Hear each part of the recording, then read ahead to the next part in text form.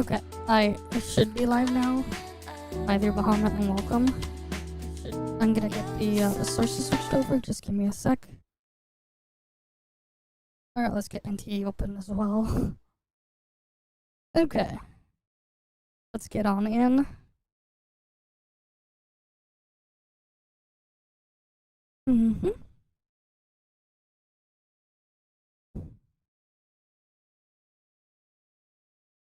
Alright, hi Panel Sage. Welcome. Alright. I kind of started to work on... let me pull it up actually, on just like cleaning it up compared to how it was before, because like I'm like remaking it and just putting everything in one spot for the Zankou stuff that we did the other day. Because like this way we can even compare different main stats and everything. I'm just like slowly getting all this stuff set up and then re-putting in all the things there. I already have the multipliers that's like from before that we worked out saved, so we can work on getting that stuff done later. Right, we should have the BTR reset though, right? That should have happened a couple hours ago, if I'm not mistaken. So let's give it a go. But yeah. Got stuff to work on there. Okay. Let's get on in. Alright, we technically did most of our dailies already on the previous stream when we hit reset, didn't we? We just didn't finish the bullying of the NPCs, I think. And the other stuff.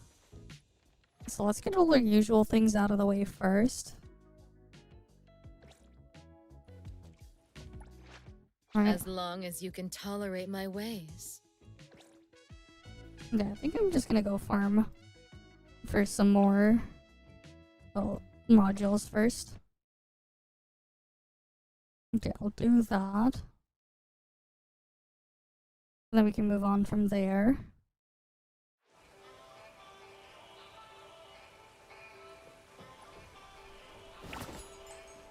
Right, because we might as well see if we can get any upgrades. I'm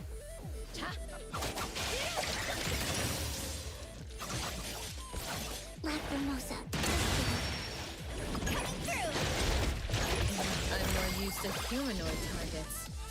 Yeah, beaten up at some point, but it would have just been for fun. Okay. Anything good here?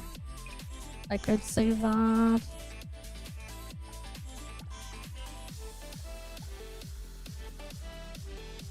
Alright, we'll do one more run.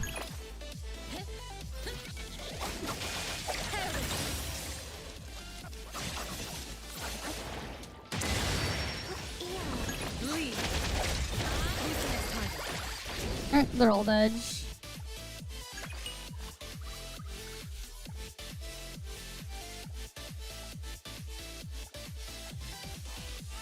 Well,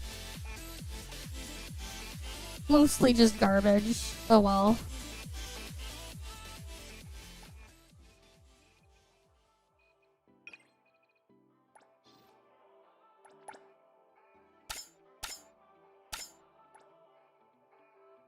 Right, we want to convert them into rewind material.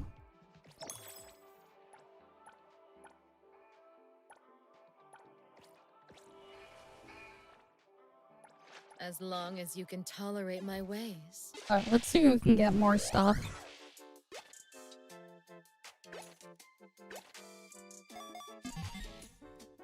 Anything good?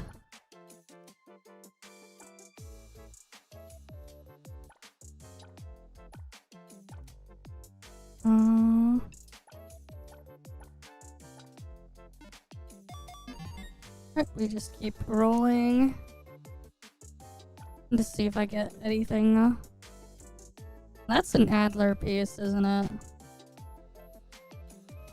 I guess. That's like an Adler piece.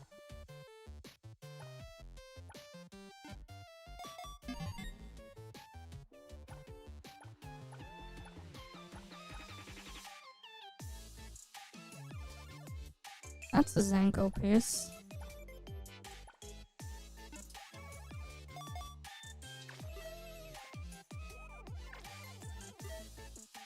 Alright, we'll go craft some.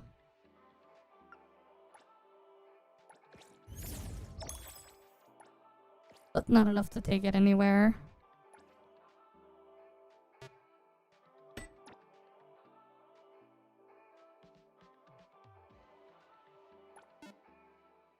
Where was it? Oh wait, I don't have a 2-block spot for that. Well, that's unfortunate. I can't use it.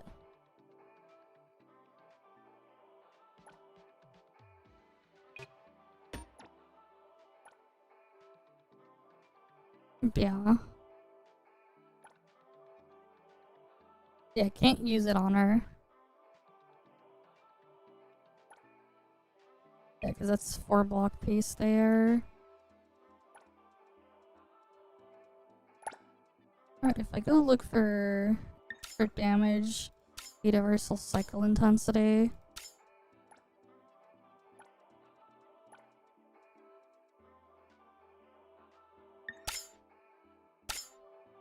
Did I also add crit rate?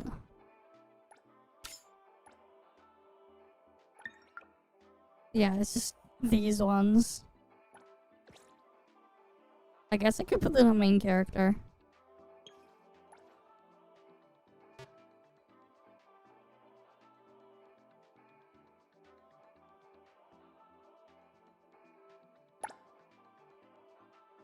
Alright, let me put that on main character.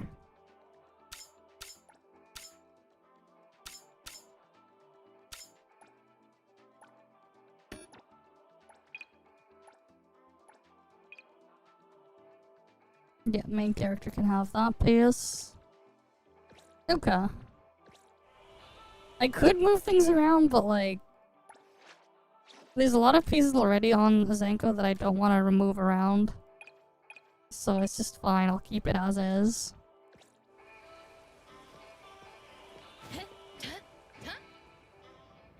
Where are we going? Oh yeah, I should pet the doggo. I'll pet the doggo first. Kiddos, it's our turn to shine. Oh, I already did that. Okay. When did I pet the doggo? I guess we did it in the previous stream. But we hit reset. Probably. I was almost worried. Alright, let's go mug some NPCs. Alright. Oh, there's the thing here first. Drifting in the wind. Always need more beetle coins. So it's worth to get rid of those guys. Always worth.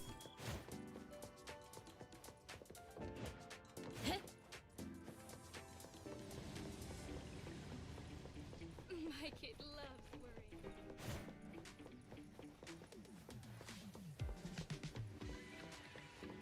Okay.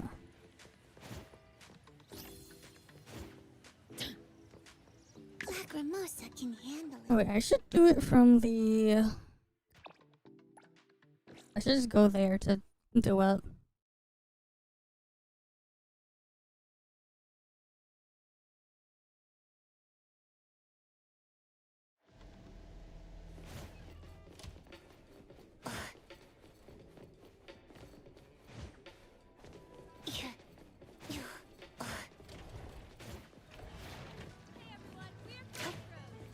But yeah, you have so many, but you don't level up. Yeah, but the thing is, once you start like upgrading everything, you just never have enough.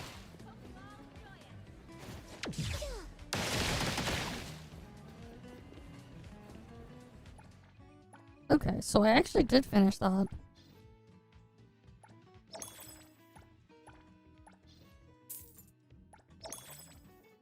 I guess I just forgot. You get your 4th level 80 because you thought you might as well, fair enough. Meanwhile, I have how many at level 80 now? Today, Black Mimosa had a good dream. Woke up happy too. But can't Yeah. remember what the dream was about.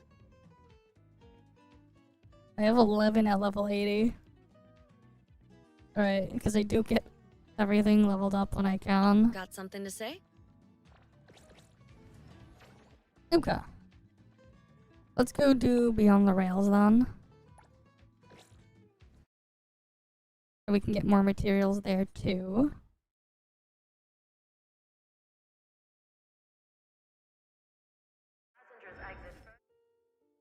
Okay.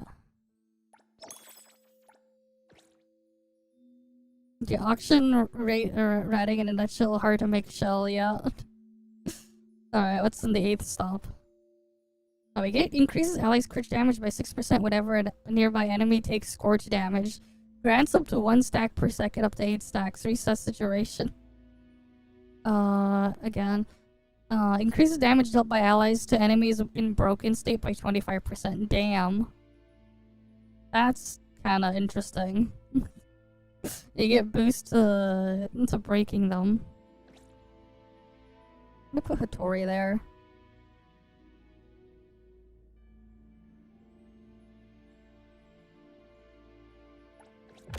I mean, this should be easy.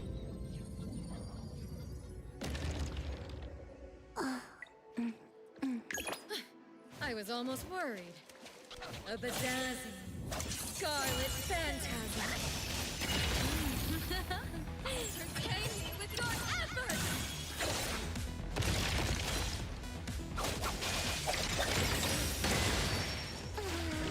Rest of everything with form is unreal.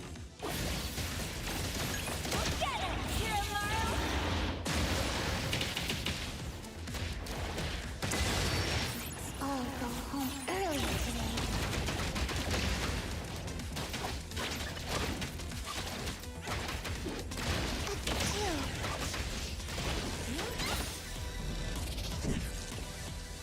I mean, yep. Those guys get melted. Your express delivery. Signed for delivery.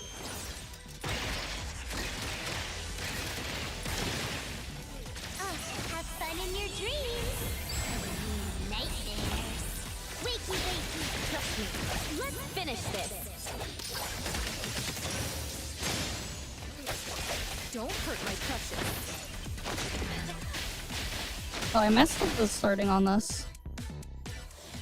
Shopkeeper, you have a customer. Time for the professionals to take over. You can't believe you actually spent all in the vehicle. You didn't get it. Can you go back in time? Unfortunately, no. Unfortunately. I will see through the next.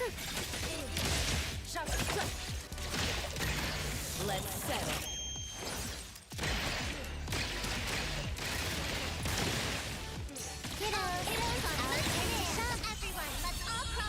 Damn it.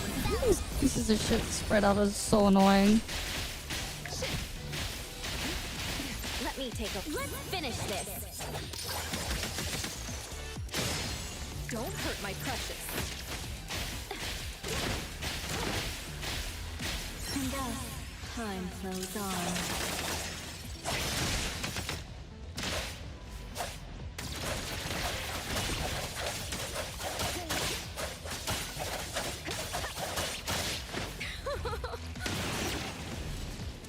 Pretty lively. I can see you all.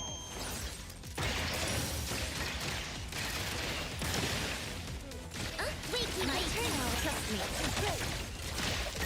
Sorry, I messed that up. Whatever. Perfect position. Play, then break. Shift change. Don't make me clean up for too long. Exclusive delivery. Please sign me. No. Me? I'm coming.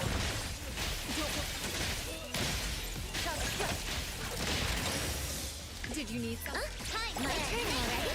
Have fun in your dreams. Nightmares. Pretty lively. Signed for delivery. Thank you for your patronage. An I will see through the next. Let's finish this. Alright, then we ult again. Appraiser. Don't worry, we have plenty of time. The tide of the world. Drawn. You're looking at your unused spawns after buying Zillow. 20 million your fault. Or wait, how do you have 20 million fawns? Imagine having 20 million fawns, The man. moon has set. Intel confirmed. Kiddos, it's our turn to shine. Alright, fun. Mid air. You haven't bought the car in Pegasus residence yet? I say. Meanwhile, I have like no fawns. Guys, you gotta donate to my OnlyFans. I need more fawns. Okay. Well, I guess I run this setup then. They're really pushing Scorch this one. I think that's why, compared to the previous one, people say this one is harder. Because the last cycle, you had the buff just gave everyone, if you had high HP, extra crit damage and stuff. This time, you only get the bonus, the boost and the bonus stuff if you break the enemy, or if you have Scorch on them. That's why the previous cycle was easier, because you just got the bonus if your HP was above 70%. It's still stupid easy. It's just, yeah, donation campaign. OnlyFans 1 time a month, yeah. Time for the professionals to take over. I'll deliver this one myself. Here I am. A little show off. Shopkeeper. Let's settle.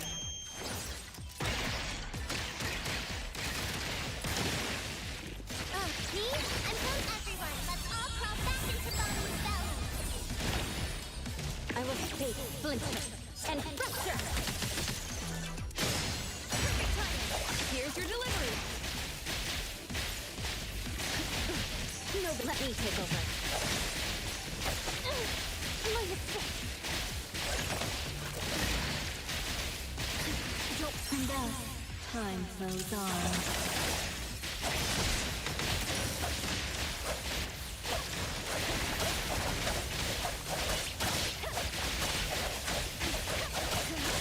Arriving at this very moment.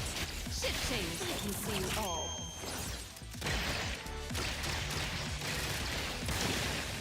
I will see through the nexus. Here I am. Time my turn already. Let me take over. Your express delivery. Kiddo, it's super scary inside my Alright, we dream. go here. Wait, I will fight it. Fight hero! The tide of the world, drawn to its place. Another ult. Going, gone, basically pointless. Why'd you put yourself through it? Some people just really like that mode, man.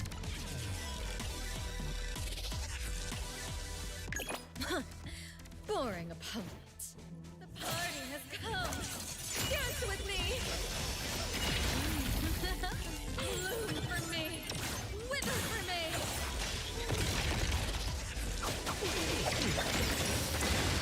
Black Mimosa.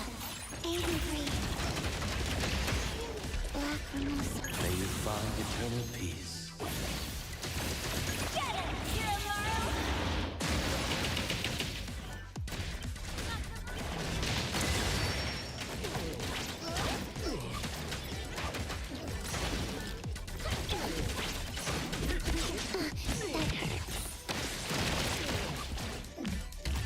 And they're dead.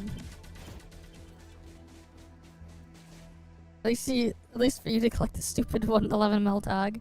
I haven't had the time to like keep farming the more going, gone. Alright, next one. Alright, nice easy setup there. Long story short, it's over. What do you mean it's over? Oh, they have that there. Okay. They got Octopus and Garuda there. Sure.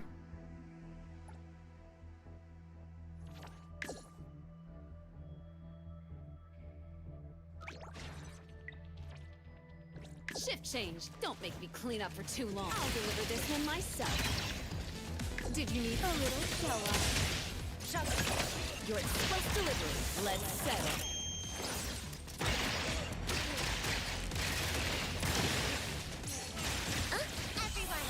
God, I hate the freaking auto-targeting shit, man. The annoying thing about these games.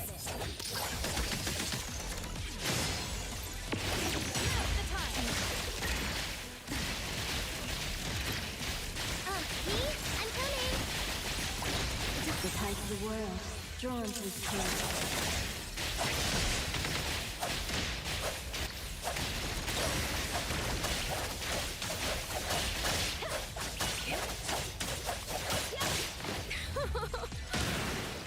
Shopkeeper. Let me. Here's your delivery. Sun for delivery.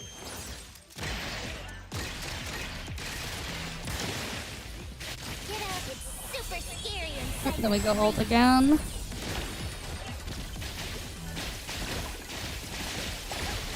will see through the necklace. Let's finish this. Pretty luck.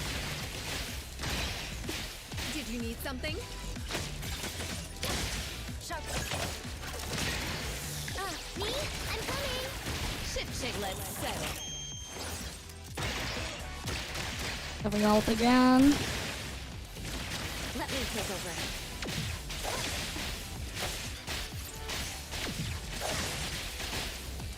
Can I get the dice? Exclusive delivery. Please sign here. Play, then play. Intel confirmed. And thus, time flows on. There. I was almost worried. Alright, there you go. 1.5 will bring back Octopus Trust. Watch them sell the trick for... Wait, 9,999,999 fawns. The color transport items. Oh boy. A bedazzling, scarlet phantasm. Bloom for me, wither for me.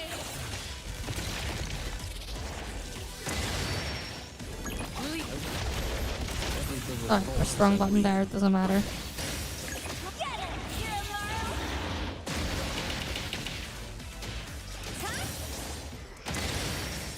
All go home early today. A kill.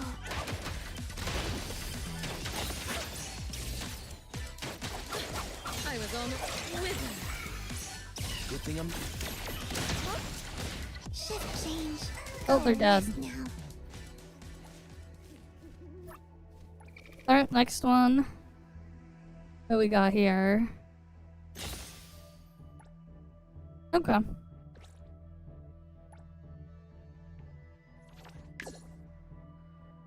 Alright, at least this stuff is stupid easy. Time for the professionals to take over. I'll deliver this one myself. Did you need a little show off? Shut up. Your express delivery. Let's settle.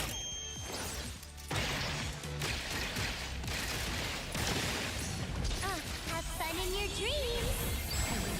Nightmares.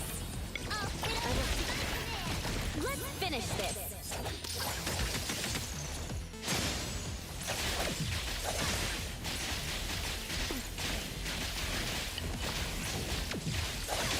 Appraiser, I'm here to help. Ship change. Trust me. Here. Kiddos, hi. It'll only be a moment.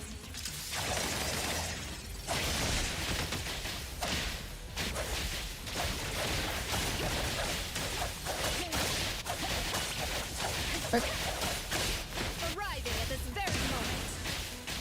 Now's the time. Your express delivery. Let me take over.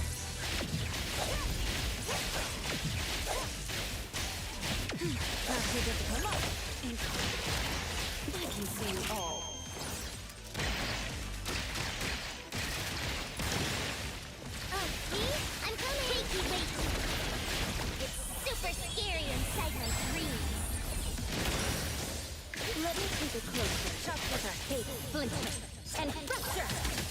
Oh, I messed it up. Time for the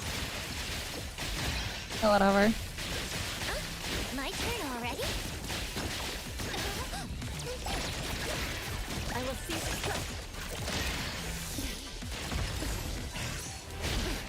no big deal. Don't worry, we have plenty of time. The tide of the world, drawn to this place.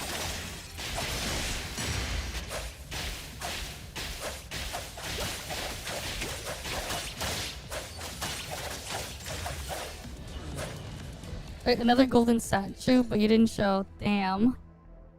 Now time for Scorch to go burr. A bedazzling scarlet phantasm. Turn them to ashes.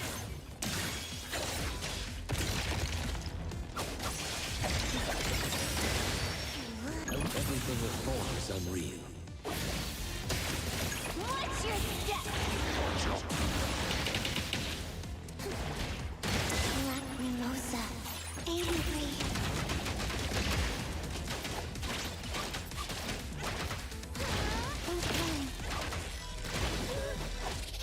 It was a 72k Scorch crit.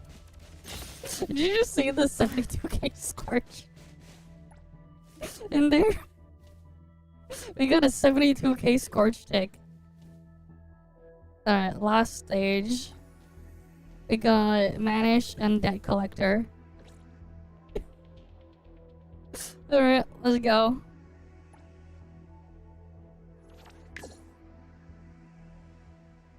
Alright, we always do this shit without the boosts. Pretty lively here. Shots up. Sun for delivery.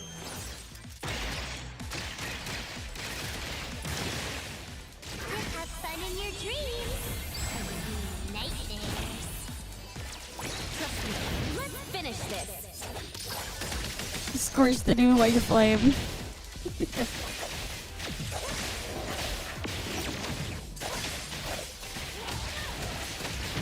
Not too difficult. Here's your delivery. An opportunity served on a silver platter. And thus, time flows on.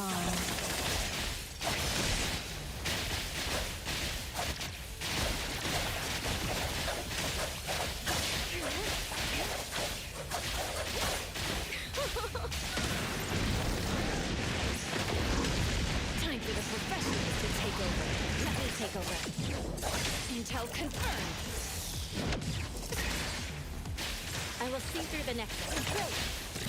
Your express delivery. Let's settle.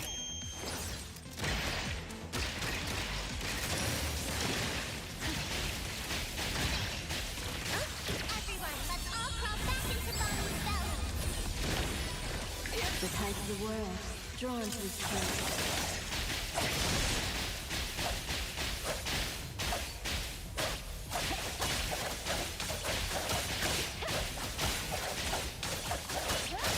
Arriving at this very moment.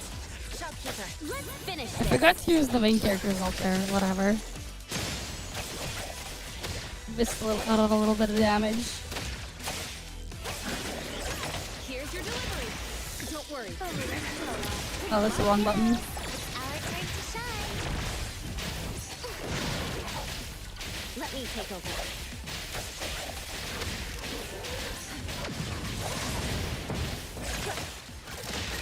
I can see you all.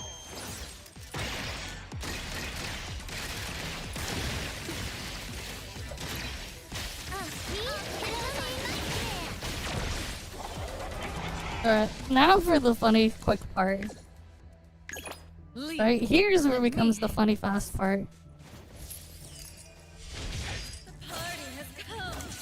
Dance with me. Oh, that didn't crit that nuke hit there.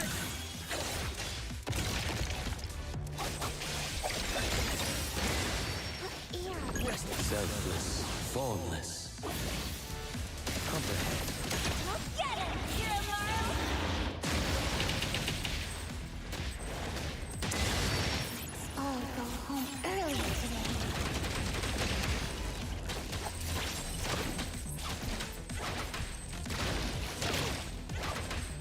You see the 70k Scorch? The 70k Scorch, man.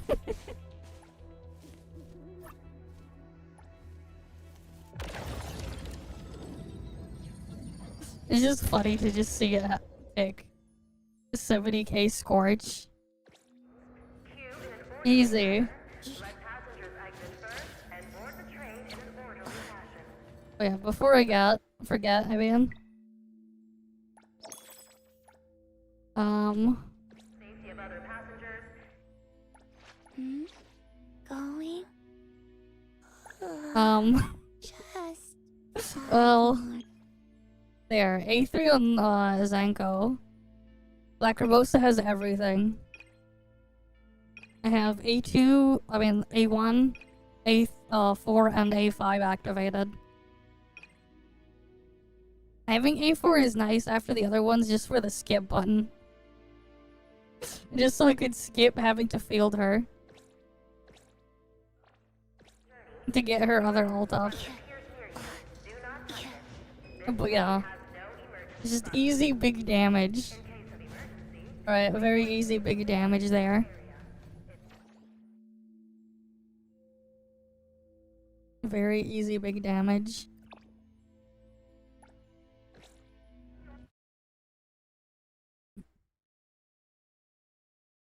Okay.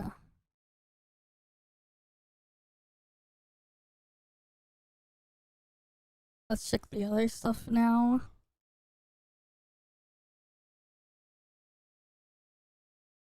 Alright, then I have to clean the shop for the thing there to get more of the materials. But yeah, at least the stuff is just pretty easy.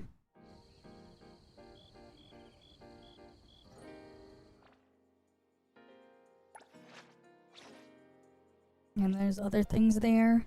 I'm getting really close to Hunter level 55.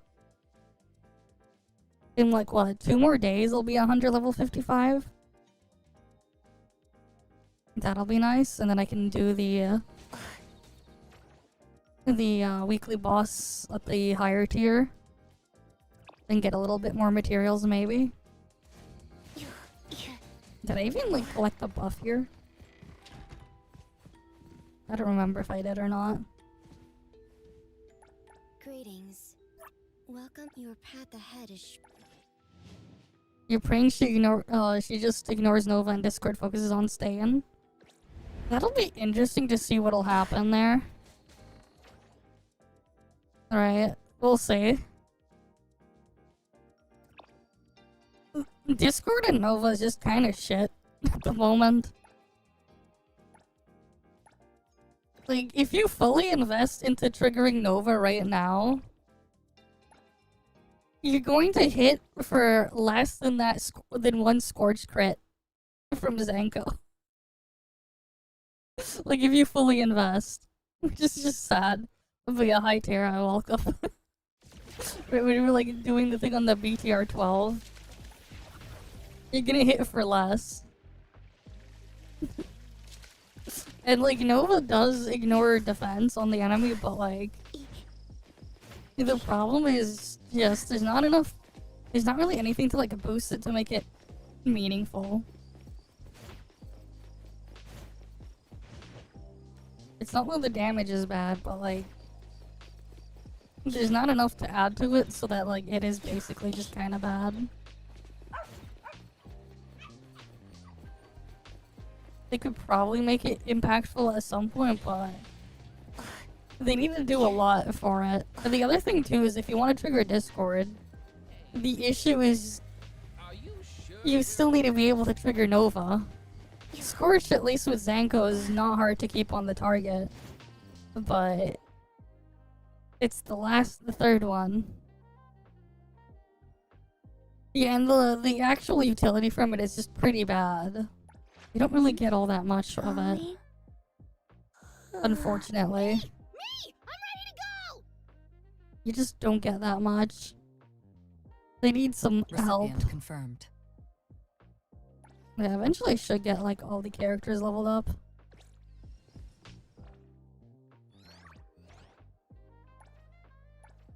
But yeah, it's like when you see the scorch tick for like stupid numbers, it just like makes it feel so much worse.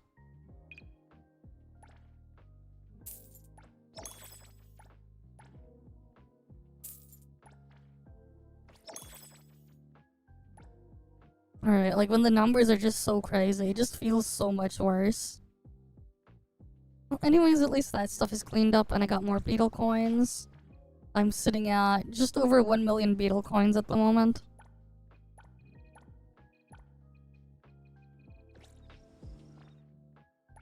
Today, Black Mimosa had One a of these good days I'll I'm like ready. actually properly mess around with Daffodil, I guess. Like, we get some big break damage numbers there, but like, after you trigger the break, the damage falls off a cliff. So it's just like not really worth. That's kind of the problem there with Daffodil. You can get big, like really big damage numbers, but like, then what?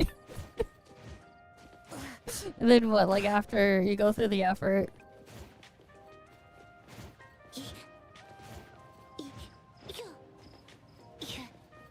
You only made 3 mil gold shell profit so far? Damn. I haven't touched it since last patch though. The thing. And then there's this event stuff. There's like other event stuff I'll need to get done at some point too. Right. Yeah, Shipwreck Salvage is not available yet. Surfbreaker we have the whole patch for and the other things. Yeah, they're not fried eggs. No, they're fried eggs, man. The icon is fried eggs. You can't win against the cheaters. Wait, there are people actually cheating in there? That's unfortunate. I wonder how they figured out how to like cheat or whatever, but like still, that's fuck. Because then like you could just like report the thing or whatever. They use clones to push the bid to. Oh, you mean like that? They're just using like a bunch of accounts to like keep pushing it, just to activate Hather's skill. Yeah, I guess if you have like an alt account and you get them in the same match, you can just keep pushing it high and then do whatever. See what you want and if you want it, and then yeah.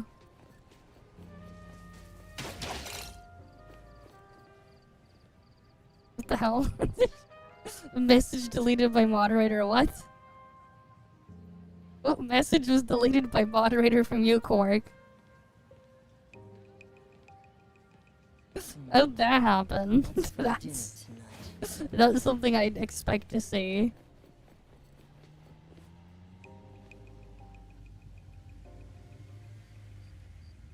Or did you just type that in? Technically there's Flagger.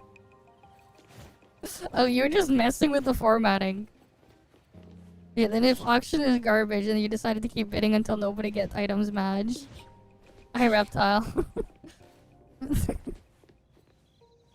10th anniversary day. New ship out. Funny sticker. Ah, yes, the PP stick queen of fuzzies. Yes. Hi there, Reptile. You're adding on to the. You're just giving me all the titles. All of the titles. Gotta have all the titles. There, let's go mugger.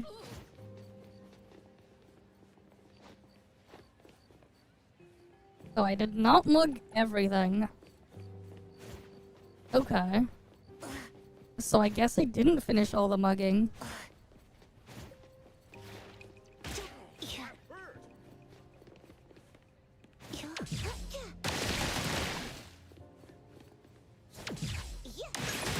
So maybe with some things I mugged all of the stuff up, but not everything. Okay, wallets are done. Maybe we'll go find someone at the briefcase. Boring opponent. Black Lacrimosa can handle it.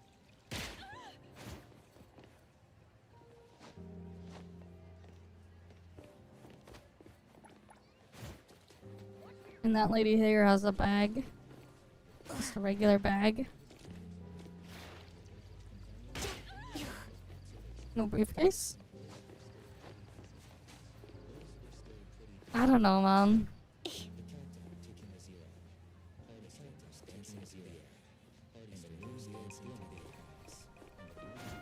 Yeah, like we could just let us directly steal their wallets. They go invisible anyways. Surely. Surely you can't see when you're invisible.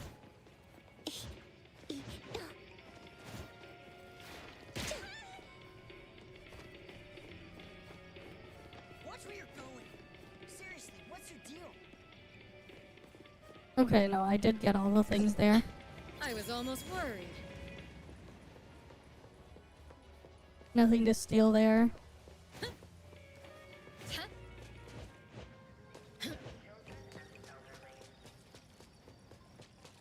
Okay. Then now it's raining.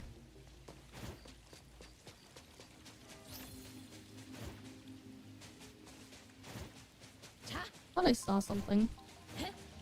I guess I didn't. Okay, what'll we do next?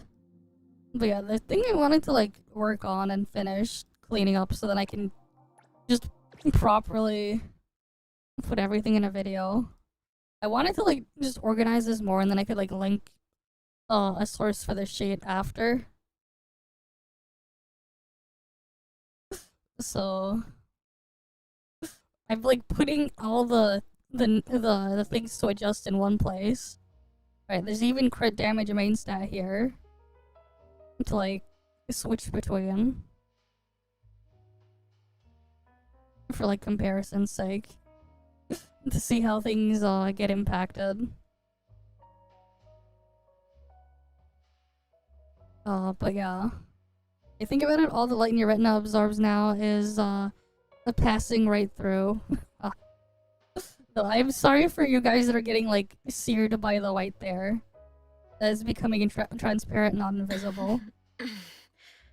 Okay. Alright, we got base scorch damage there, cycle intensity main stat. I guess I'll put the set stuff here. Okay, I'll just put main stat here.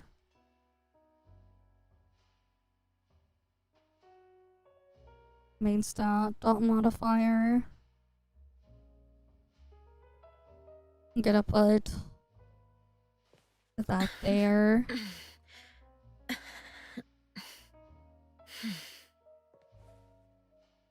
Then I'll have to put the other stuff. God, I'm gonna have to like get all this stuff adjusted. That's gonna be annoying.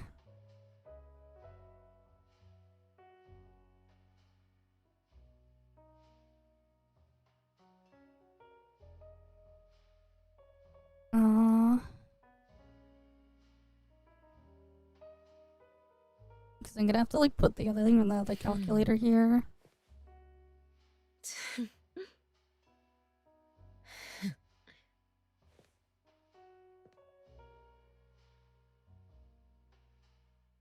Okay, I guess I'll put... Yeah, I'll put the 1180 there.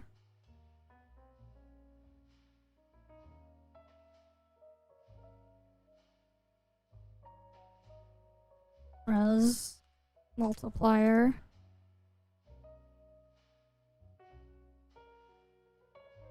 And then I'll put def multiplier there so I can get that there and separate it. And then I think Zankou's just making noises. I'll just have her sit down while I try to get this like organized and put together a bit more nicely. Because like I figured I might as well like add in the crit damage main stat as an option there too. I just make it a bit easier to just see everything. See the for like comparison's sake. For all the stuff there. So you can put def multiplier, res multiplier. And then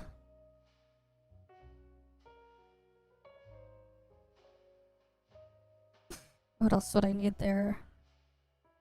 Here, I'll put crit multiplier here.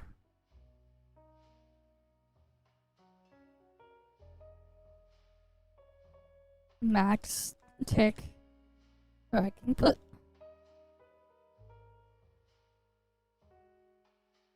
and then or no, I guess I could put crit tick.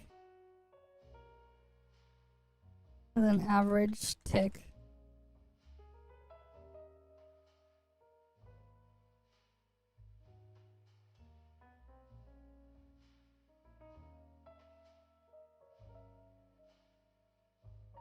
How many variants do I want to compare here though? I guess it's just for each set, so I would have 6 of them. 1, 2, 3. So I can get rid of those. And then I'll put the set bonus.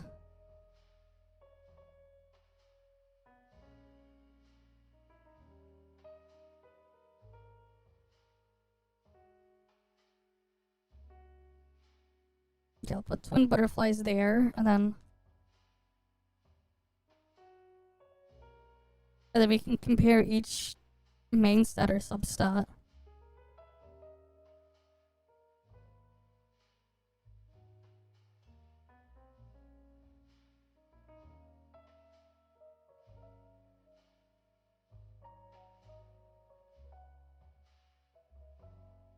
Alright, main stat, this will be cycle intensity. Cycle intensity. Or wait, what was the order I put? Yeah, then incantation damage.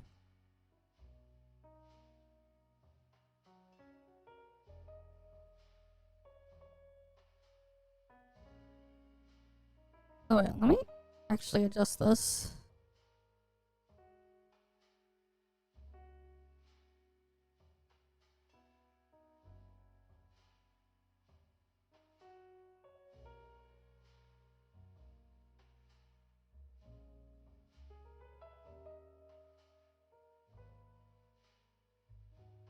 So I can get the cycle intensity stat there. Oh wait.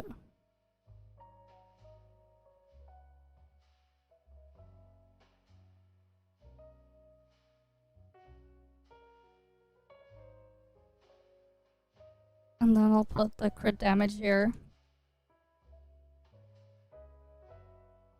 Alright, and then we can have crit damage stat here.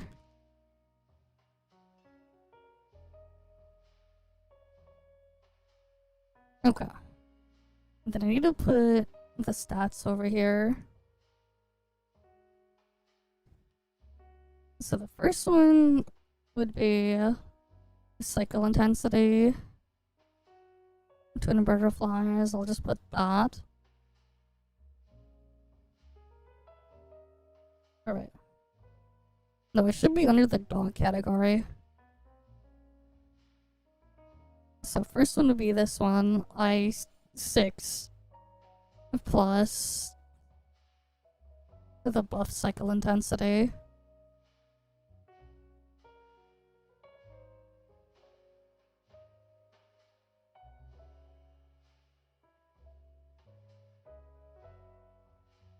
Alright, and then we can put this thing would be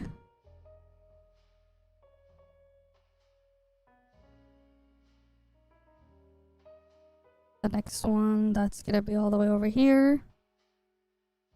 And that looks like I10.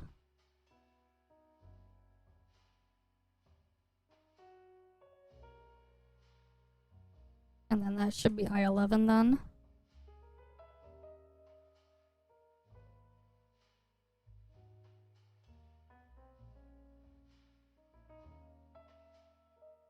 Yep. And then I'm gonna color it after. Oh, don't worry, I have universal damage doesn't need to be included there. I have the damage one over here too. So I have different main stats covered here. The idea is we're just gonna compare each of the scorch damage ticks with each stat setup. Oh crap. Freaking Twitch is doing the ad break. And then I'll make charts on everything to compare to. Just like fully break down all of the damage here. Alright, twin butterflies, crit damage.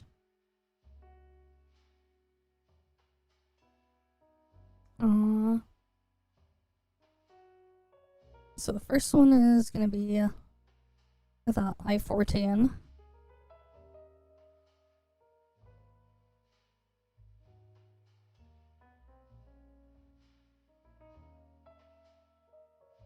That should be I-14.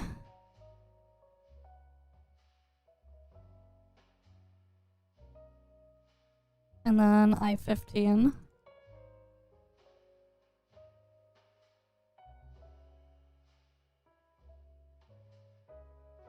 Okay.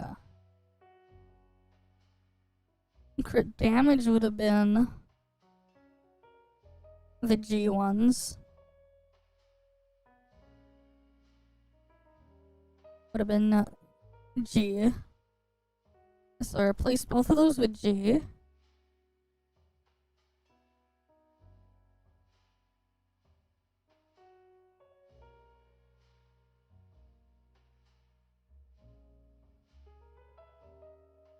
And thankfully I have like them both lined up nicely there.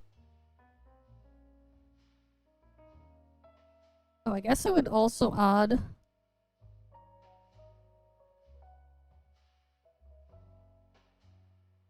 the dot boost there too.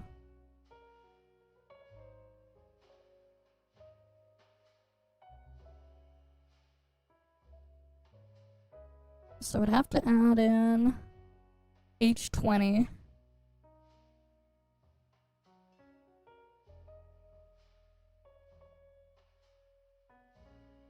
But yeah. I've already tested all the pieces. I'm just putting in all the calcs in here and organizing it. We already tested how each individual thing works. The thing now is organizing it so I can like make visual charts to break everything down. And I'm like also color coding them so you can see which set is which. The idea is like once I fill in all the things there, and then I can break it down. Yeah, no, don't worry, I'm gonna add more colors. They're gonna be color coded. So like everything is separated so you can tell which one is which.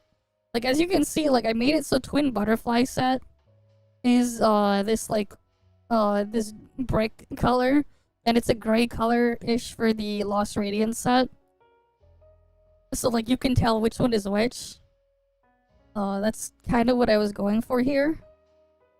And just to have like a little bit of make it a little bit easier to identify everything.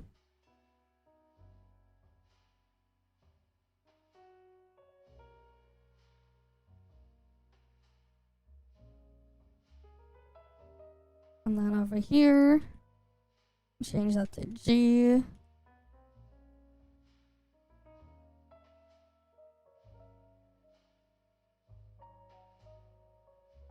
And then this way you can also see everything based off of what set is used.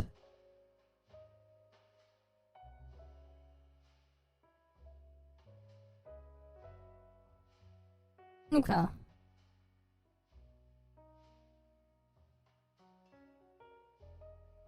And then dot modifier. That's just gonna be this.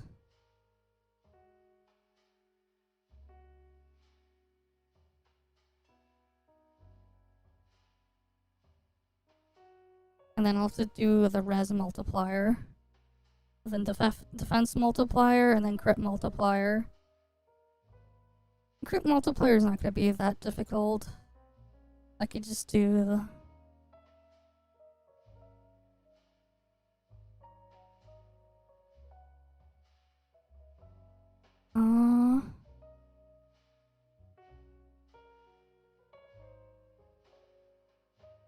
One plus...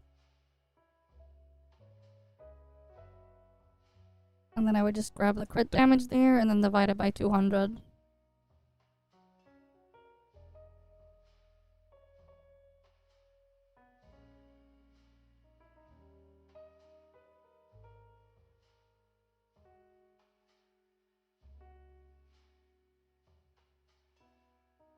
Then I would just change it to 42. This one will be D43. That'll be D44.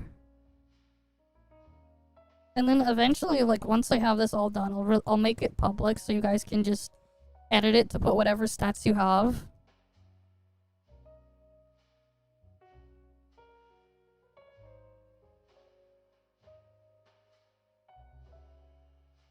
And then you can, like,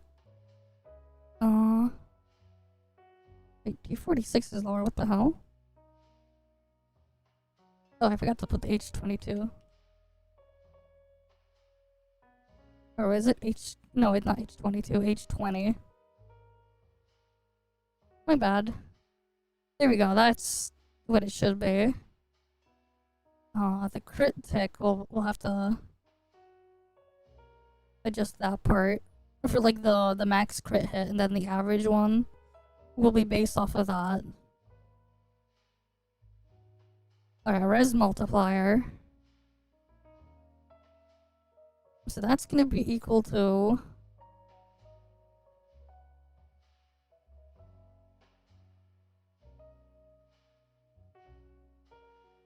1 minus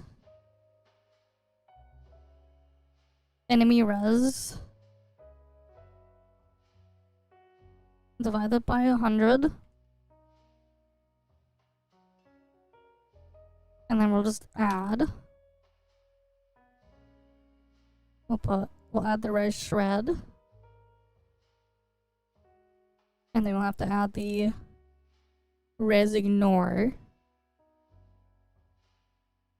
And then in this case, we're gonna be adding in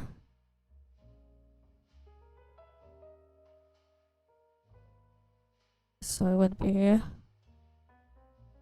that one, L6 plus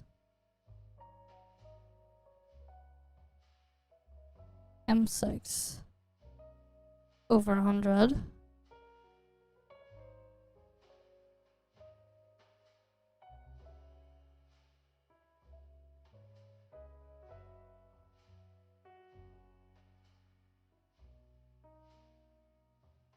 There we go.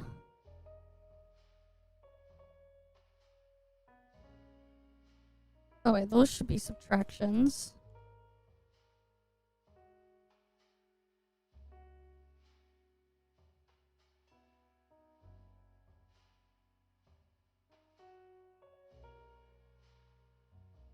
Wait, where was the res? Okay, yeah, that makes sense. Alright, then I have to adjust it for each of the other cells.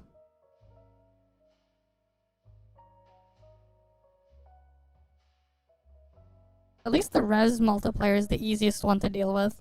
The defense multiplier is going to be a lot more complicated.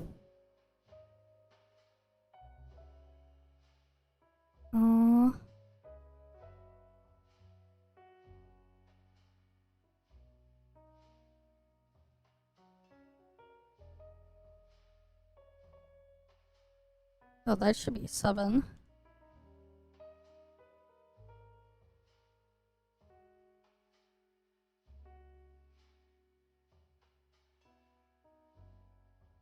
And that should also be G7.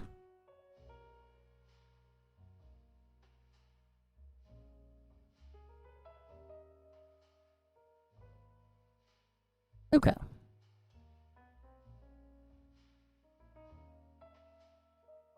That'll be 7. And then that'll be 7. And then this one. This is 10.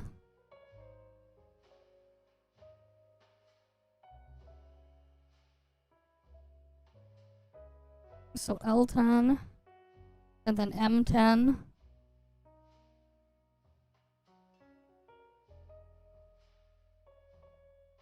Yeah, well, you're gonna find out. We're gonna, like, combine it all together. Right, because, like, the whole point is we're calculating, like, the total average and expected damage output here for everything.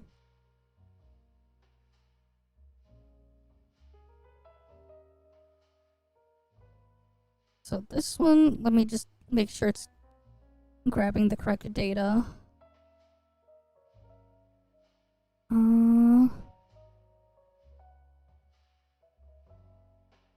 Yeah, okay. And that one's lost radiance. Cool.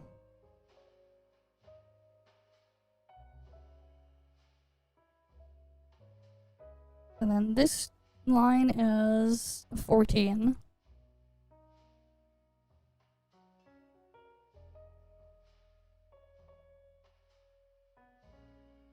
So you put both of the 14s there, and then we put the 15s here.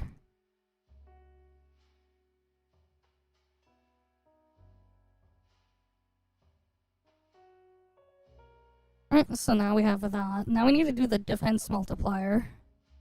This one's gonna be the annoying one, because depending on what source it is, well...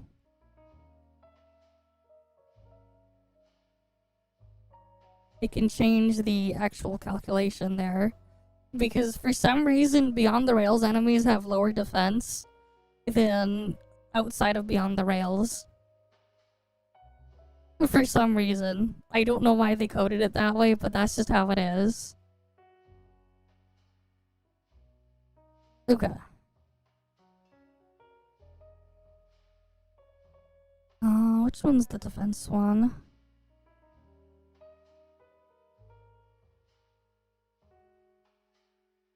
Right, there's like so many different values here, I have to like remove the correct one.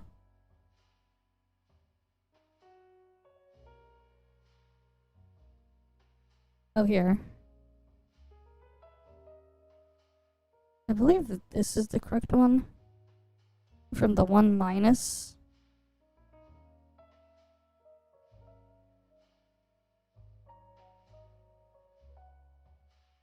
Alright.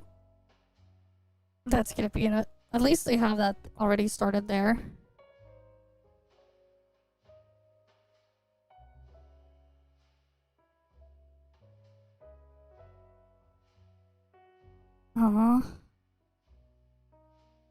What the hell?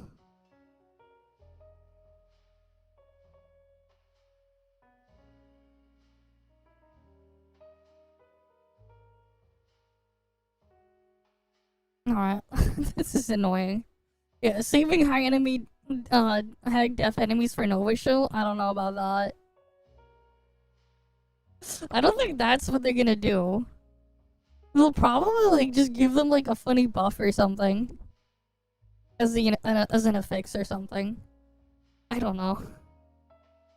how they'll do it. Because like there's like a weird hard coding for how the enemies get like assigned certain stats.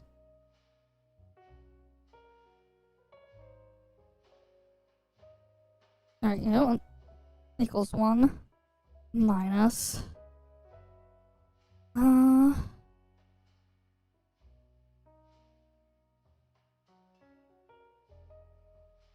so then we'll have to do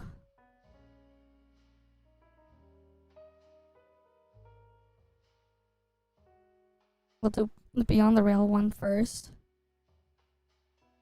That one multiplied by... God, this shit is just so messy because there's just so much shit to factor in.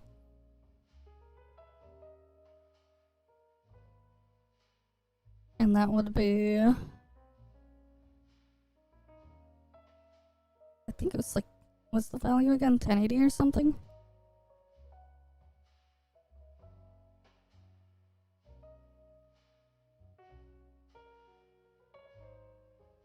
No, it's 1180 that I'm dividing by. God, I hate freaking putting this in.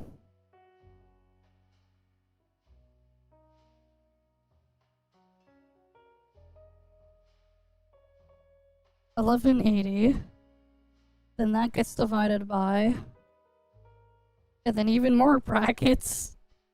I'm gonna have to put the plus 1180 here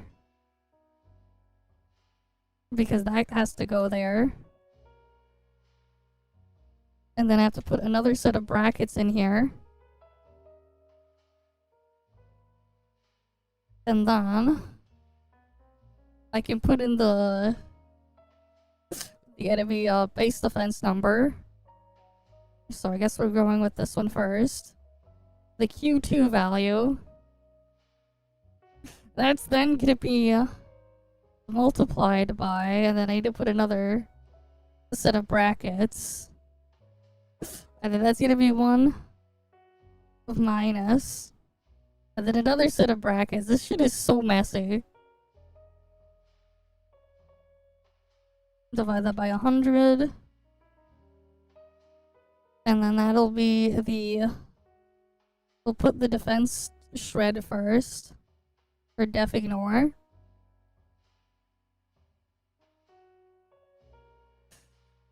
Okay, and then I have to like, then freaking yeah, there's just too many brackets. Again, because it's extremely messy. The defense calculation. What's funny is like and like the resistance calculation is fine because it's just simple addition and subtraction.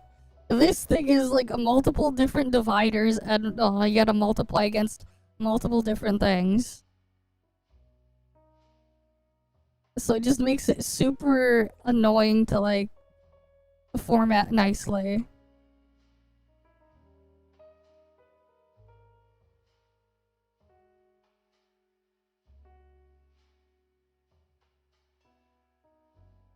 And then like if I'm trying to like I want to zoom into the thing so I can just see it better.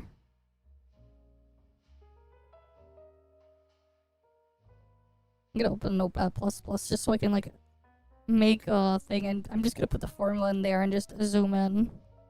Because it's like so tiny, the actual font there, and I don't want to like putting it in the formula bar. It's just so much of a pain.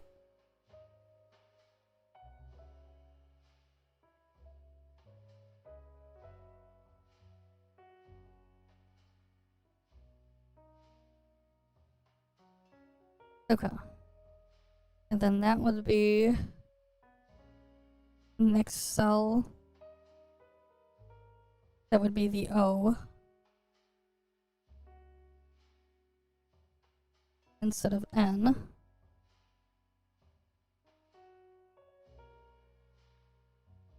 That'd be 06.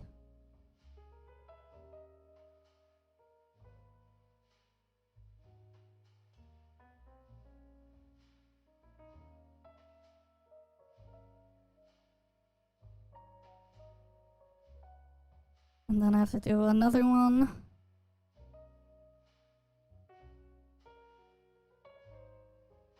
Except instead of S, that would be T2.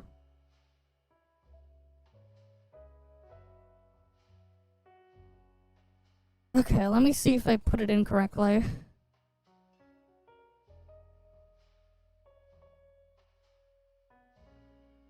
Something errored here, what the fuck?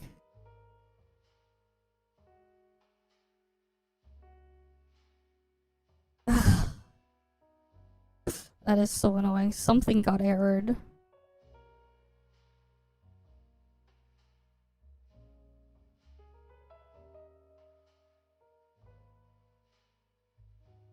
This shit is like super annoying to like get done because freaking the defense calc is just it's just super annoying to like do.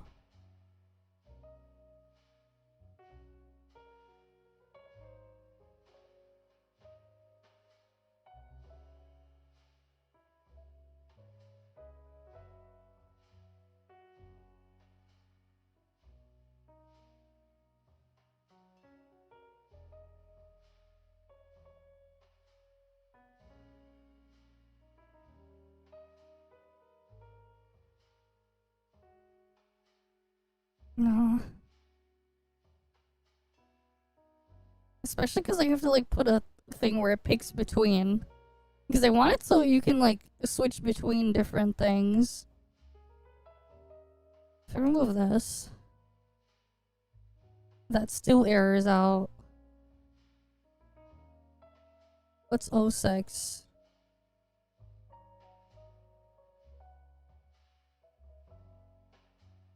Yeah, that's a 0. That's a 0. And an O is there.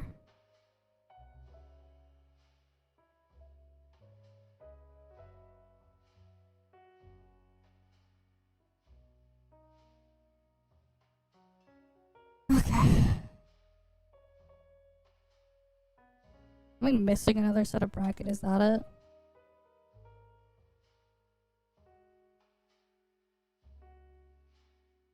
Nope.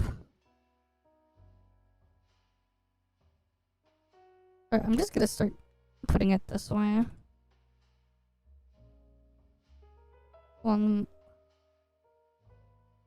Alright, wait. Alright, that should be 1180.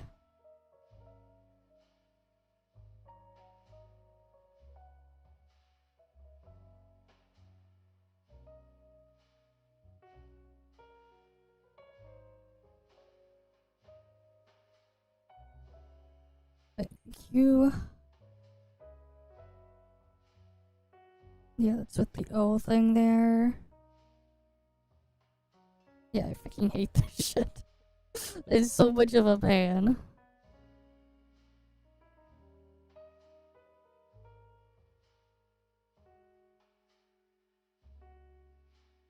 Alright, so I'll just start with the thing.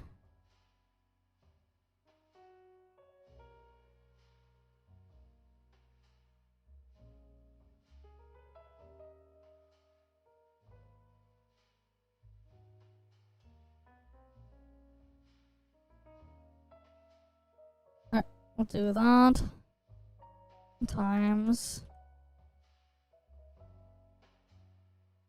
1 minus the defense ignore, so that'll be n 6. Divide that by 100.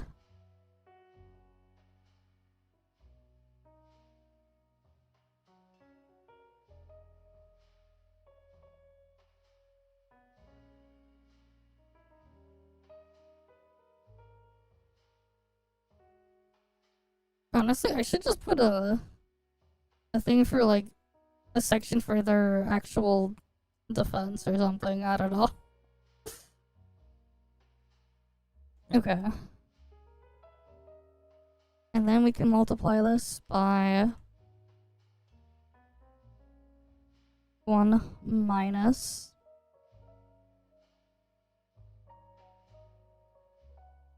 that would be 0.6 divided by 100. Yes, they're completely different values.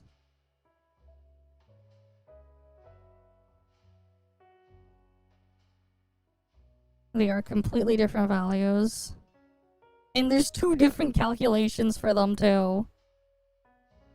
Defense is multiplicative for some reason, but resistance is additive and subtractive, which is weird. And you can have negative resistance. Like, if you have res ignore and the enemy has 0 resistance, they end up with negative resistance.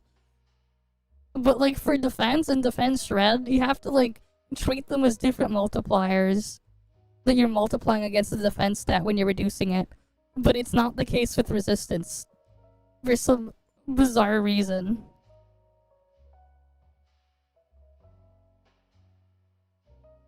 Alright, plus.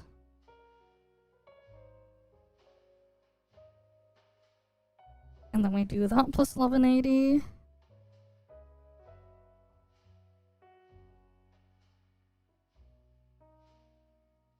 And then we put this in brackets.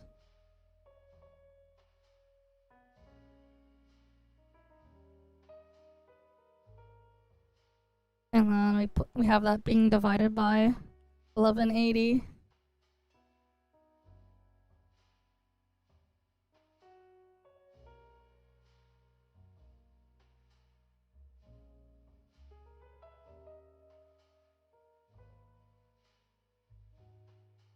Man, and then like the worst part is then changing all the values for each cell. Because there's so many values to change. And then we have to then multiply this by if this is true. So that would be S2.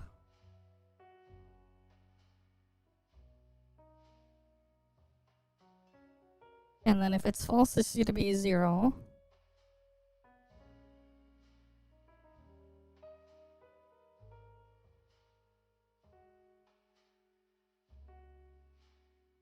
Right, but then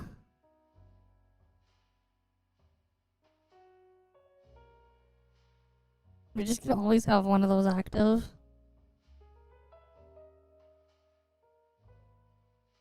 So then I copy this entire thing. Oh, wait, I should put the S thing in brackets. I don't know how well you can see the formula that I'm like putting in.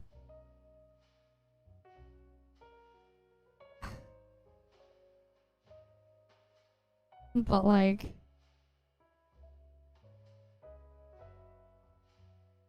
so that's not gonna be S2, that's gonna be T2.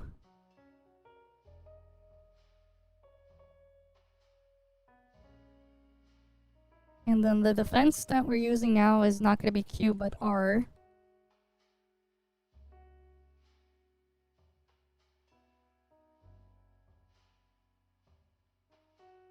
Okay, now either one is applicable now.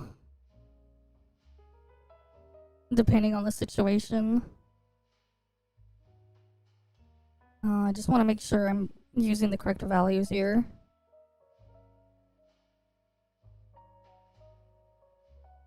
Okay, both of those def ignore def shreds are there, the correct one. I'm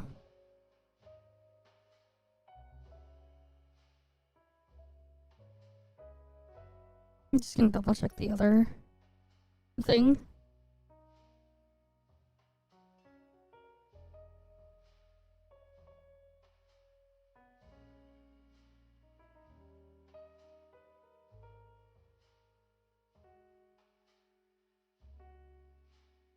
BTR.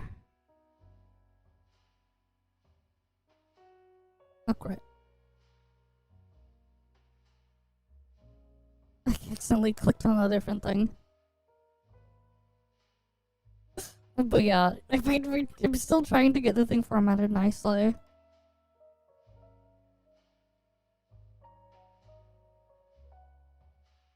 Yeah, it's supposed to be half. Wait, 100.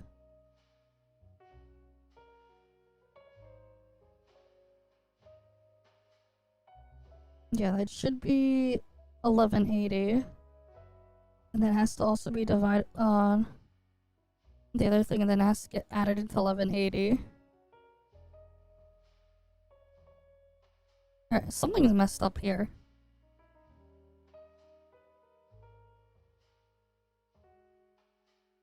Yeah. Oh wait, I think I forgot something.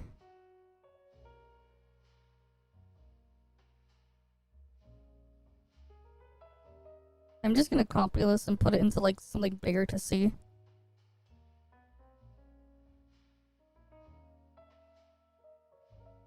Like I want to just zoom into it.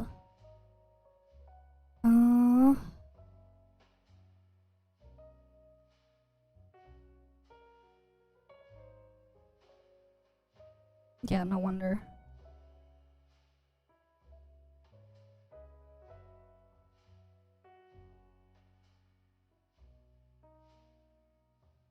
So that goes there. And then that goes there. Okay, I have the brackets closed where I want them.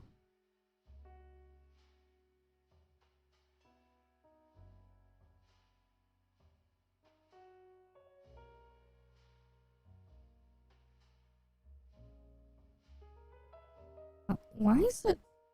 That's not correct. It's supposed to be 0.5. Because we don't have the def ignore applied. Why is it doing that? That is not correct. Yeah, because Def Ignore, Def Shred is 0. S2 is multiplying this by 1. Then we have 1180, which would be the character's attack power, effective attack modifier for the defense calc. And I am adding it at the end. So that is correct.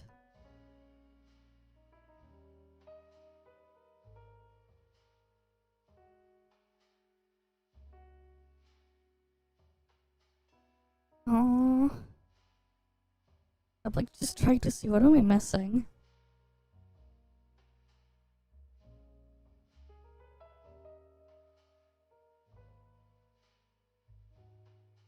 Right, because like it's just it's just so much of a mess. Yeah, I have the things multiplied together.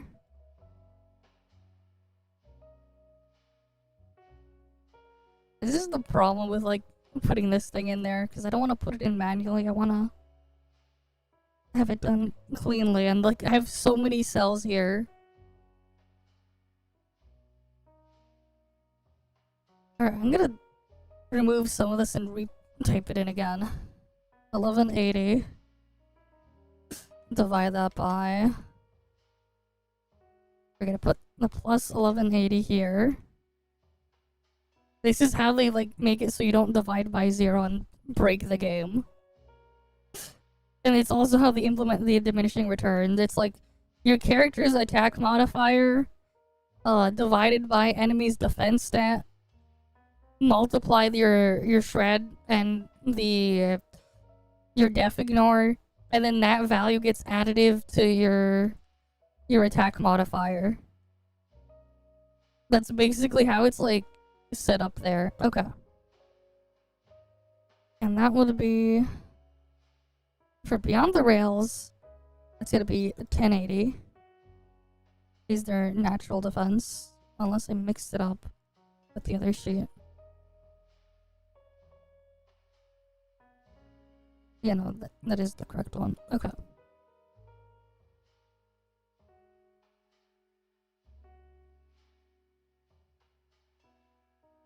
Oh wait, that's right, because they use 90 plus the thing for Beyond the Rails. It's like a bit lower for some reason.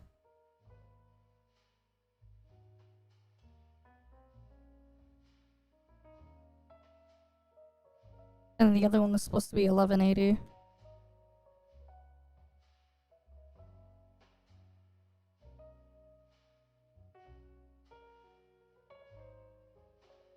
Okay.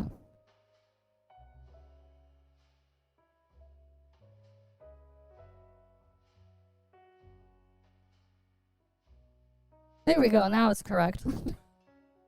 This is what I'm looking for. Pokemon theory crafting, sure. Won't different enemies have different stats?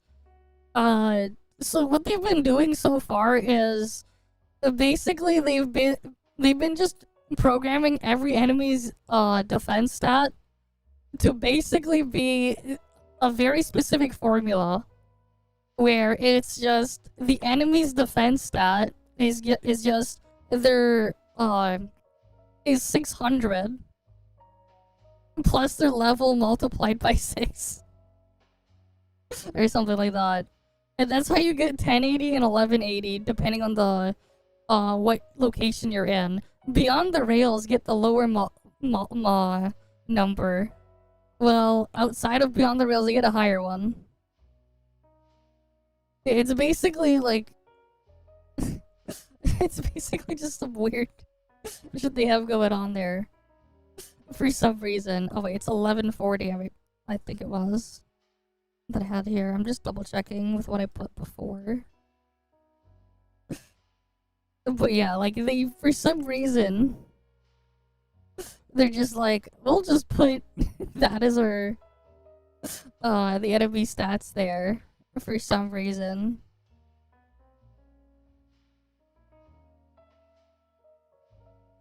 Yeah, it's like 6 times their their level plus 600, but then beyond the rails is plus 540.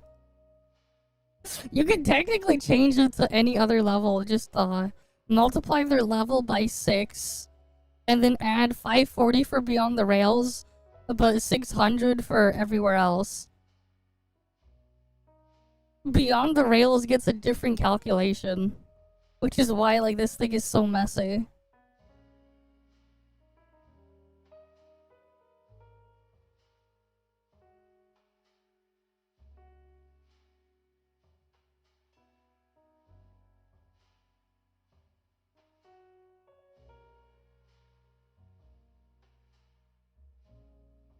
But yeah.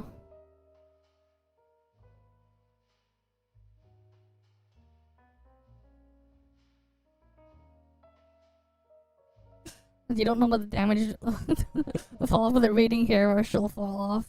Yeah, it's just so annoying to like properly get like everything put in and represented nicely and cleanly, because it's just the defense modifier. It's just ridiculous that they use. Yeah, like the character attack power that's used is the character's to go against the thing is like the character's level multiplied by 6 plus 600.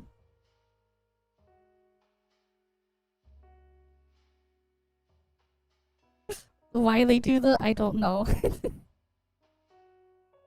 But that's how they have it like set up for some bizarre reason.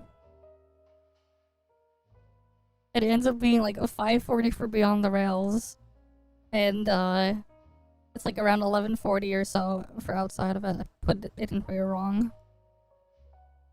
No, I put it in correctly. It's 1140.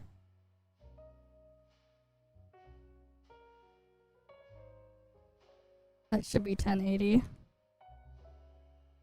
Why they do it that way is beyond me. But like, it's stupid annoying that like I have to like make this crazy ass long calculation there. Okay. Let me fix up the rest of the thing here now then. Oh wait, I was also gonna factor in the boost of the thing too. So that would have been N and O2 that needs to get added here.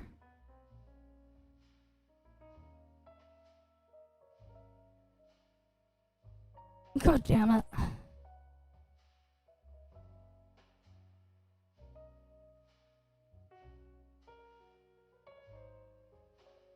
N2. And then I have to do the same thing for the 06.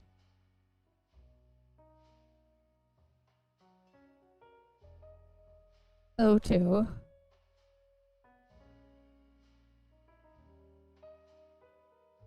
And then I have to do the other part here.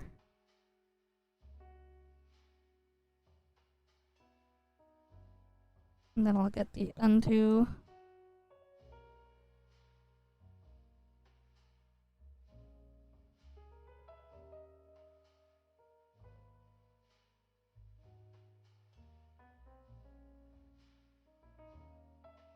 Alright, because this way I can like easily change it after.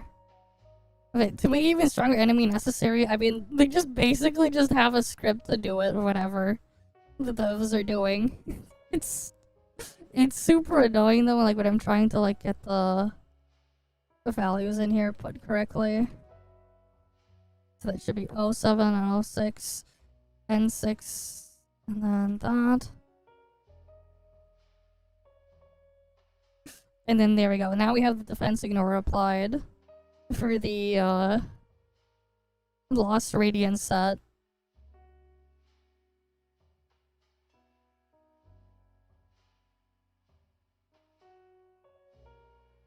Okay, and then we need to change this one to... That would be G... that would be 10 then. And then that means this is 11.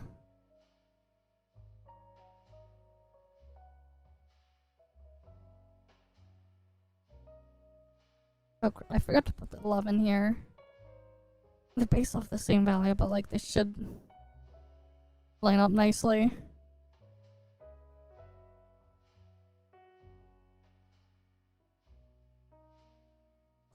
Alright, N11, O11,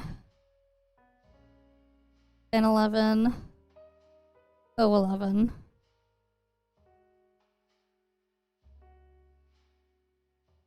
Or is that supposed to be 10? Wait, that was supposed to be 10, okay.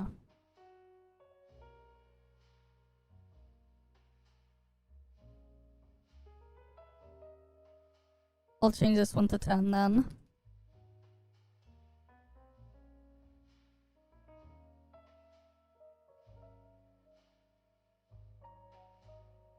But hey, at least when you guys get the sheet for yourself, you don't have to do any calculations yourself, just put in your correct stats, and it will just give you the correct output. So, at least there's that. You won't have to do this work. Right, so this is 14.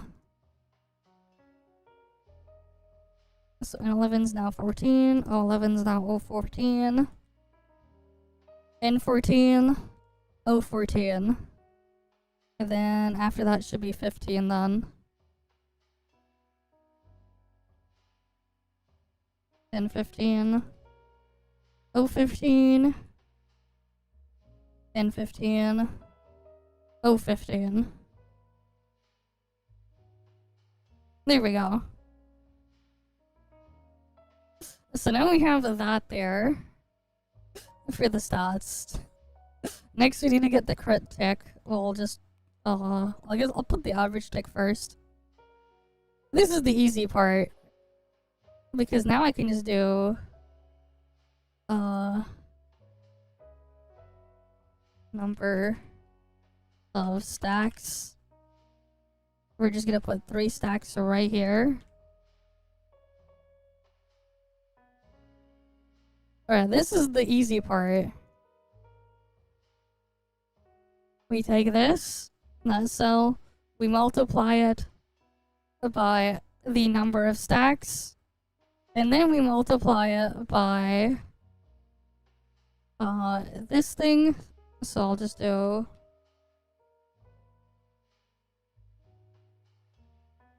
it's 1 plus cycle intensity over 100.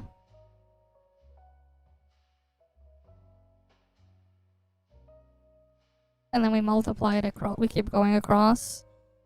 We'll go to the dot multiplier. We multiply it by the resistance multiplier. We then multiply it by the defense multiplier and high flagger. And we multiply it by the crit multiplier. And now we have the crit average there for the thing there, and like with this specific set of everything, get the average tick. Wait, did I miss something, or did I mess something up here? Yeah, so that's the crit damage divided by 200, because you only crit half the time, is what I put there. Alright, the base crit thing plus that. Defense multiplier, that gets it cut in half. Why is the average tick so high? That's not what it should be.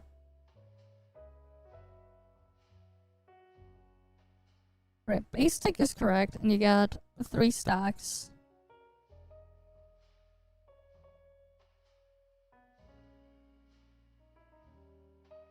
And then you multiply it by 2, that's the, right, dot modifier, I'm multiplying it by 2 because we have 4, if we have 4 dots on the target. So that would have been the E41. The resistance multiplier. Oh wait, you know what? Here, let me just change the order then, just to make it a bit cleaner. We'll go with the dot modifier first. Then we'll go with the resistance multiplier. Then we'll go with the defense multiplier. And then we'll go with the crit multiplier.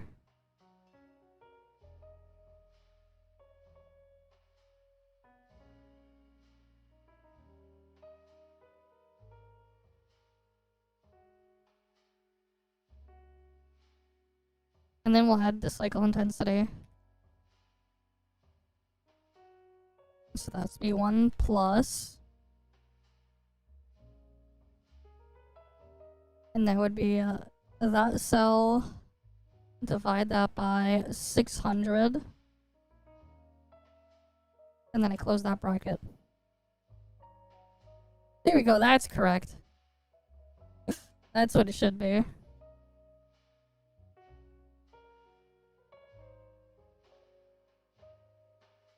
Now I just need to change them to be the correct values here.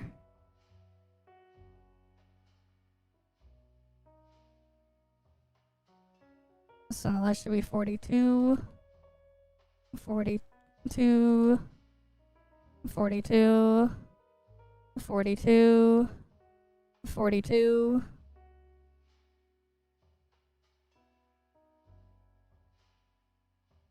That should be 43, 43, 43, 43, 43. Yeah, because we have less cycle intensity. And now we're on cell 44.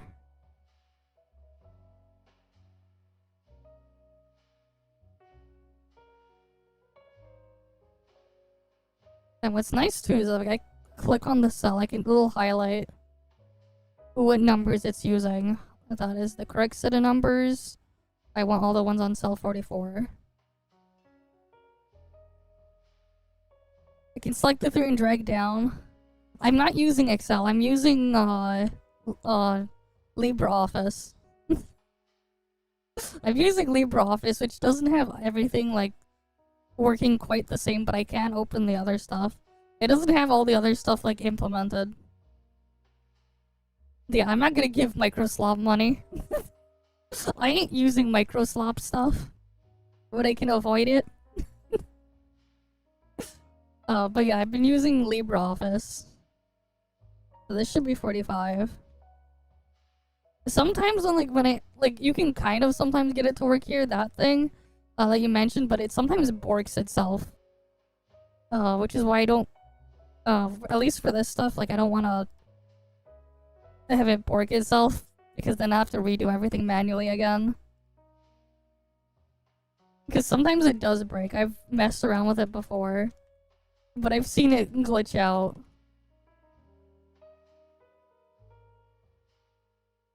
Anyways. There we go. We got the correct tick numbers now. You wanna help? I mean, we already crunched those ones. I guess we can now do the thing for the max tick. We can do that. Tick would have been... Get rid of the H41 then.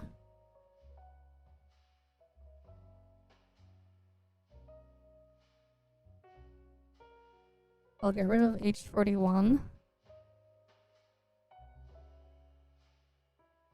And I'll just put the thing after. Or I can put this as like non-crit.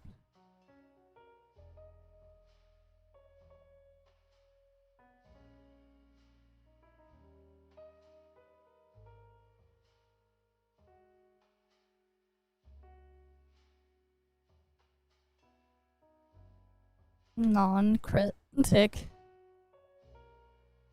Then I'll put crit tick after. That way you can like see what you would get as like your max damage tick.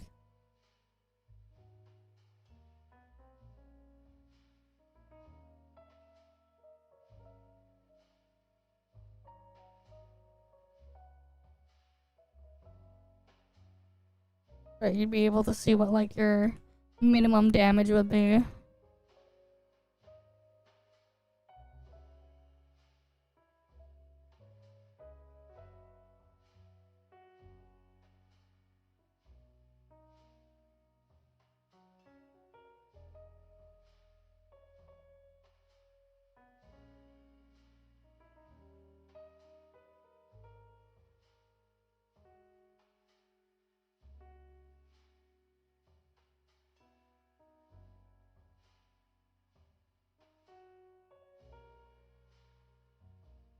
Okay. Right, and then like the bottom one we can see crit damage stats. And like we can obviously see cycle intensity is better than crit damage for scorch damage. By a bit. You can obviously see that there.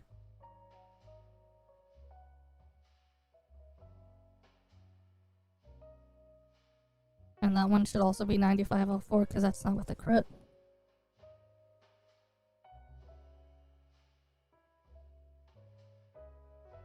Right, so that's we have the numbers there. Crit tick. We can put the crit tick now.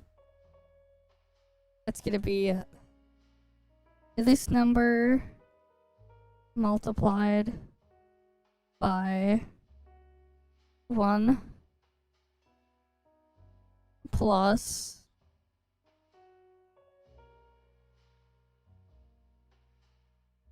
the crit damage number divided by 100.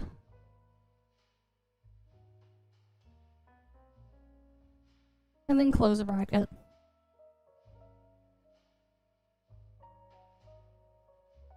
Right, so we get a 44k tick there. Wait, do I have the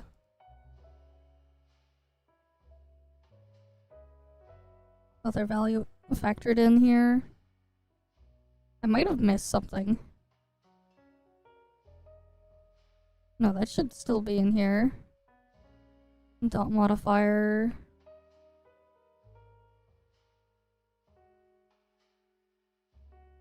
Oh no, I guess it would be fine.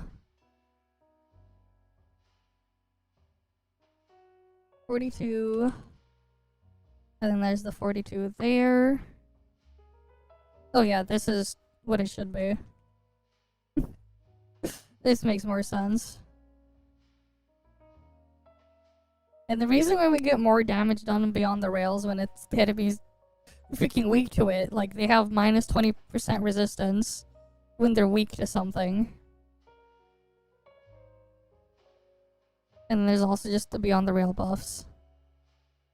That's why you're gonna end up having like higher numbers in beyond the rails, but I don't have the beyond the rail boost factored in here because that's just a bit too much more work to like factor in. And like this stuff will change every cycle anyways. So there's kind of no point.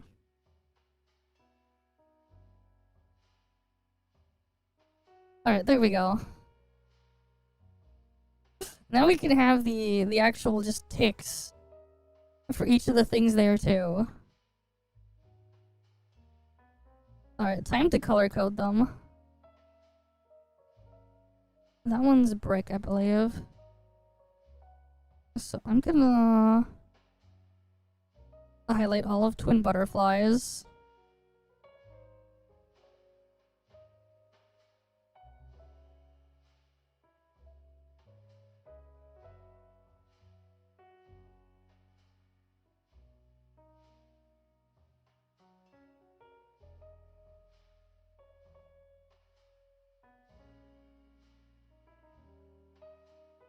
Alright, because I want to get this nice and color-coded.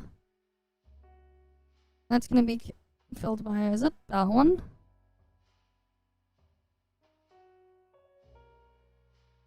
Yeah, I think that's the correct one. And then we're gonna do Lost Radiance with the other gray color.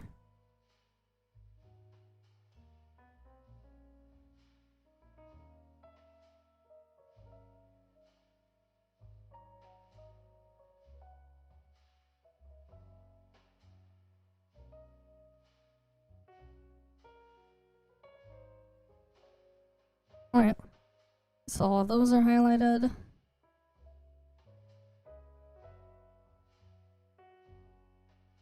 Oh, that's a bit too dark. It was a little bit lighter, the gray.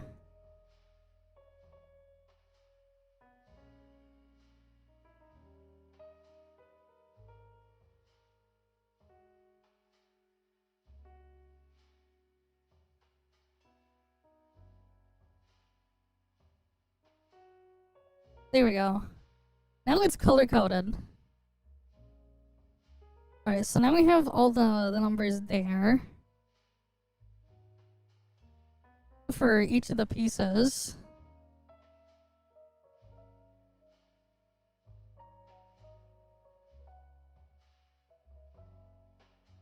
I guess I should put the A1 active. This is just the extra fixed multipliers there.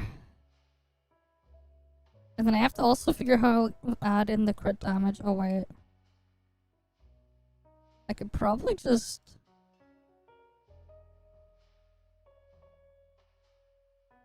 go to the dot modifier here.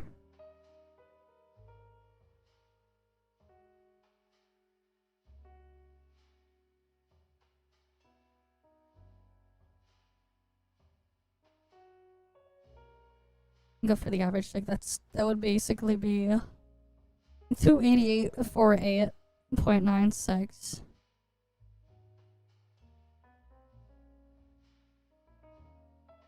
I'll just take one of these numbers. 8848.96. We'll divide that by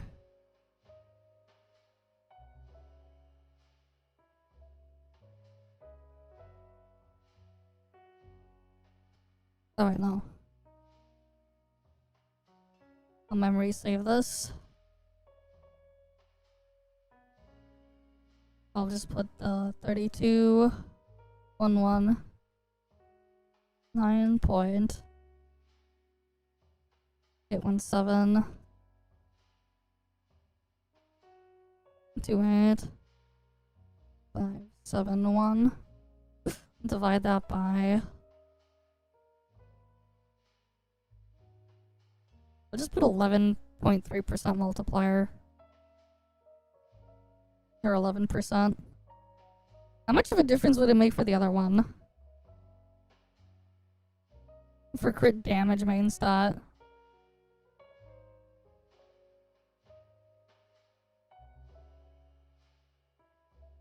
$26,183.52. And then I'll just set this to 0.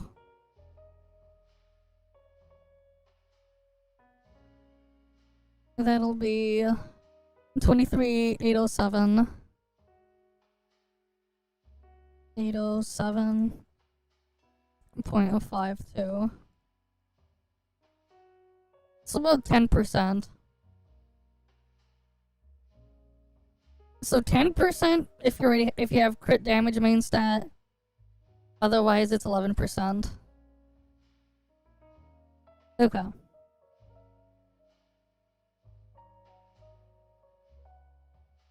It's not that massive of a difference, but it is something to factor in.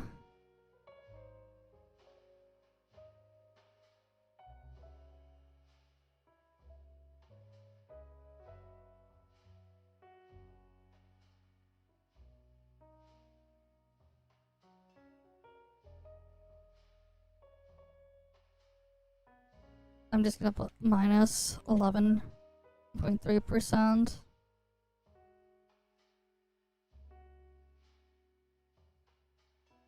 Without A1 if crit damage main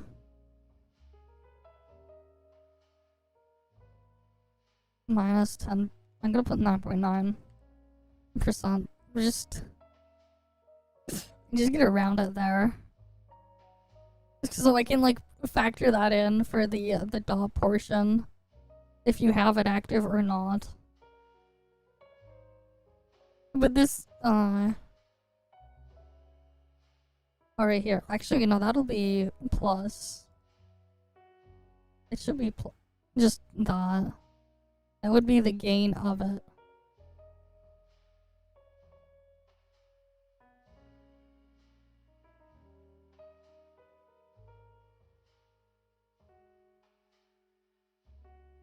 I'll just change it to that, because it's technically not the correct one. Because I would have to...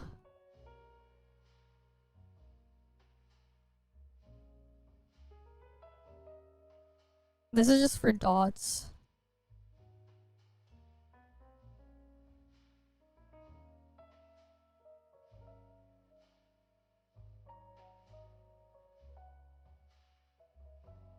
I'll just simplify it to like this. I'm just gonna keep this 0 for the time being, so I can like set it up in the calc here.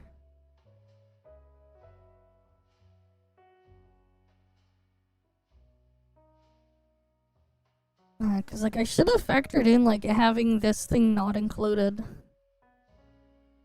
in like all of these in the dot section as well.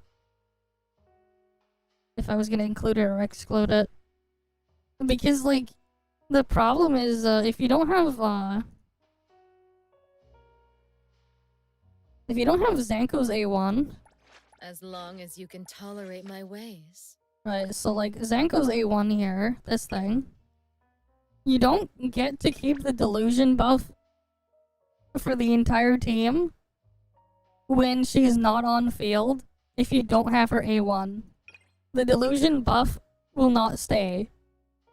But A1 makes it so you always have Hunt and Delusion active at all times. Yes, that's how you get to 460. That is included here. That part is included. You notice how we have the 460 here and 280? It is included. I actually have a section where I put in her passive cycle intensity. Right here, passive cycle intensity, it's under character passives. I gave her the 9%, I gave her 9% crit passive instead of 5%. Because if you have bond level 10, you get another 4% crit rate. So I just put that in there, I'll just pretend you have it. But like, I could just subtract it and it would, I could subtract the 4% and it would go back down. Because I do want to have a thing without the A1 active. Because it's like a bit more complicated because you lose the boost and you have like a weaker boost. For the multiplier there.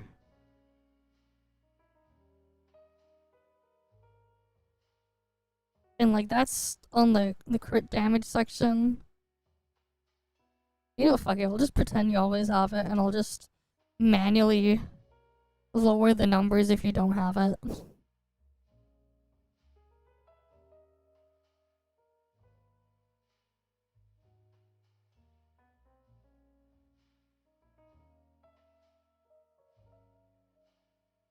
Because like, for people who don't have A2, like you won't take it. And not having it changes things a little bit. 32. But no. So we have a 0 here.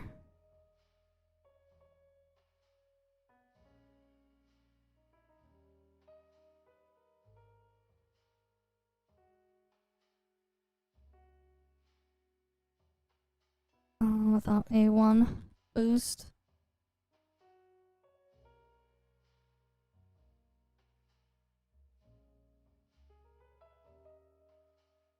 Or we'll just make a separate section here.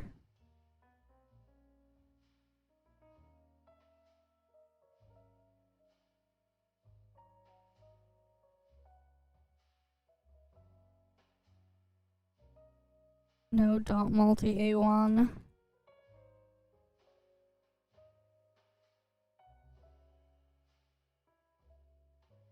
What? No A1. Passive. I'll just put no A1 passive.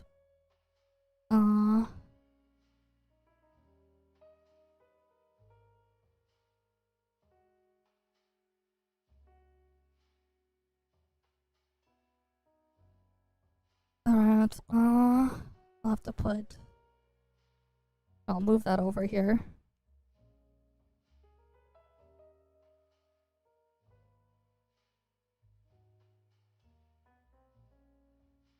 No A1 passive, I'm just gonna put...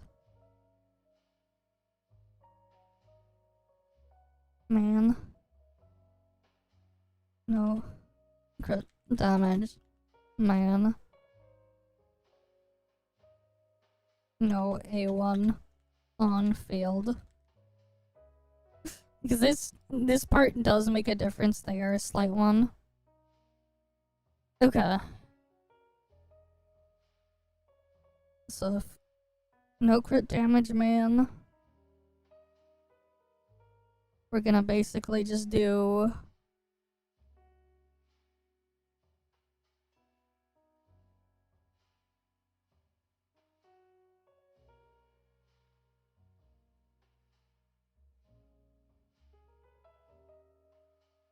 I'm just gonna keep it that there.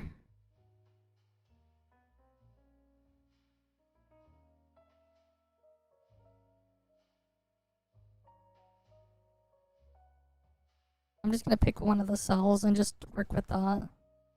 So if no crit damage main, I'm just gonna grab just that one. No A1 passive.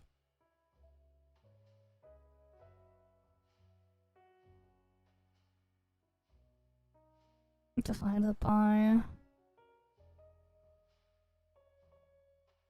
And then I put that cell plus this.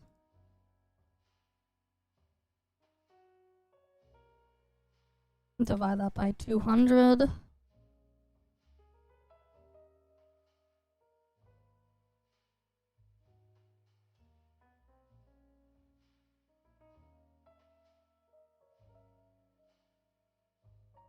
Alright, because I want the difference there.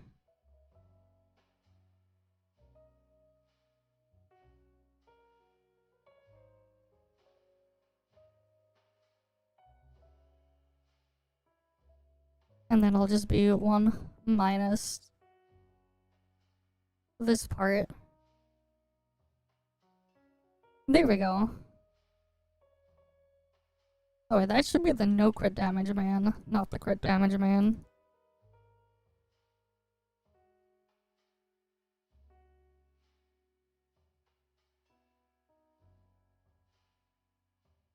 Because it gets a tiny difference. But I can use it to represent A0 and A1 when I put the full list. I just take massive L. Okay. Alright, let me get the correct cell here. So this should be... Which one's the crit damage one that I want to take?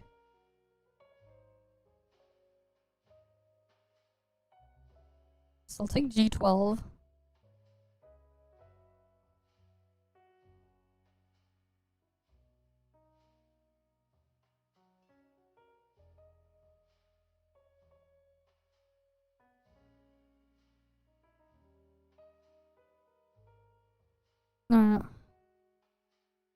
And then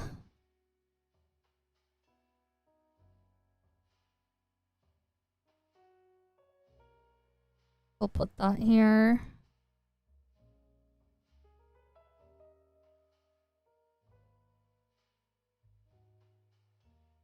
And then I'll just subtract the 25 for the delusion thing there.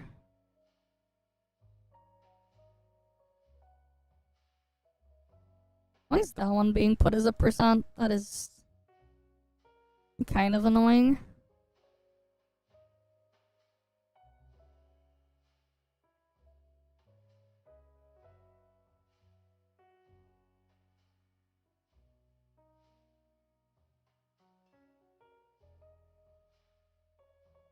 There we go, I don't want it as a percent, I want it as a multiplier. Okay. This is how I'm just gonna factor in when you don't have her A1. I'm just always gonna keep it at 50% because fuck it. Well, pretend she always has it active. It's easier this way. Now we can like combine it now for like total damage. Alright. For like each awakening thing, and then we have to... Alright, we need to put the break damage as well. So, right, let me get that stuff added. I'm just gonna double check the, I'm just gonna pull up the thing where I have, my break damage information. And then I'll add that in here too.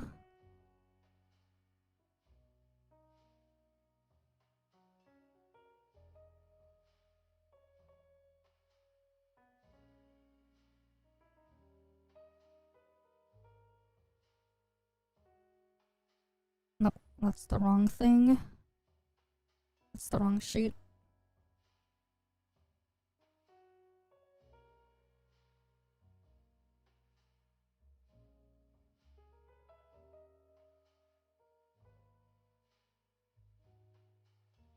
I'm just gonna assume characters break is level 80. That characters are level 80. For it, because it's too much of a hassle not to, like, treat it that way.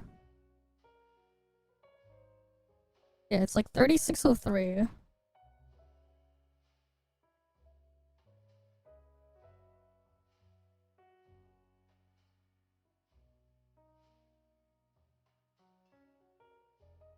Yeah, 3603 times enemy max break. I'm just only gonna do... Alright, I'm gonna put the thing here.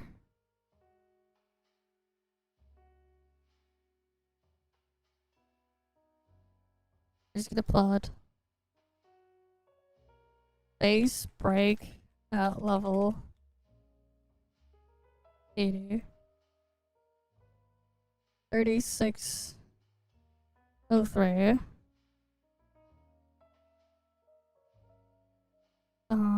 Where did someone have the year sheet with the...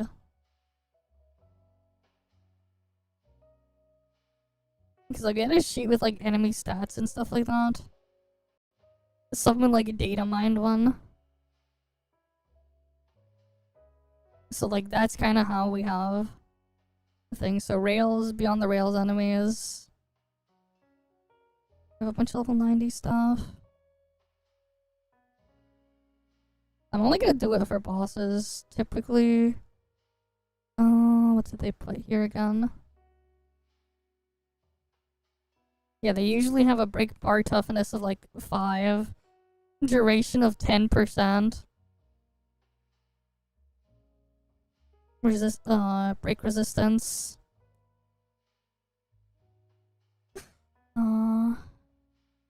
We don't need to factor that in. Max break is 50.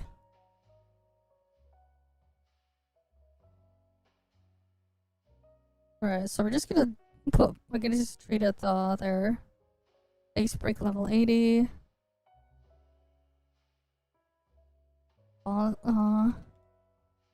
Level 90. Boss break. That's a 50 stat.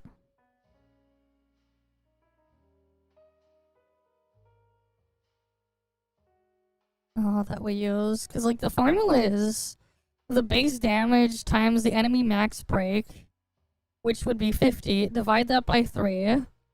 And then you multiply it by all the other multipliers there. The defense multiplier, the resistance multiplier, and then the special multiplier, but there is no special multiplier currently. So, we don't have to factor that in.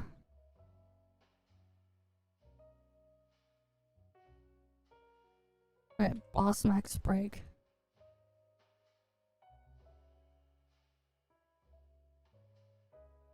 So I'm just gonna put... I guess I could put a thing for break damage.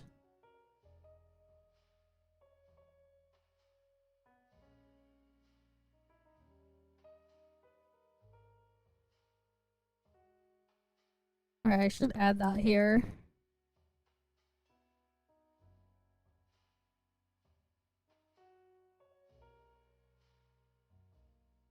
Base scorch damage. Level 80. Right, we'll add everything to the list. So that's 3603.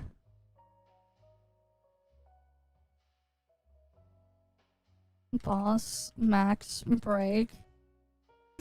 That is going to be 50.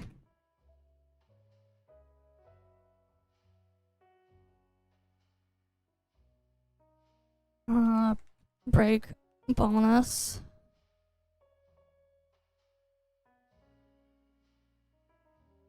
Oh, I'm gonna just put self only.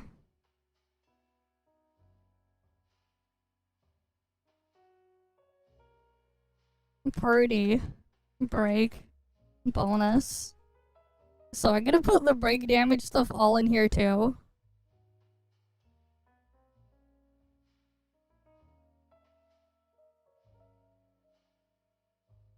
But yeah, a quick question. Game says when break happens, you deal extra damage. They get staggered for 2 to 3 seconds, but when you attack them when they're vulnerable state, it's still the same damage. Yes. Because that's not what you get. So the actual damage that happens when you break, let's show you a demonstration. So if I go to, let's say I go to Silent Garden here. Right, so I'm just gonna use Zankou's instant break to, like, demonstrate. Because there's a specific color damage number you should be looking for. Because the way break works is when you break the target, they take a fixed amount of damage. That would be the break damage. I'll go over how the actual damage is calculated, but the number will appear in white. So, like, you notice? Here. You saw that number that was in white, fully white? It went by really quickly. But, like, there was a number that popped up that was completely white.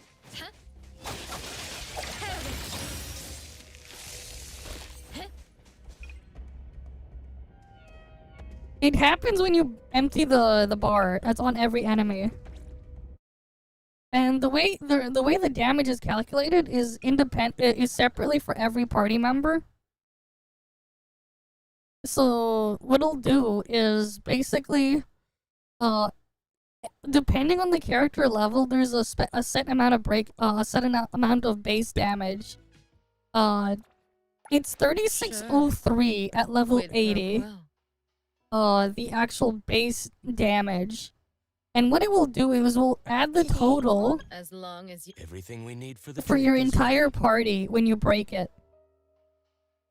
But the break intensity stat and whatever break damage boost that you would have is applied to each character's break damage individually. What do you want? I guess it's easier if I show you with Daffodil. Because you can see two numbers.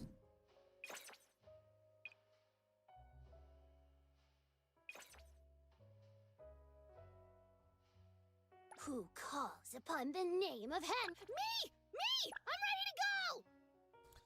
Oh, let me just switch it for a Zankou here. as long as you can tolerate. You read my mind. Alright, so we have Zankou here.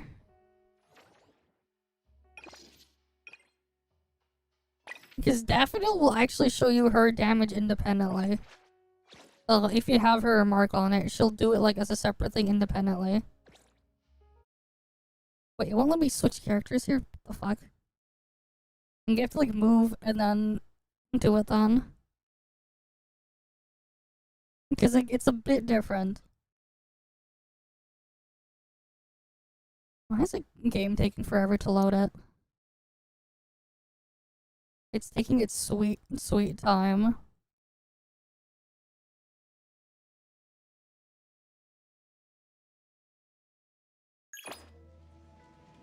Oh crap, I have to exit out, and then I have to put it back in. Yeah, it's annoying when it does that. It's like, nah, you have to make an announcement all that will exactly the same as this screen if you buy you own it. Kind of. It's a bit more complicated than that.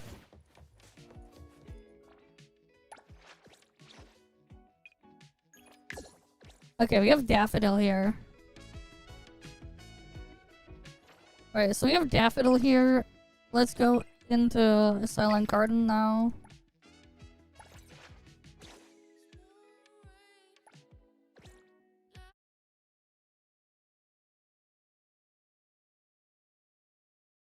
And like, I still wouldn't trust getting anything on a freaking game console. You know what, like, even on a PS5, you know what happens to your discs when the CMOS battery dies and Sony stops, like, sending or updating the keys for decrypting Blu-rays? You know what happens? They stop working. It's already an issue with the PS3 and the PS4. People found out about it. There was initial drama when they tried to shut down the PS3's online stuff, back in 2020. Because people found out that's what happens. Because, like, it was old enough, like, a lot of PS3s were old enough where the CMOS battery would be dead. And, like, the way you would have to get the new decryption keys. Anyways. I have insight on the target. Okay, so look what happens.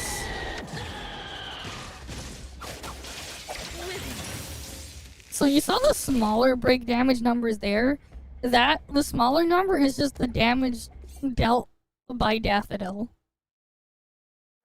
The smaller one, because Daffodil has a passive where when she has her debuff on the target from her ult, she'll do break one extra time, her portion of break. The bigger number is additive of the entire party. And if you have her A5 I'm ready. on Daffodil, it'll make it so that each stack of insight will trigger it an additional time. So you'll get 3 breaks of Daffodil to happen instead of just 1. And it's the big number is just the combined one for every individual character separately. I mean, of course they did it on purpose, man. They want to take away all your shit, and they don't even want you to be able to access the older stuff. They don't want you to. Alright, so we're gonna put...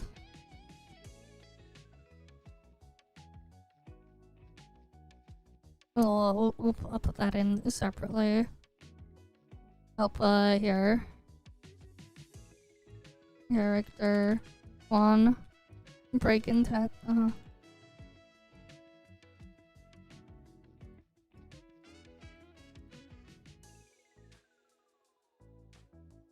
Party member 1.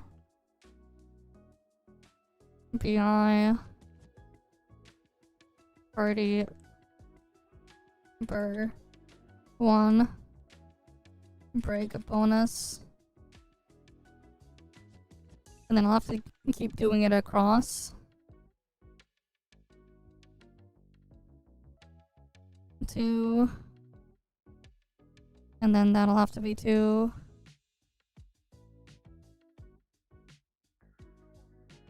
That'll have to be 3.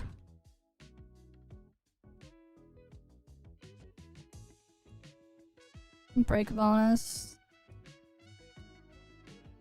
So, by default, then we're just gonna have a 0 across the board.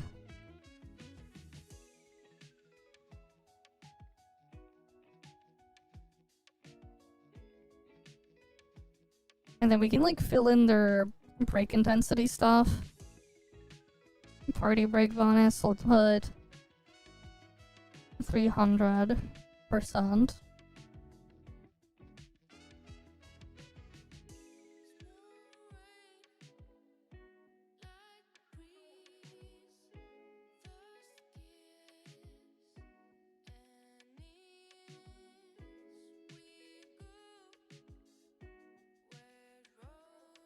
And then I'll just put self BI. Oh wait, no, I don't even need to put that there. But I'm gonna have to, like, put all this shit again for the other thing, which is gonna be annoying. You had a debate over a random dude yesterday. He said that break build is shit. It is shit. He's not wrong. He isn't wrong at all. But, like, there's more to it. So here's the thing, like in the current damage formula here, assuming you have no defense shred or def ignore, res shred or res ignore, like on the target, 1 point of break intensity is worth about 70 damage. It's about 70 damage for every point of break intensity when you break the target. And also the other thing too is Zankou's break bonus thing here that you have from her A5. Quid pro quo. So this effect right here, the 300% break damage, this is additive to break intensity. The actual gain you get from this is basically if you added 900 break intensity to every party member. This is basically just 900 break intensity. If it was a special multiplier, we'd actually just be able to just, with a break build, one-shot BTR 12 bosses with the break. But we don't get anywhere close to that. Because it's additive and not multiplicative. There's like a huge difference. If it was multiplicative, you would have people just trigger the break in a full break build for the entire party. Because you get break intensity high enough. And then it would just immediately deplete the entire boss's HP. But unfortunately, we do not have that. Because like, on Beyond the Rails 12, your base break damage is about 21,000 per character. So if you have, you know, a full team in full cycle intensity, so that would be break intensity. That'd be that'd be times 1 plus. That would be 360 over 300. So you would basically have everyone's base break damage be 46.2k. You have 4 people in the party, so that would be 184.8. And then if you could multiply this by 3, we would have... not by 3, you would multiply it by 4. Multiply it by 4, you'd be doing more damage than the boss's entire HP bar. Yeah, there's also the part where some bosses like to hide it, but if Zankou's bonus was actually just treated as a separate multiplier, you would one-shot the boss. You can't one-shot the boss, it's impossible. It's additive to break intensity. But if it was a multiplier, you would do more damage from break than the boss's entire HP bar. Keep in mind, Beyond the Rail 12 bosses, the HP bar is around 1.94 million HP. If it was a multiplier, you would be doing 2.2 million. And then adding Daffodil's extra break would be beyond overkill. That's what would happen. Otherwise, like, it's around 70 damage for every point of break intensity. What does her R2 do? Which one? The kindling one? Or the, which one? Yeah, the resonance 2, the kindling one. Basically, okay, only A5 or A6 can do it. So the kindling bonus here is after you trigger a hex, or after you trigger a scorch. Right. No, like, it's impossible to do with the break damage more than it's impossible to get anywhere close to 1.9 mil in reality. Even if you have full break intensity on the entire party, even if you have the maxed out as well with the break intensity arc on Adler, and you would end up with like over 400 break intensity for 3 of the 4 members, you're still not going to get anywhere near close to their boss's HP bar, because the A5 on Zankou is basically if you had 900 break intensity added on top to every character stat. That's what this basically means. plus 900 break intensity for everyone in the party, instead of increases break damage by 300%. It's the same deal with like Daffodil's A4. This is not a 15% multiplier. This is basically if you gave Daffodil like 54 break intensity. That's all this is. Increases her break intensity by 54 for each stack of insight when the target enters break while under insight. That's what it actually does. Yeah, it's not a separate multiplier though, it's additive, unfortunately. It's basically the same as if you gave her 54 break intensity. It's the same thing with Zankou. The 300% is the same as giving every party member 900 break intensity. It does the same thing. It doesn't actually multiply it by plus 300%. It adds 300% to your break damage. Because it's additive and not multiplicative, you're not one-shotting beyond the real 12 bosses. Like, we're basically doing like half of what it could actually do because of it. Because of that one distinction there. But like, it would be funny if they did code it the other way. It's just that, yeah, it's a bit wordy and you can... And like, the game isn't the most clear on which one goes to which multiplier or not. But for some reason, all the break damage ones, they're just additive to break intensity.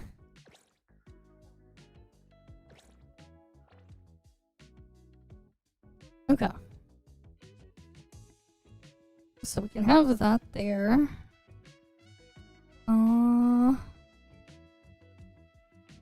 I guess we can like just give them a bunch of break intensity then.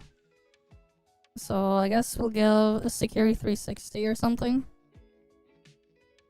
And the other ones I won't give them full break intensity.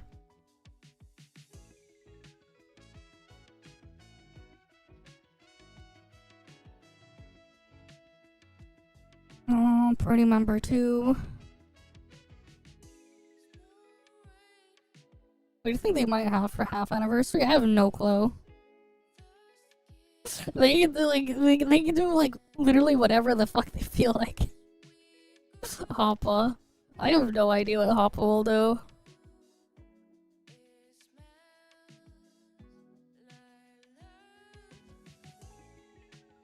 Yeah, we'll just give the... Oh wait, there's the arc too. How much do we get from the arc? As long as you can. Everything we need for the trip is ready. 126. Okay.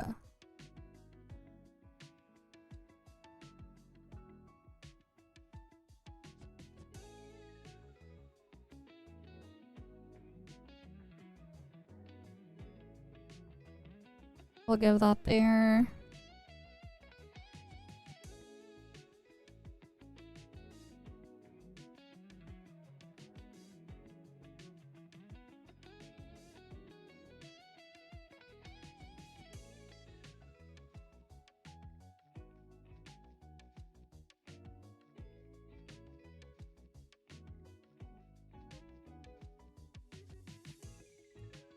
Or I'll just put that. Wait, actually,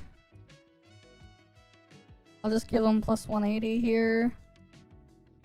I'll give the character what buff break intensity 126.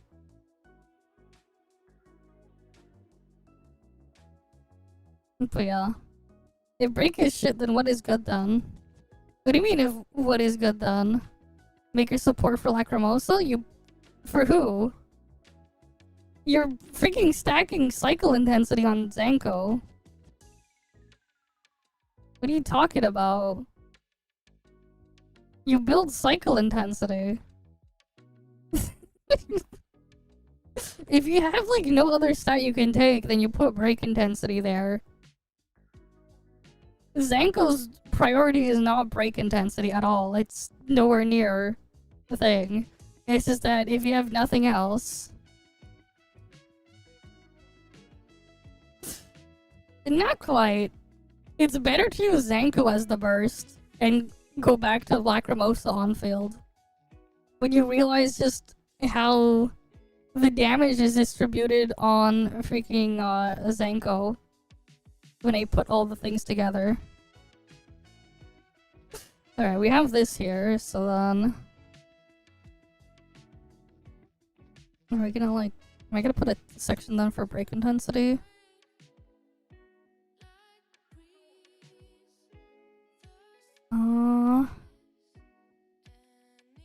But yeah, I mean, nothing else to do. Building contagion DPS for Copium. True, you could do that too.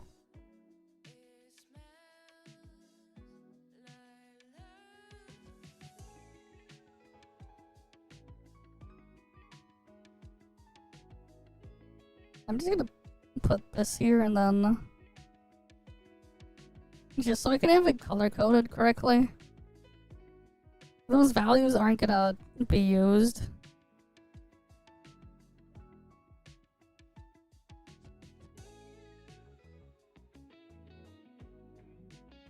Alright.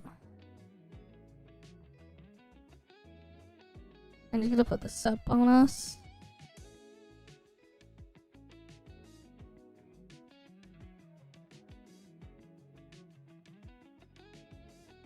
Wait, I don't even need thing. I don't need all those cells.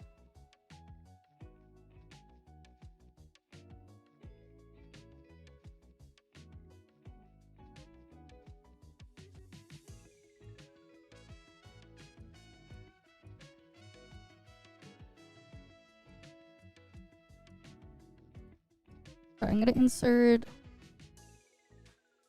entire row. Set bonus.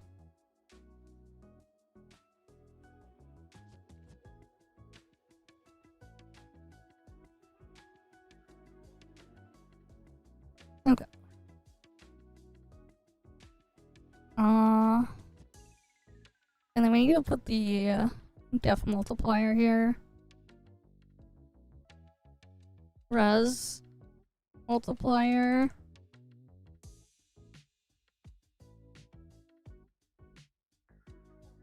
And then I'm gonna take the def multiplier.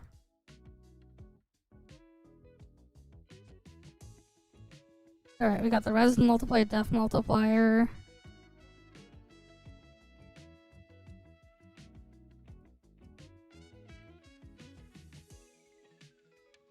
I'll just take the first defense multiplier for a thing. Slap it right there. Grab the second one. Because I don't need to bother putting it for every single thing when a lot of them are shared. Zoom in on toes. Okay.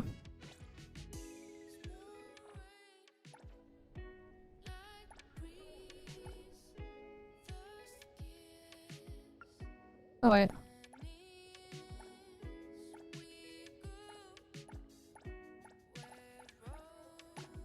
No, I can't go behind.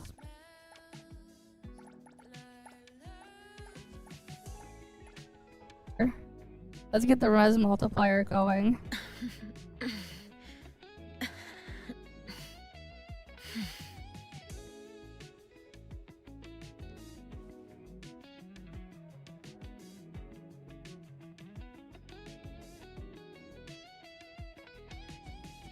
Alright. Zone. Break. Intensity.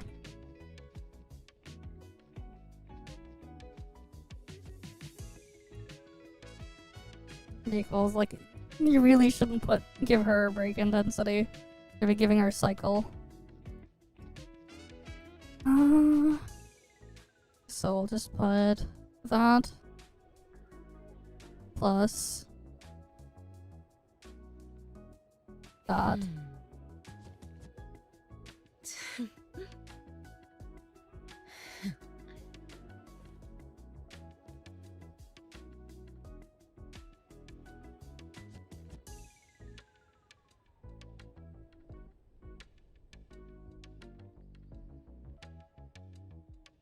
There we go. Because we're not bothering to give her break intensity substats because it's not worth it. But we get the boost from Adler having the thingy anyways, so we'll put that there. So then next is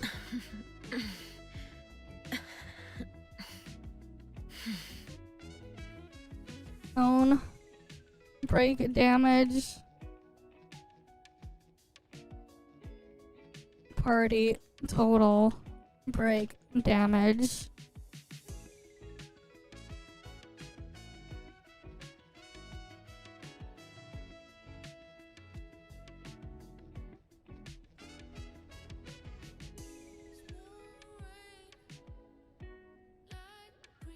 Okay. So we'll get this thing, it equals 3603, which is then multiplied by the boss's max break over 3.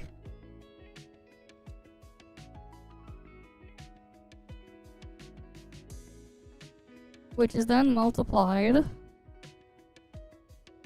by the defense and the resist multiplier.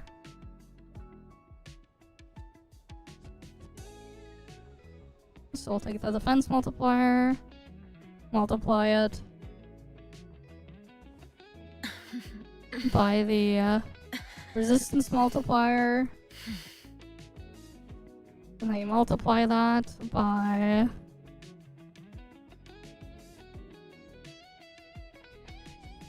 one plus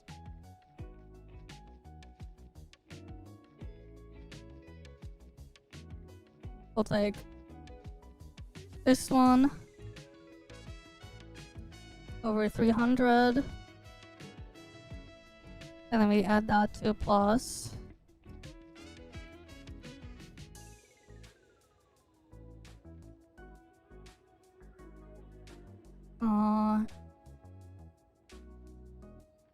That one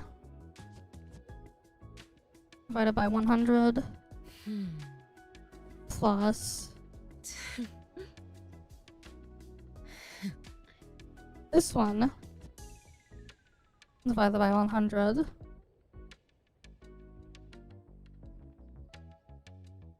and now we have her own break damage contribution being around 100k, right, from when we add in her A1 or A5. Okay. So we'll take this.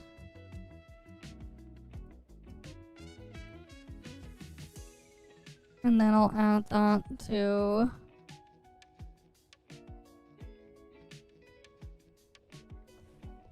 change the 51s to 52. 52. 52. And then when the lost radiance, she would get another 20k more break damage from herself. Now we'll get the party total now.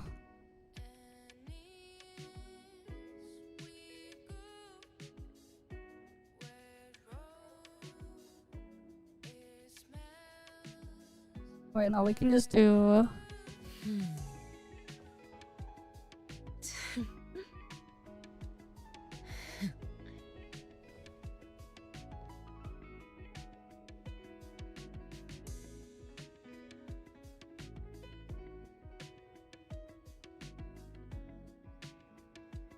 Right, so we got resistance multiplier, that one. Then it's times. And I have to add it for every single party member.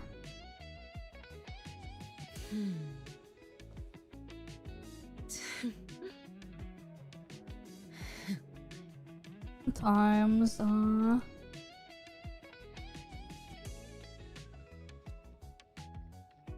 so this thing, 1 plus, then over here, oh wait, I could just grab the thing.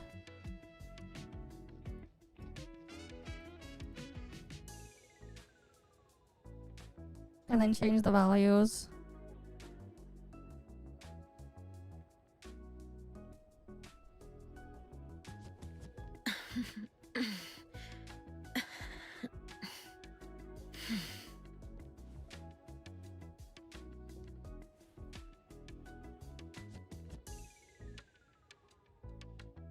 So that's 51 D51.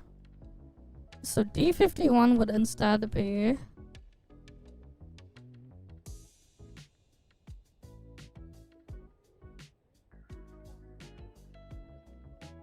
that one. A break bonus self only. That is C49. So I have to replace C49 to their own break bonus.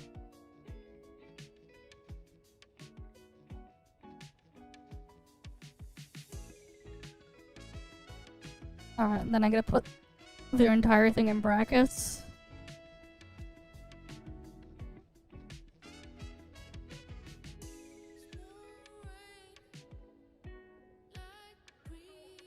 Alright, because then I have to add that to the next one, which would be party member 2's. So instead of E49, so I have to remove E49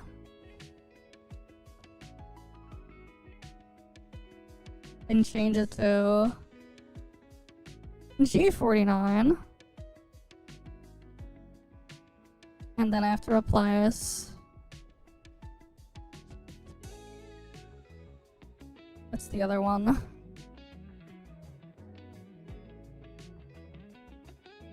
I need the H49 instead of F49, so that needs to be H.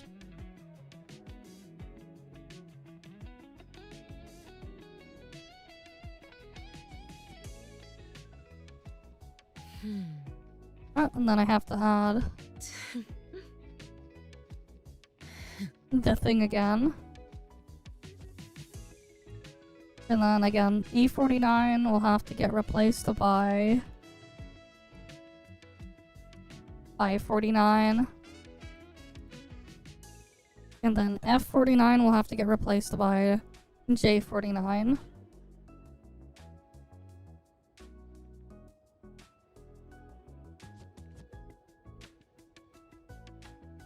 And then I'll add previous one. There we go.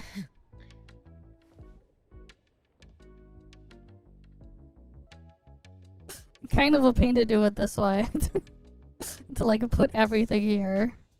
Oh, we got the first one break damage there without. But the break damage here is assuming Zankou triggers the break. Keep that in mind. E52.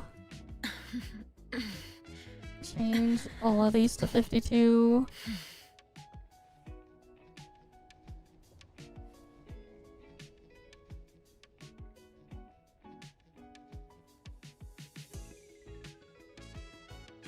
Alright, because we need to have BNC 52 there. 52, 52.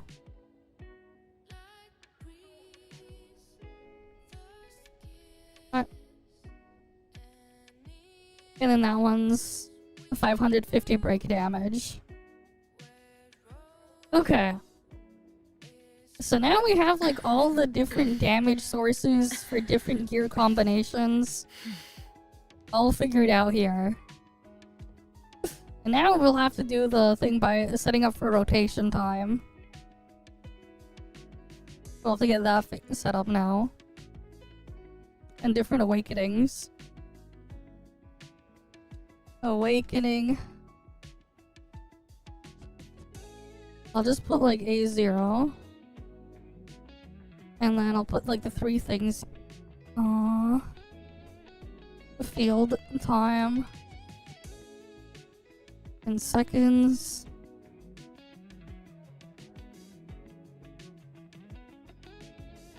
Dot contribution. Scorch contribution.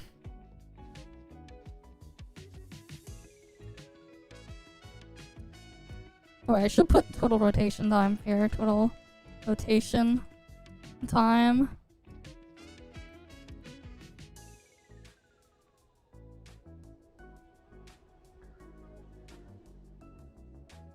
And then I'll put in. What did I have before? Yeah, field. Because there's gonna be like two variants if you're on field for the full rotation, the 4 seconds. I mean, not 4 seconds, 12 seconds or 4 seconds. Alright. Dot. Contribution. Scorch. Contribution.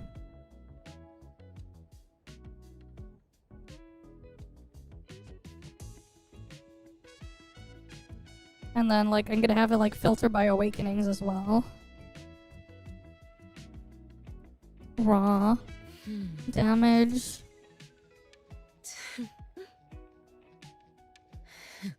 Break. Damage.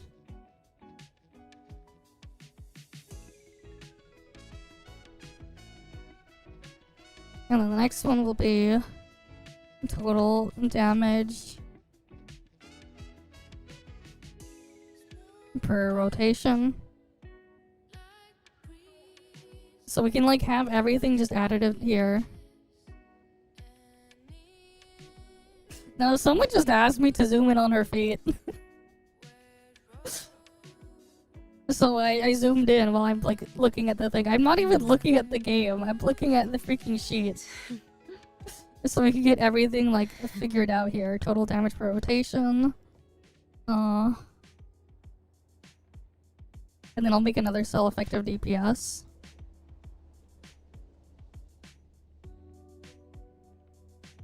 Effective DPS. But yeah. I guess? I don't know. We're trying to like put everything together here. And make like the ultimate sheet that calculates everything for Zankou.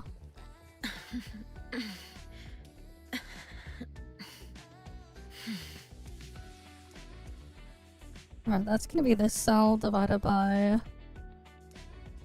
field time.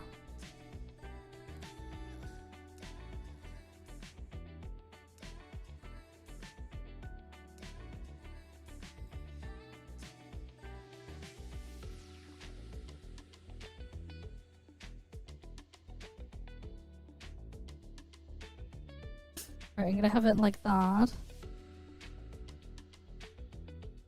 So...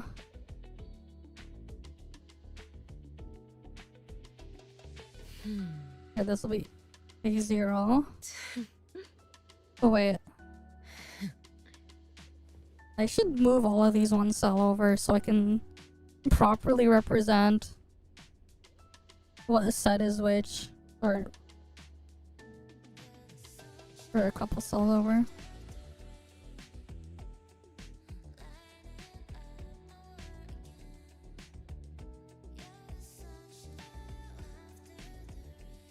Main stat.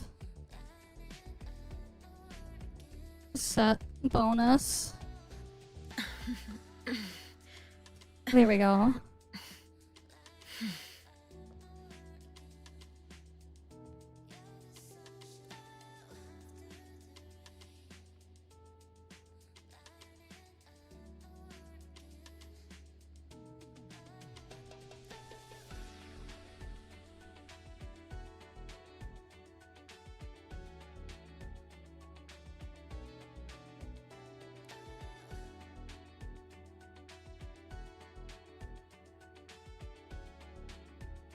Alright, so we can have that there.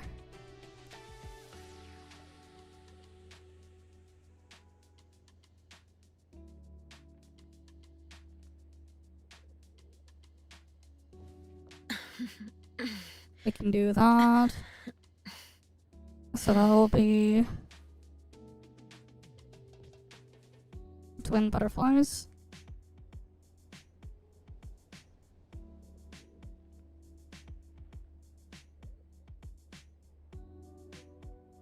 And that'll be a lost radiance.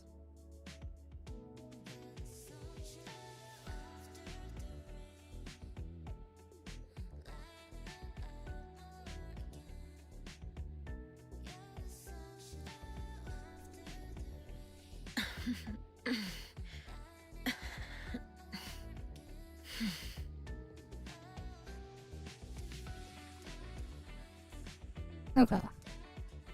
And then now I can change this to crit or incantation damage. Incantation damage. And then this one will be crit damage.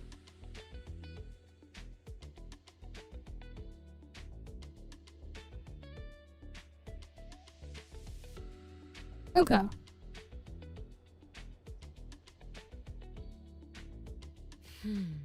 Oh wait, I also want to double it. Right, I also want to have it set up as well if she's pure support.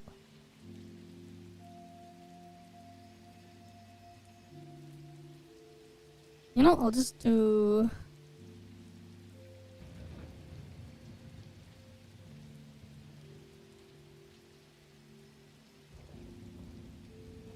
a separate category here. I put it in again.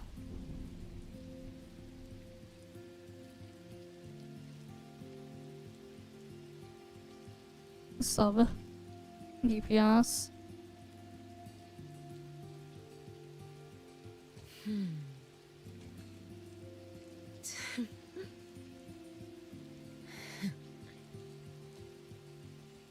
I'll just put main DPS there.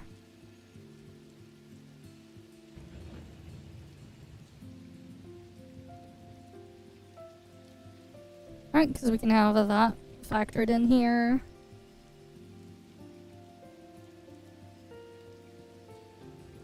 And now it's raining in the game. Okay. Field time. So 12, 12, 12, 12, 12, 12. 4, 4, 4, 4, 4, 4.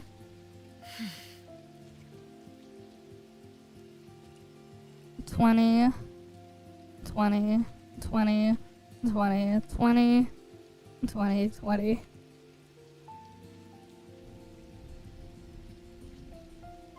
Okay, so we have that.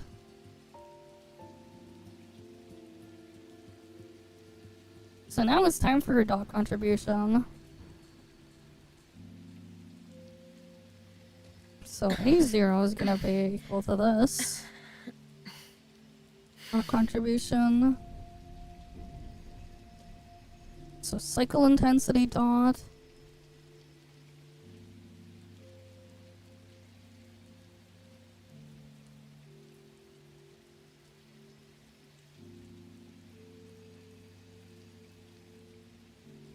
Yeah, Q6 equals Q6 multiplied by 0.6,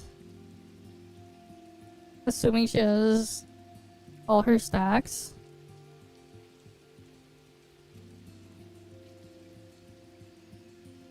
And then we're gonna multiply that by rotation time.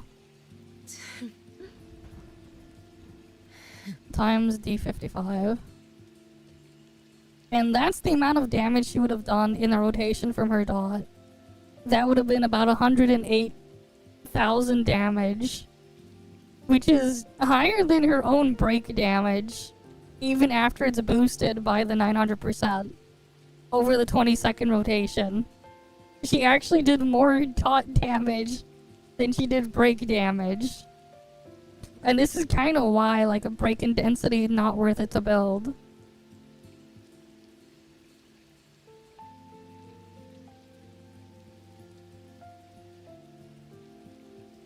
That'll be Q7.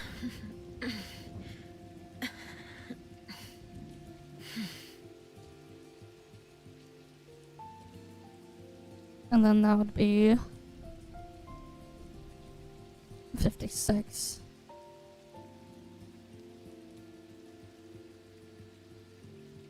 Yeah, Lost Radiance should lose a little bit, but she can manage.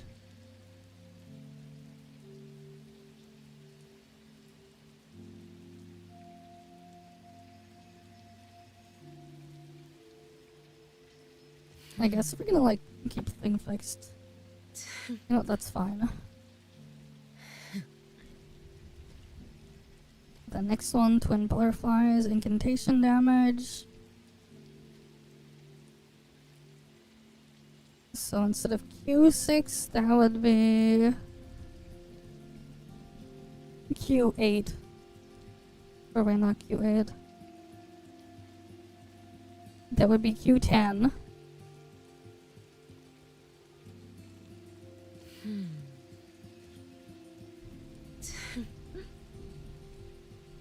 And that would be 57. The next would be Q11.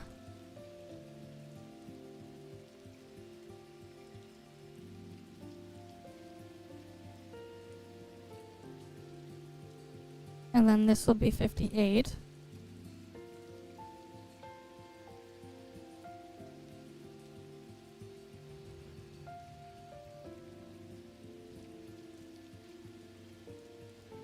Alright, and then the next one.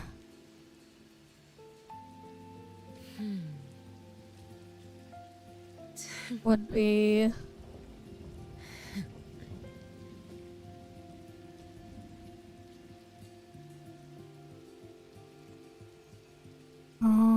14 and then 15.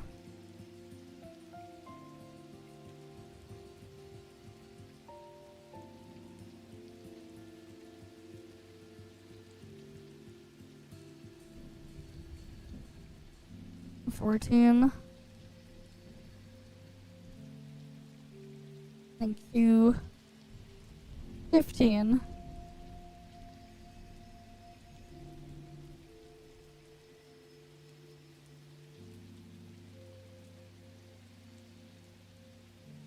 That'll be 59.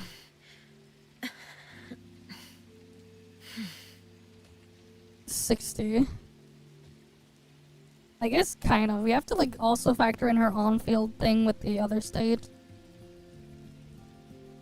And whatever, I'll just round it up. I'll just keep it like this. And then for now, I'll also add the multiplier.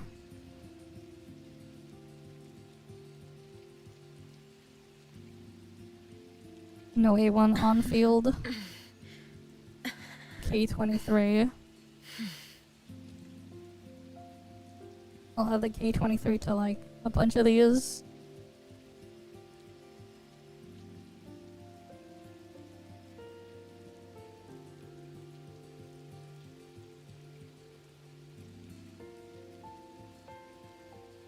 No, that'll be J.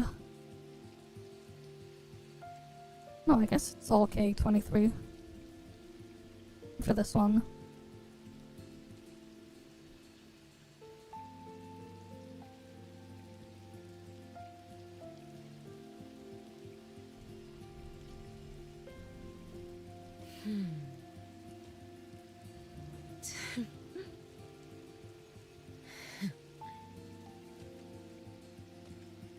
Alright, so we can have that there.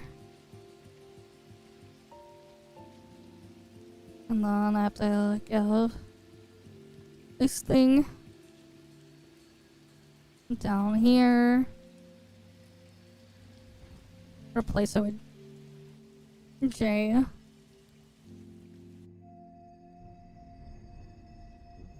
And that'll be 61.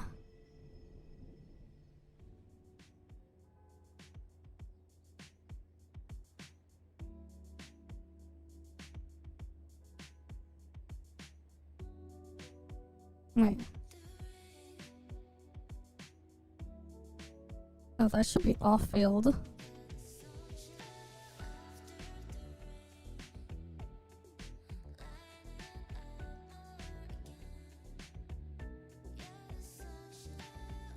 So all of these should be J.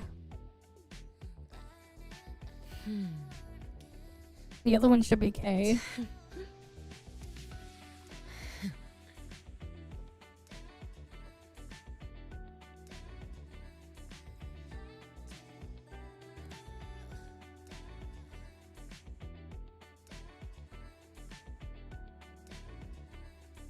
Oh wait, no, these two should be different. The crit damage ones should be different because they have crit damage. Oh wait.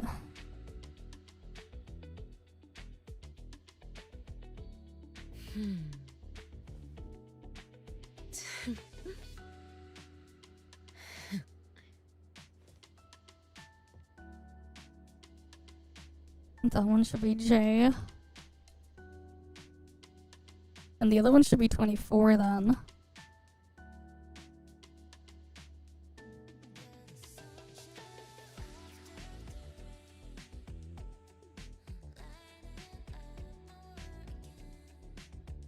Alright.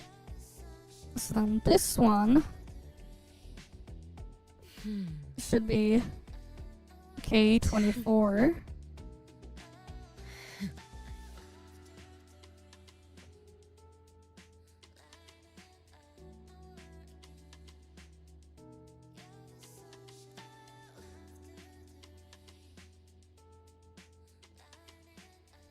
Right, Q6.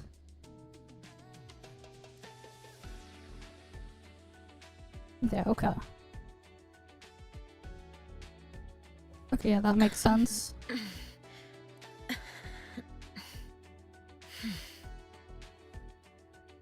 Q7. That should be K.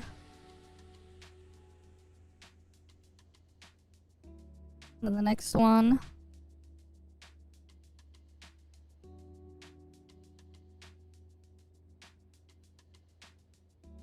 That should be K as well.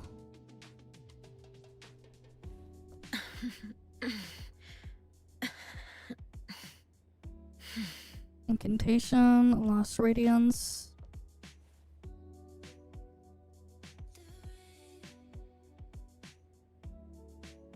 But yeah, so many numbers here.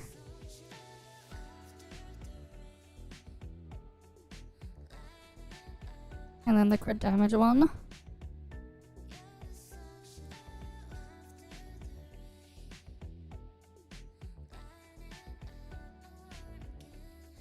That's a K. And then the last one here.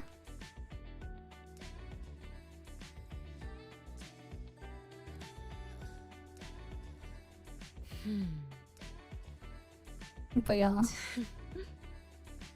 Okay. So we have that here now. Scourge contribution.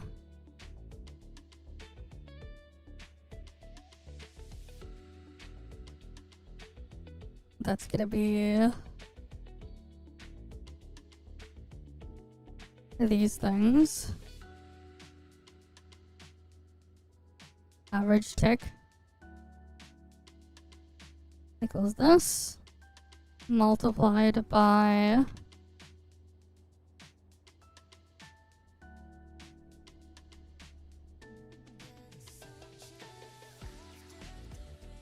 next one is we need to multiply it by the total rotation time.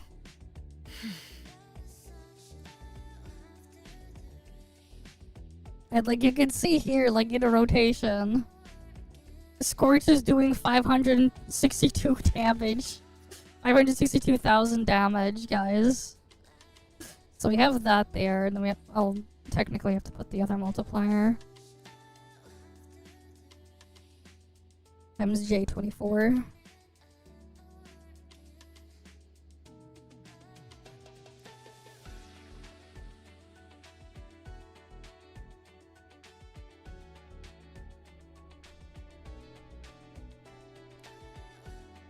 Then I have to go down.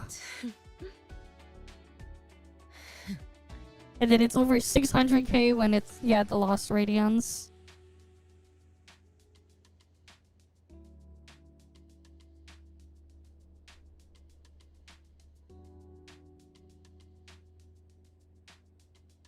And then condition damage bonus, it's less.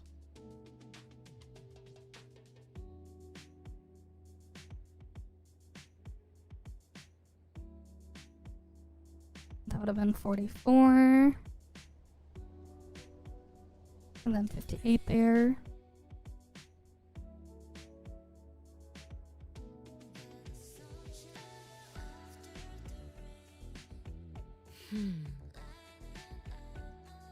And that one's 23 that we put. Okay. 23. 59. Is that 45?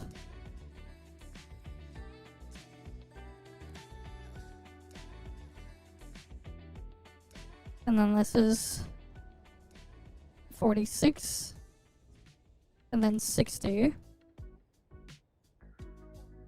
Right, so we can get the numbers there. It's gonna be nice once I can get to like put the A2 onwards, because then I can remove some of the things. But yeah. So now it's the same thing, except now I just put K at the end.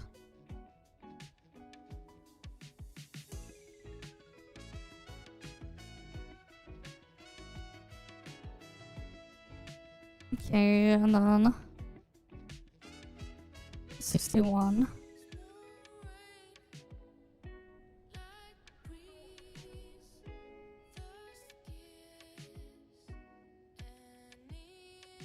Two. And then go all the way down.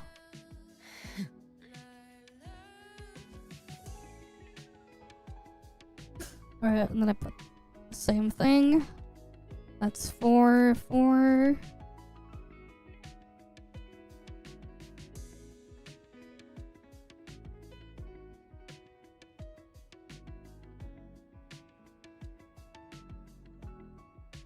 Five. 5.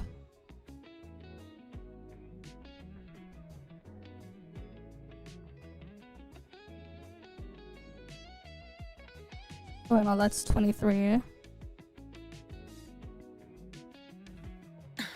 Gonna trouble looking? Yeah. I guess so.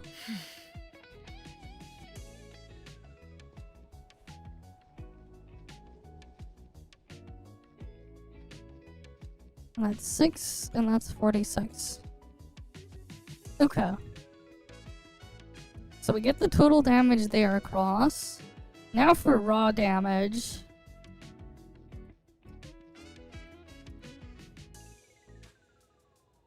So if we're at base, we have the base on field is 6233.7.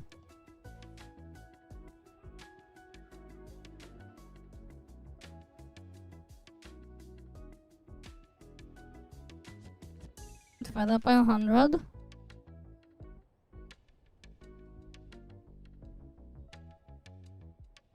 And then we multiply this by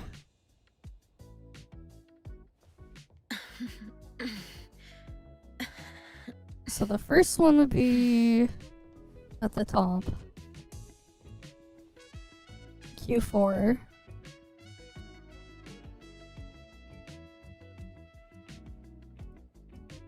And then we go down.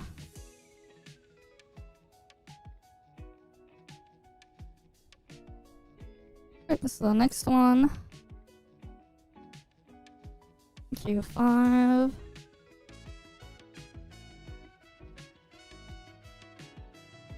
Wait, I guess technically at base this should be 3.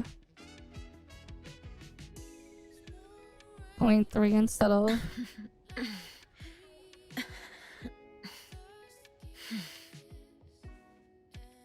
instead of 0.6.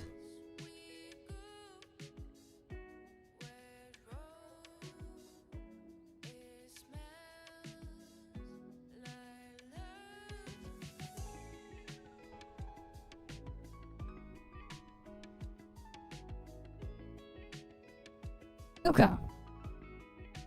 So we have that there.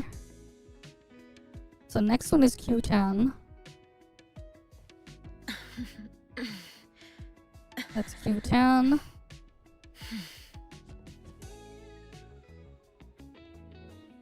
So then that should be Q11.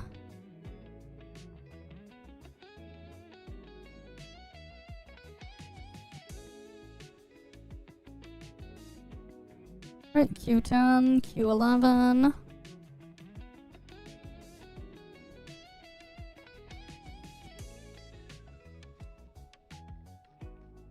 So this thing should be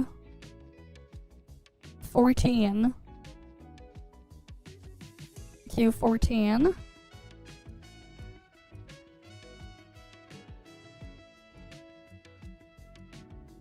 That should be Q15.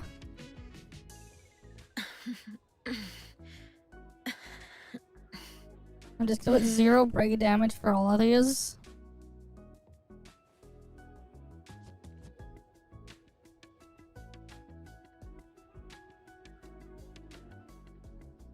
Okay. And then the next thing is the next portion here.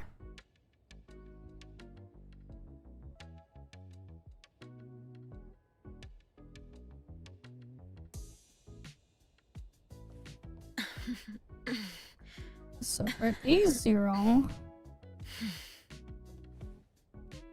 we have 1838.85.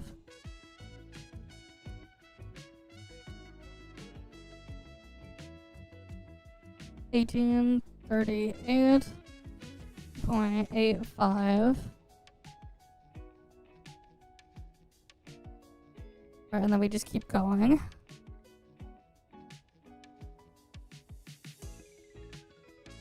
That's Q5.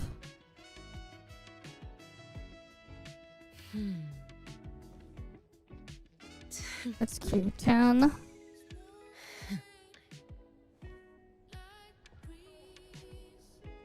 Q11. And then it should be 14 and 15 if I'm not mistaken.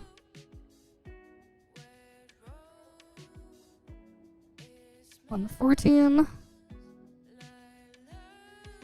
And then 15.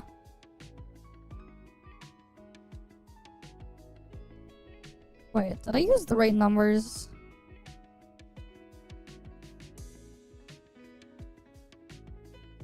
Just double checking.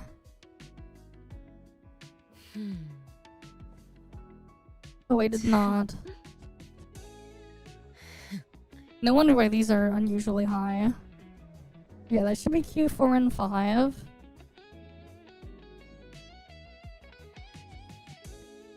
That's Q10. That should be Q8.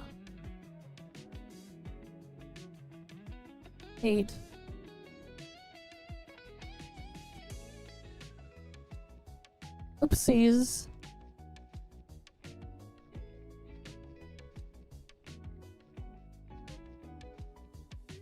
Yeah, no wonder why.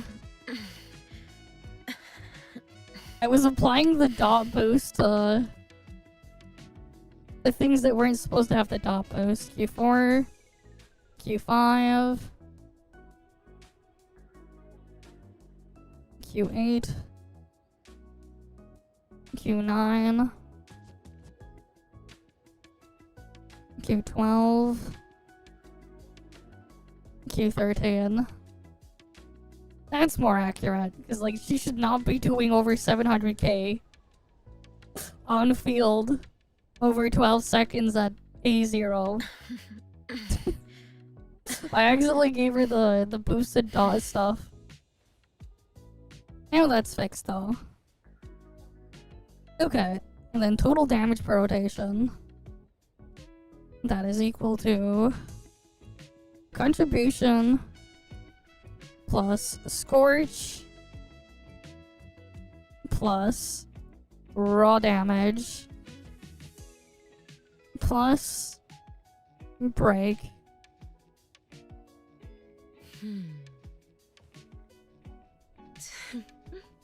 Alright, so we got 1 mil per rotation over 20 seconds there.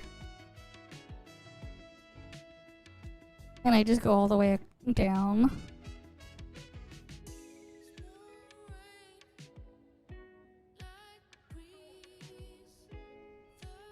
And then I just go... Can I put them in?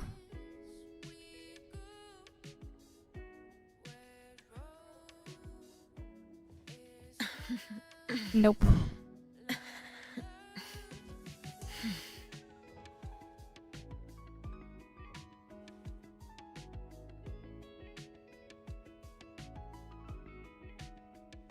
Yep, 50 sum up.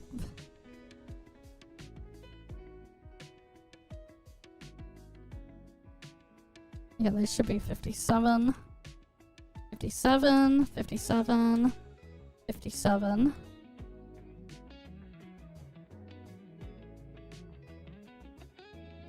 Right, 58. 8, 8, 8.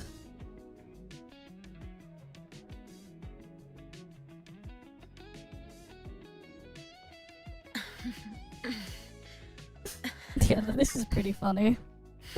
Just how this stuff is going with the sets. Lost Radiance is stronger at A0 over the incantation set.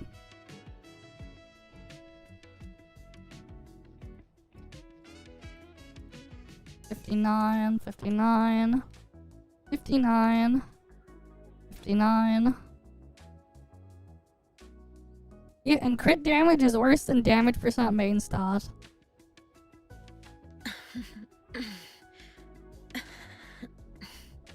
Oh, 60, 60, 60, 60.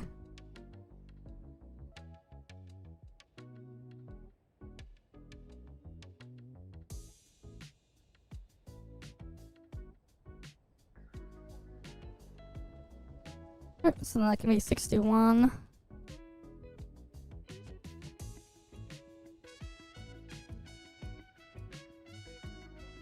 And then it has to be 62 here.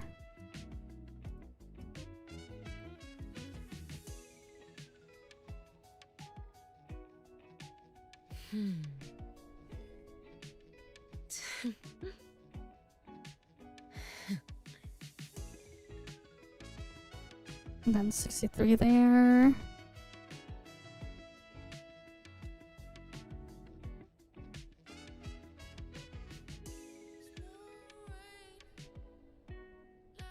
then 65.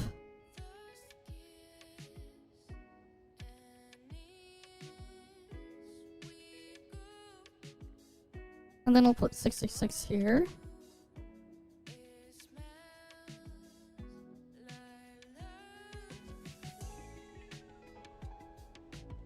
So now I have 66 there.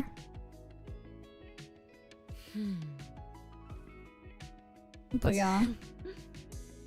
And then we just need to do that number.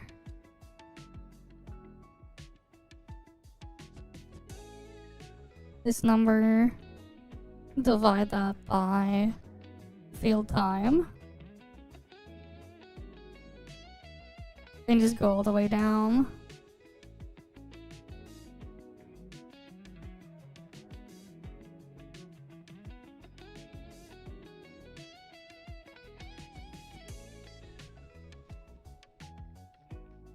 And then we go 58.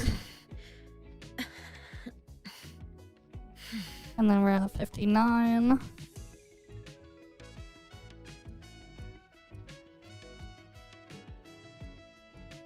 And then we put 60.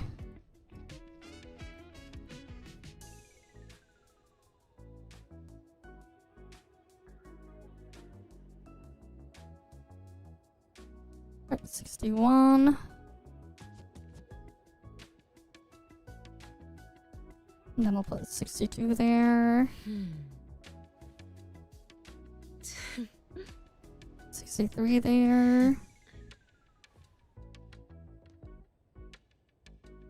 64 there.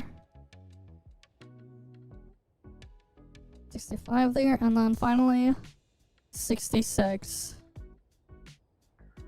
Okay. So we have all of that here.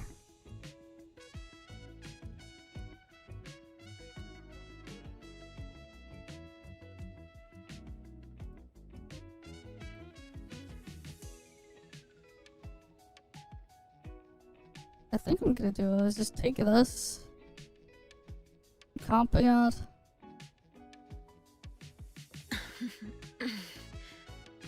and then if I paste it,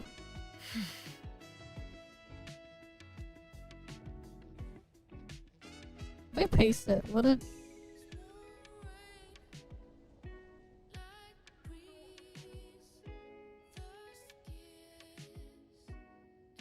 No, I want to shift cells down. What was it?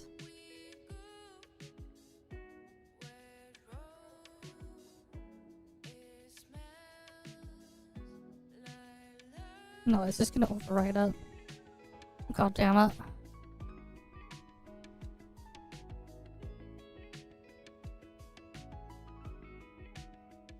Oh, if I just copy it like that and then insert entire rows and then paste. Okay, I can work with this.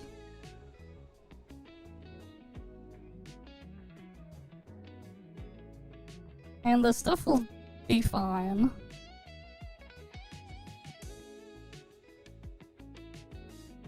Yeah, all the numbers seem fine. Okay.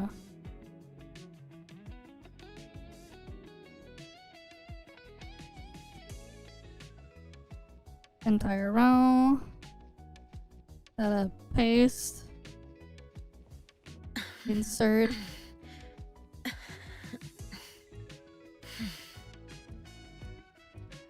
Entire row. Paste. So we have 1, 2, 3, 4.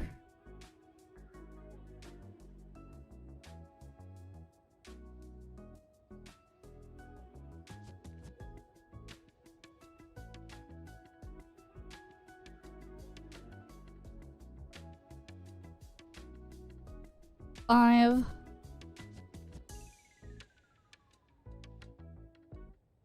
6.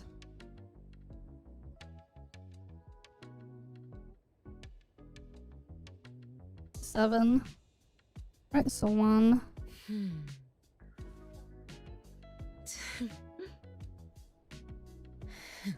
We can add A2 there. A3. A4. A5. A6. Alright, I'll have to fix the numbers in the cells afterwards.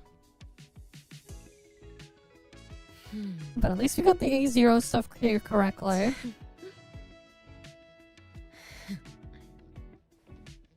A1 though. We're gonna have to add.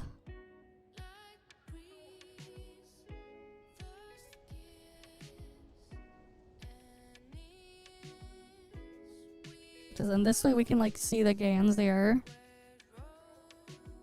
Oh, but yeah, like regardless, crit damage main stat is just worse than a damage percent or the oh, crit damage is actually better than damage percent at low investment. Interesting. For certain parts. It's pretty close. Cycle intensity is better than regular damage percent though. A little bit. What's best for Zankou? It's gonna change at every single investment level. For high investment, it depends. We're gonna put it together. I'm adjusting all the values here now. So we have A0 done. A0 is done. Now I have to implement A1 for break damage. Okay.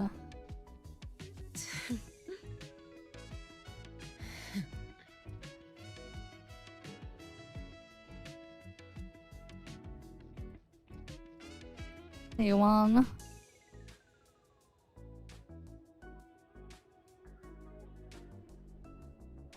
Alright, and then I have to just copy these two.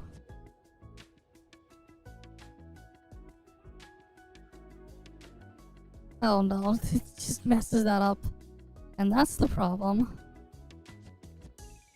Because it automatically goes down to where it shouldn't.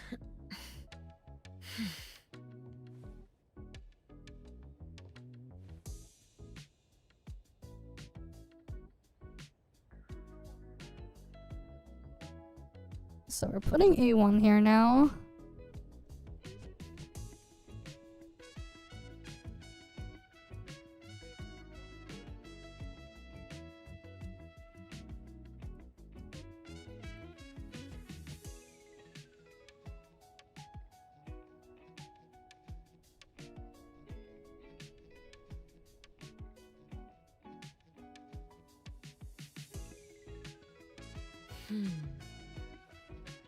Right, so we get like the big boost there.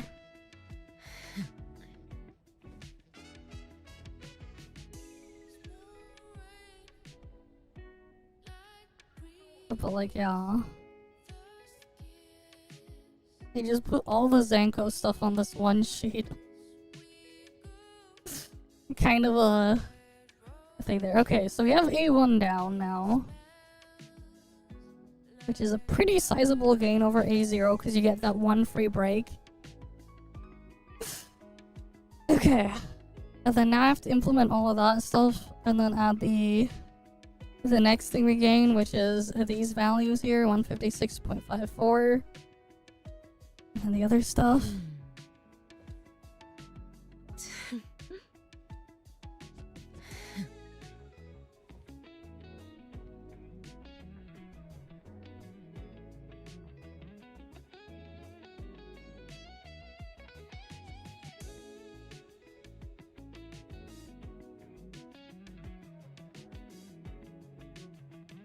Because A2 has similar stuff from A1, but then...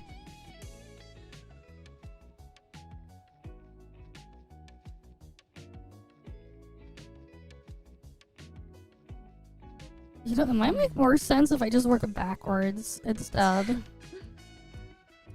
might be easier if I just go backwards. Yes, incantation would be better. It should be. Alright, so this is the A1 version.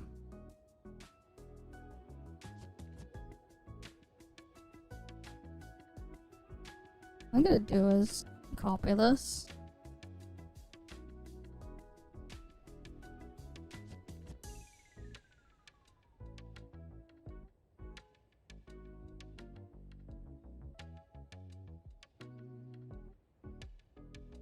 Entire row.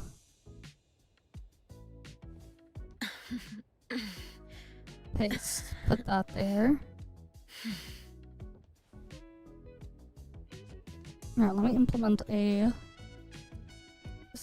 I'll just put A6 here. We'll do A6 next, actually.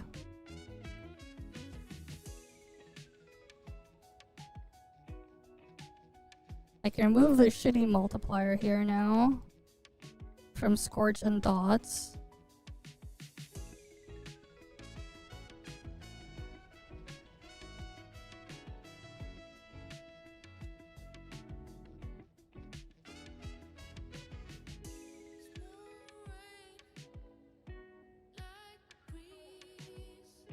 But, like, this part is just a pain. We're just gonna, like, instead of adding right now, I'm just like subtracting from the thing. I'm just gonna have it calc everything at A6 and go backwards at this point.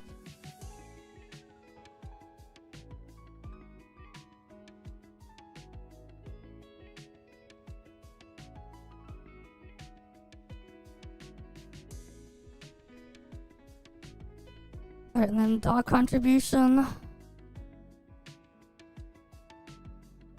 have to change this.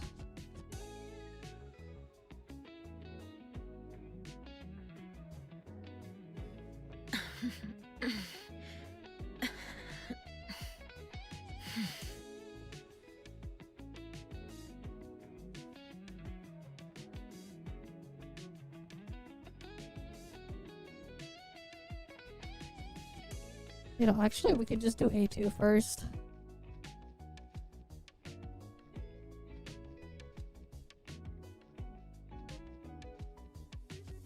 Yeah, I'm gonna do A2 first, and then I'll do A6.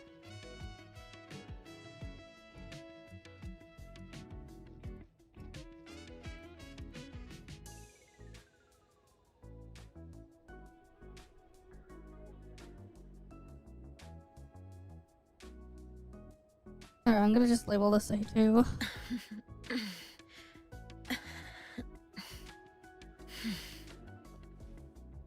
So immediately the scorch damage is higher. I got rid of the other shitty part there, and then because now like the buff thing is permanent. So I can get rid of like the silly multiplier there. Alright, and then raw damage I'm gonna have to add.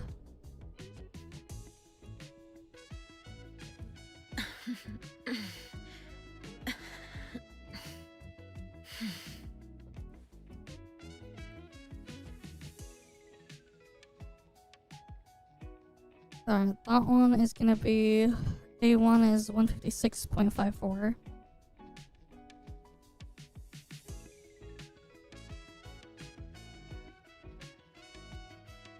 So it adds to that part there too.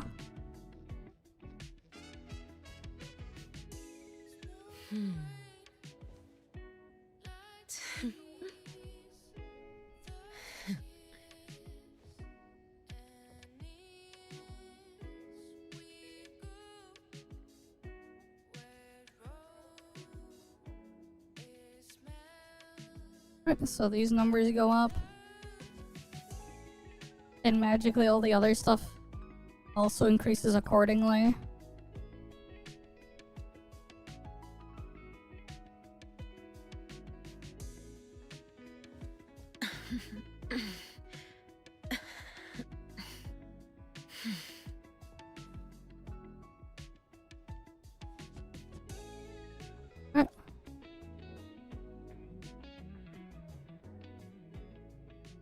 But yeah, you want to use Zankou, Adler, Fadia as someone. Lacrimosa. How the hell are you gonna make Fadia work, man? Fadia is like extremely cope there. And the thing is, there's a massive difference if you have Sakiri in there versus not having Sakiri. Because you basically lose more than half of your damage not having Sakiri there, for Zankou especially. More than half of your damage is immediately gone. Because of just how the damage is split. The vast majority of Zankou's damage is Scorch. Yes, 3 incantation works. In fact, there's even a special thing you get for doing it. There's actually something that even encourages you.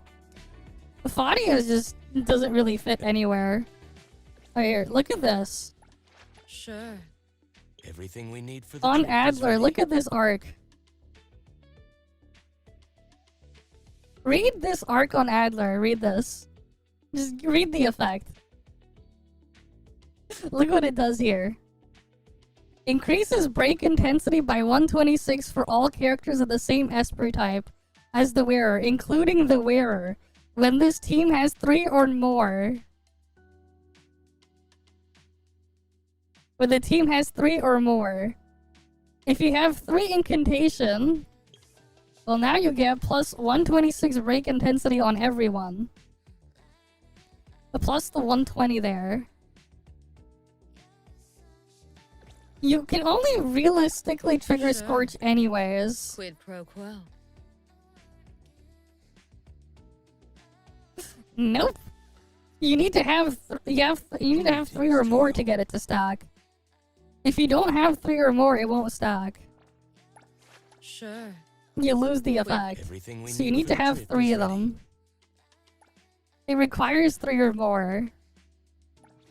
Especially if you want to use this. Body doesn't really fit anywhere. A Bysong is kinda crap. Adler ends up being more useful. Adler would actually out-damage Bysong as well. Which is the funny part. Adler would out-damage in the setup. Which is hilarious and also really sad. Does Scorch scale with attack? No, it scales with level and cycle intensity. It is boosted by Defense Ignore and Res Ignore though. But it also gets impacted by this. You see this on Sekiri? Scorch Enhancement increases dot taken by the target by 25% for each type of dot. The Scorch counts as 1 dot. Zankou has 2 more dots. Adler can give you a 3rd, or Lacrimosa can not give you a 3rd, can give you a 4th. Adler or Lacrimosa. So you would have 4 dots on the target, and you would do double dot damage. And Scorch is considered a dot, which means it has 50% fixed crit rate. Yeah, you lose a lot of damage just by not having Sekiri there. And this is before you even factor in, you know, Sekiri's attack buff. You lose more than half of her damage just by not having Sekiri. And then, of course, other buffs you can get from Sekiri, like this, the Arc. You lose so much by just not having Sekiri there. And then, anyways, back to the calc. Back to like getting this fully optimized, so you can, so I can then release this sheet. Alright, I got distracted. What was I doing here? I miscued.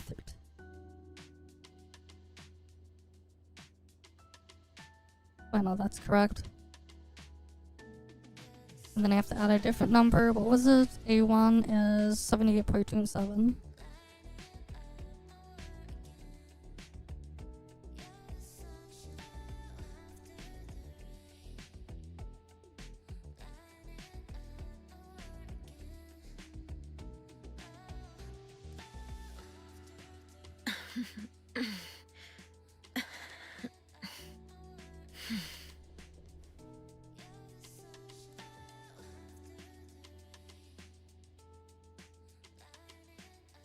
Alright, I need to put this in brackets.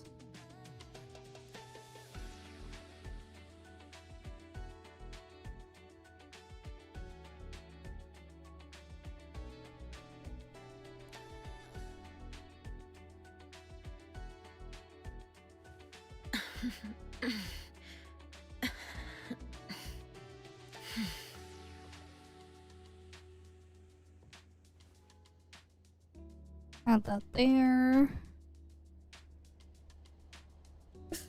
But like, I'm having this basically calculate every single possible type of a setup that's like worth using on Zankou. That's what I'm setting up here. I'm just putting everything together.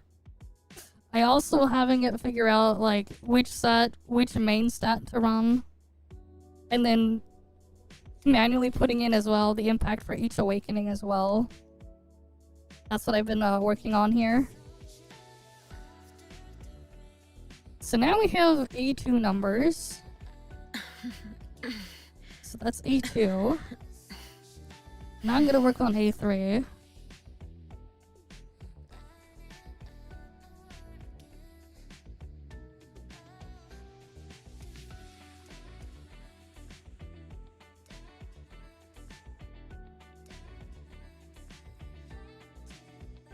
Paste.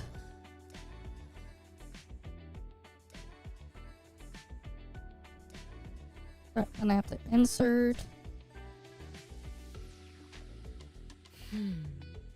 Edit, paste. And now I can change this to A3. A3 is where certain things start to really change. Like for dog contribution now, I can change these to 0.6. All of these would get increased to 0.6.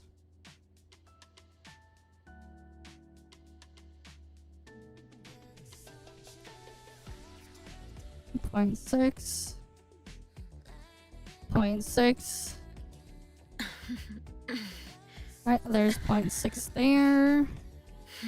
So dot is fixed now. And that gains like, that gets like a couple nice chunk of damage. Okay, next I have to change the raw damage values. Because each of them are gonna get boosted.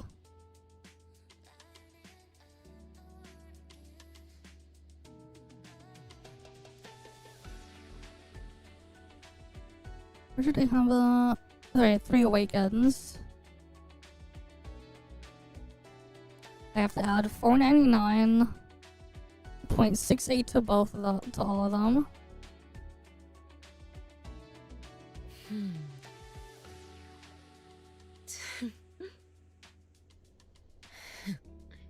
Right, and then...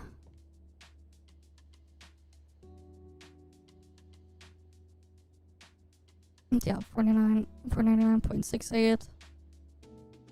And then what was the other multiplier for her other ult?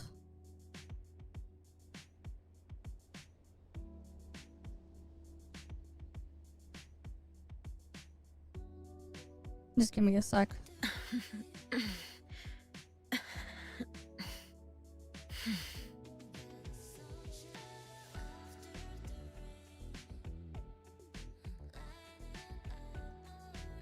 Q11 plus R11 plus P11.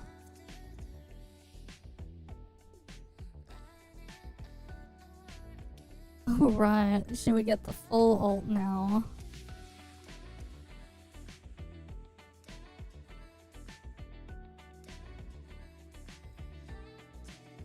Do 498.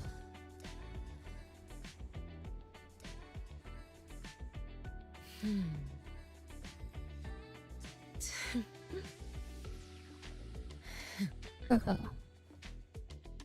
So raw damage.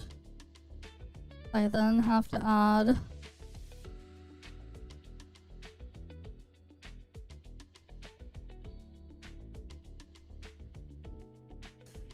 that's 499.68.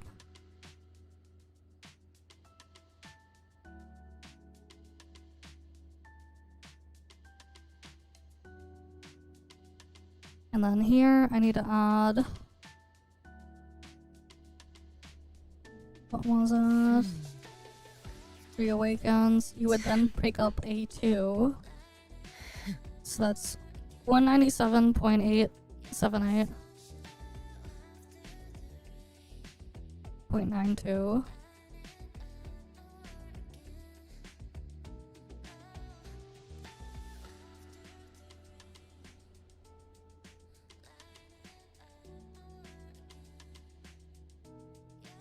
Alright, so it's 1978 point. What value is this? 0.92.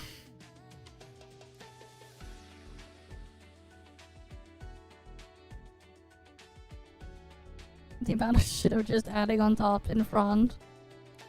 Just to accurately, like, represent the full damage split of everything. It's getting, crazier and crazier.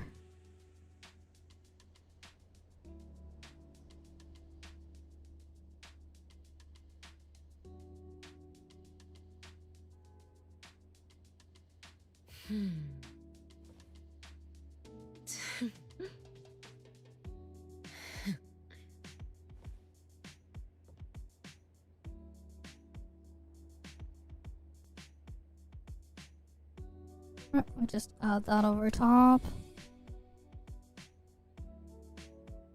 And then this one too.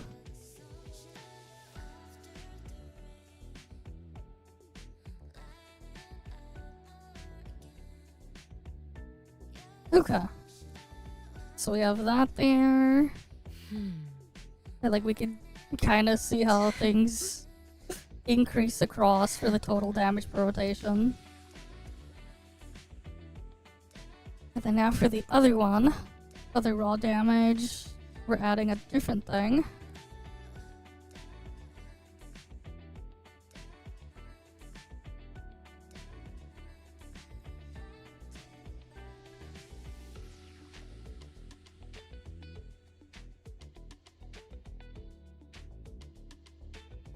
So it's 1658.8.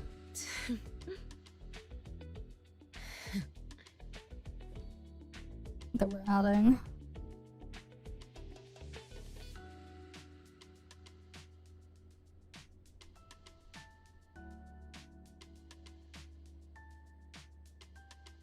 Alright, I could just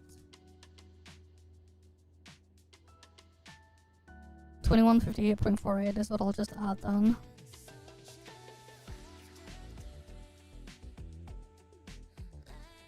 Plus 2158.48.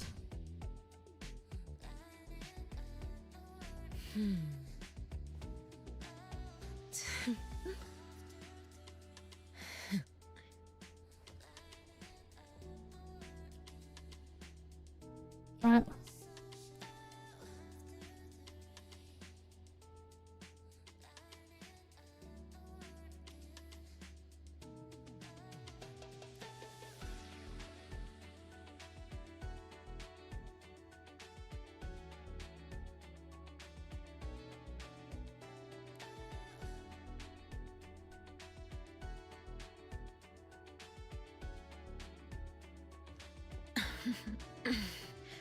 And then I go over the next one. I'm putting the thing over here. Cool. Oh, you want me to center it back to the feet? Okay. Sure. We're almost done that, at least. Almost done. Right, which one was that? There. Okay. It's back on the feet.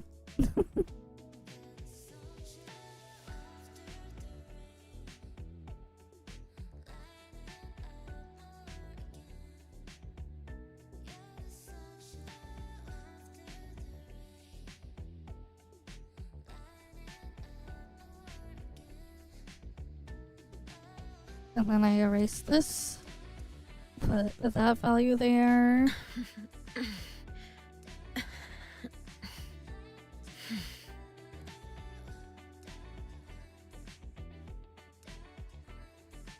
And then I go again, erase these values.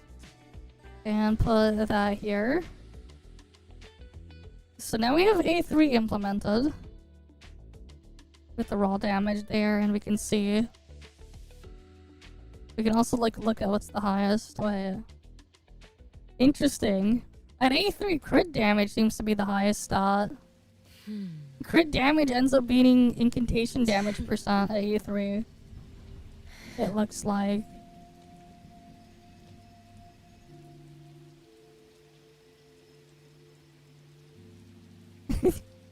You don't like you don't like fate. This is for scientific purposes. Okay.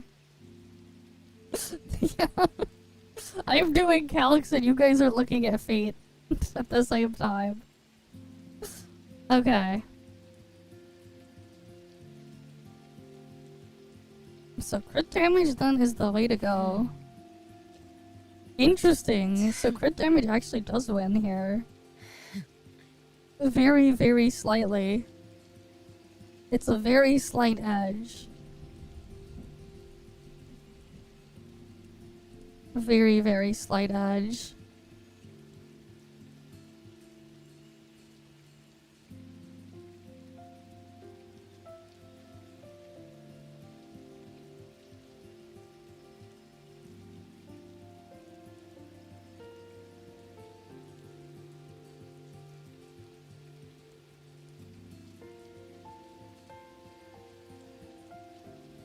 Great hedge. Alright then.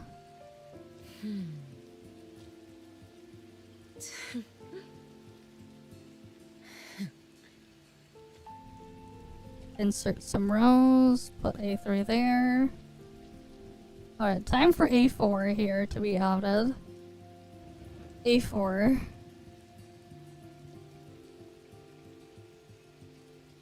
What do we gain now at A4?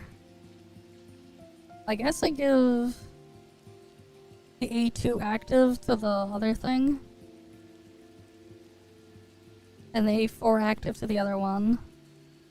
2518.2 and then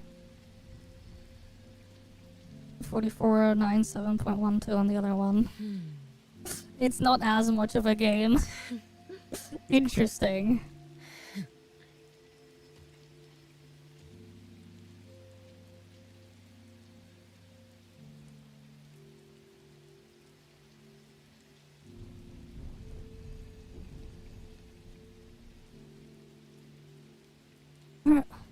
Plus 25 on 8.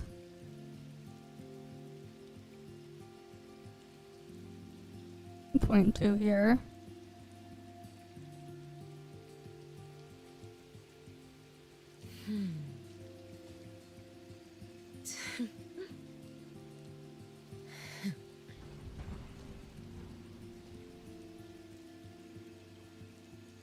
Alright, we got that here.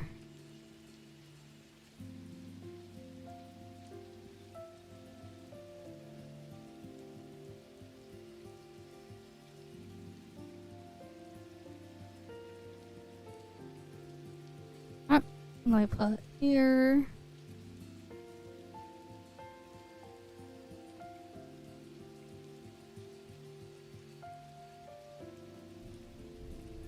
And then the next one.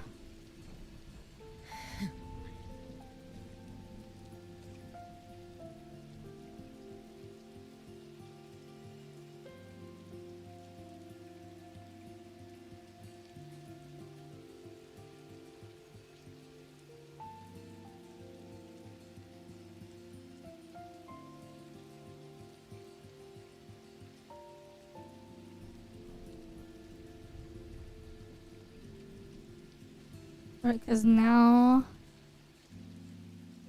1, 2, 3.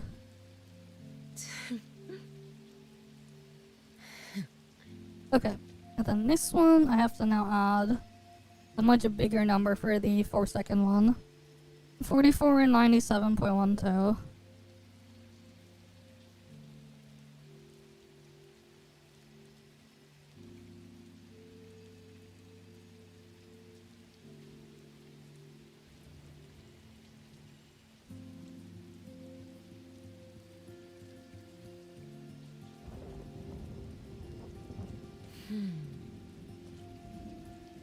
Yeah, this one now, the quick swap Zankou at A4 will do like a pretty considerable amount of direct damage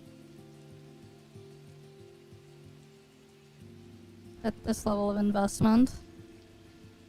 To the point where it's like basically matching her dot stuff.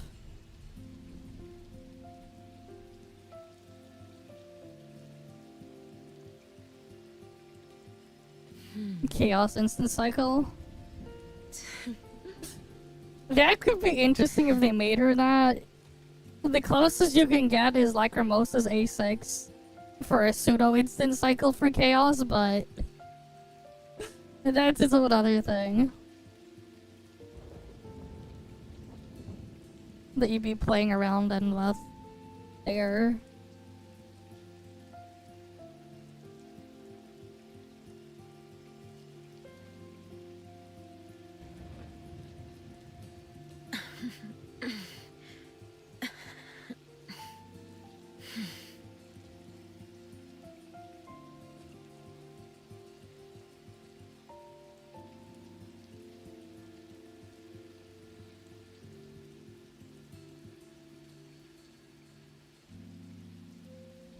Okay, and then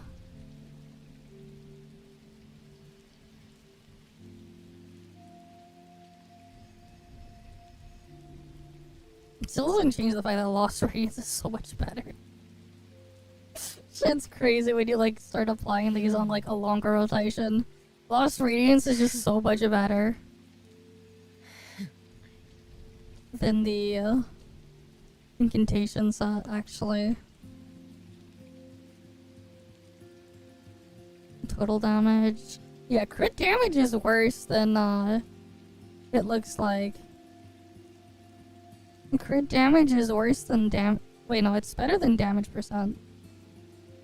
No, so crit damage does beat damage percent, actually. Interesting. Crit damage means that actually does. Very interesting. I guess it's because we only have T1 on the arc.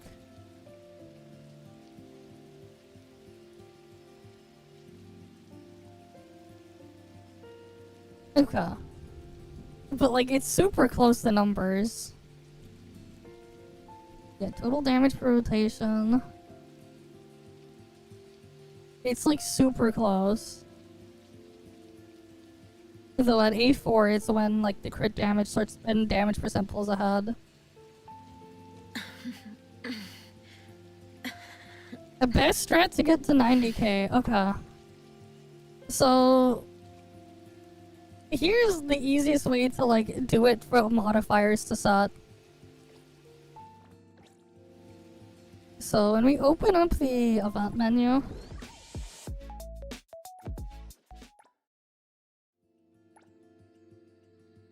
like I didn't bother maxing out all of them.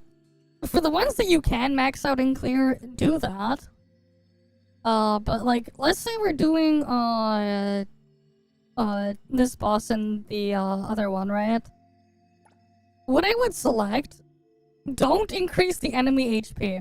Set it to ultra, do not increase their HP. Increase the attack up. And then increase the resistances that do not apply to you. You, like, if you're using, let's say, doing chaos damage in your setup, don't increase the chaos resistance, avoid that. For example, or whatever other, damage type. Don't include that, and don't increase the HP. Try this first. Like, do not increase the enemy HP. And the other thing, too, is the resistance stuff. If your main damage source is the type of the enemy resistance, keep in mind all of the bosses have a base resistance of 30%. Meaning you're only going to do 70% of your damage to the resistance modifier. But if you add 30% to that resistance, you're now only doing, 40%. Because now they would gain another 30%, so you'd only be doing 40% of your total damage in that same time frame. So avoid setting the resistances that, like, and just, like, if you can help it. Oh, Zankou's break does work.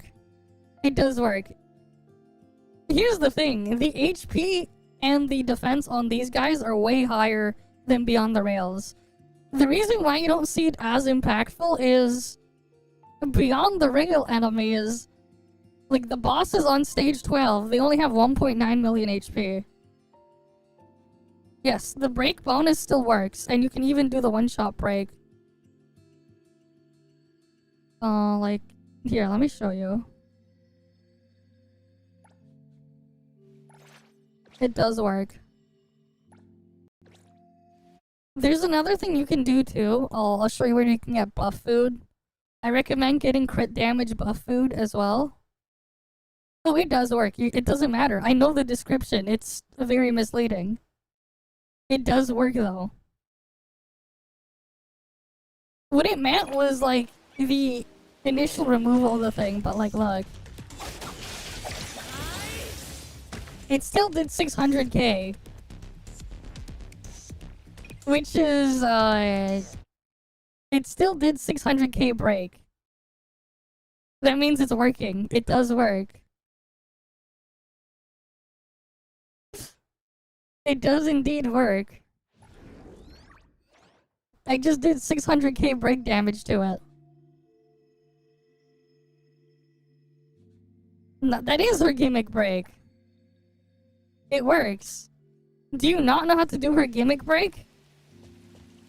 You have to do, when you're in reality form.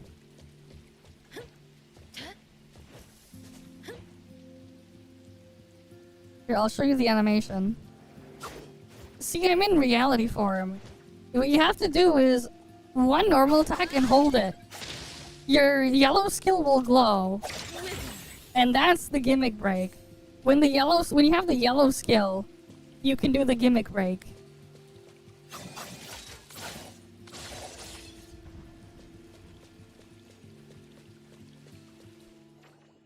You probably just don't have it activated, but it does work. The character balance mode, currently the only thing that is considered character balance mode is heist. It won't work in Pink Paw's heist. That's what it means. But it definitely works on the event boss. There you go.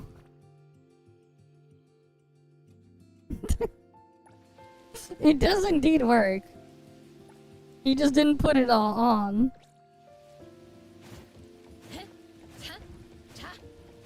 But like, yeah.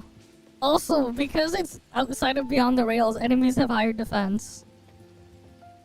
Technically speaking, level 77 enemies are tankier than Beyond the Rails level 90 bosses. By the way.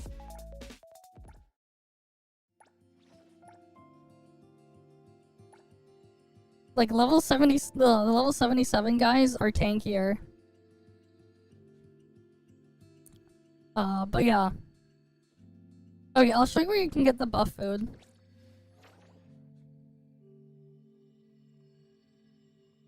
You want to go over here on the map, ARPTS. There's one over here, the bar, or there's another one, near the Pink Paws thing. Which one was it?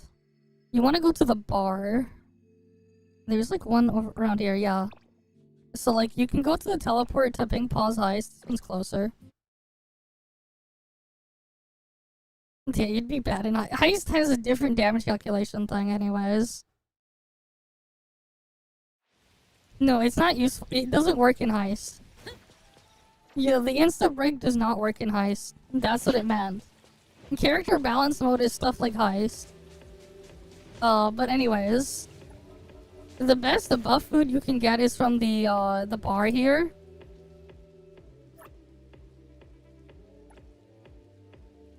Let me... Did I talk to the right NPC? Alright, you want to talk to the bartender. And what you're looking for is the crit damage one. Or if you need crit rate, you can get crit rate. I would go for crit damage.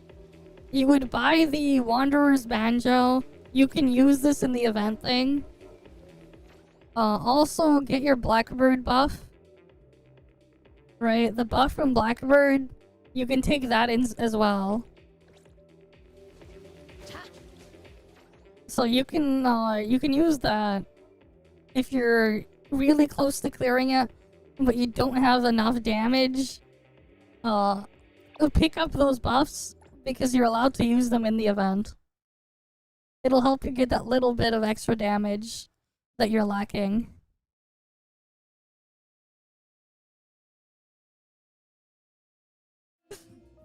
Nope. Also, that works in the instant break works in Beyond the Rails too, you know. It also works in Beyond the Rails.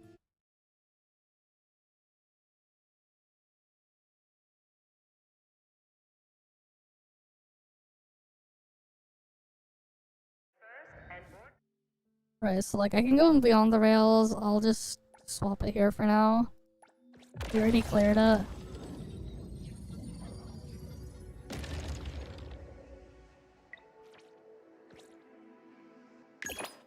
No, like, look. Boring opponent.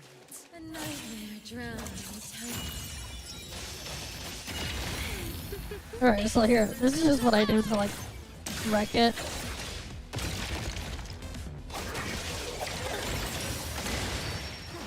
Selfless, formless. Like, you see we got the instant break there. Watch your step.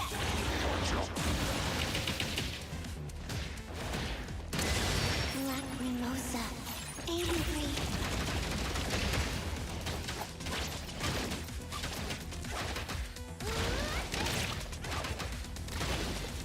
Oh, I didn't get the crit on that detonation.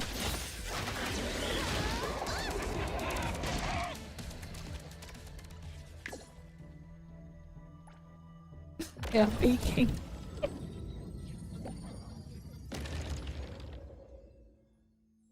Oh yeah, the beaking one can be annoying. You just need to launch, yeah. Just wrecked. Easy. Easy, wreck the boss. But yeah, like the instant break also works there. You just need the yellow skill at the start. Right, very big damage. Beyond the rail bosses, a very low HP. So like, can quite easily just one rotation clear it. Right, just kill it in like one rotation. No problem.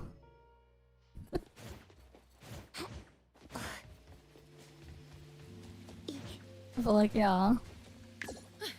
I was almost worried. Like, here, I'll go back to the sheet. Let me set the camera back to what you guys wanted. You know, we could add more characters to just have show up here, right? Oh yeah, they're stronger. I haven't tried this setup in the high risk stuff. I don't even have the food buff on, but you can take food buff in there. Yeah, like we could try, let's say, a silent garden. Who has best one? I don't know, man. I don't know, what's the criteria for best? I don't know how we're evaluating this shit. Make a spreadsheet. What are the criteria? Do we like measure what? What are we measuring? What are we measuring? Zankou to Lacrimosa 2. 2 for what? What's the 2 represent?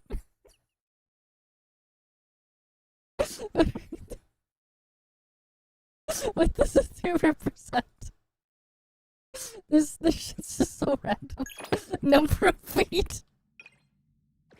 I mean, I guess that would technically be correct. Party has come.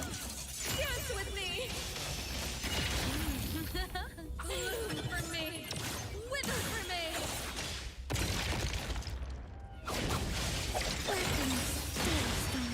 Selfless, formless.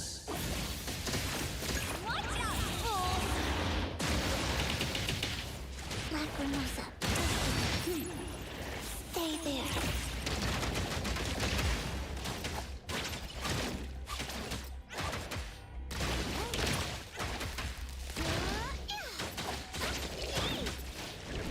Leave. Time to die.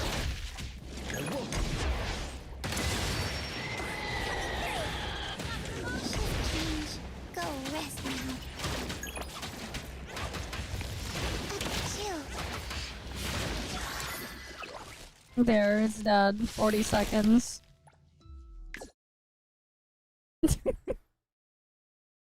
There we go, wrecked it. 40 seconds. I have to do 2 rotations.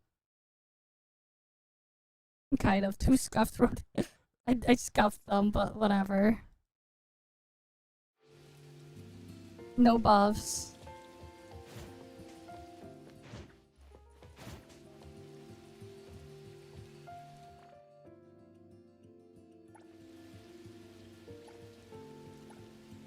Right, cause like we could add other characters here.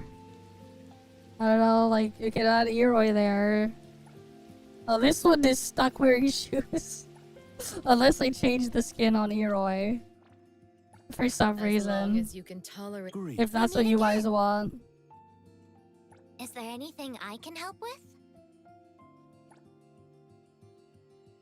Yeah, when it's sponsored, it just puts the...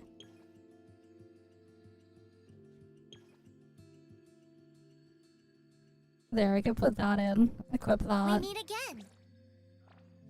here.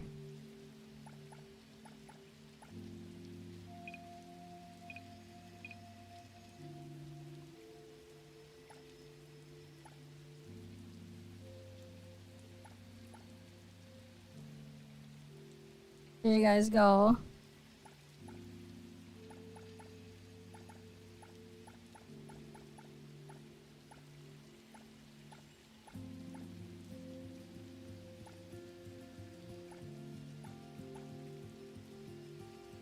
Now you have another set.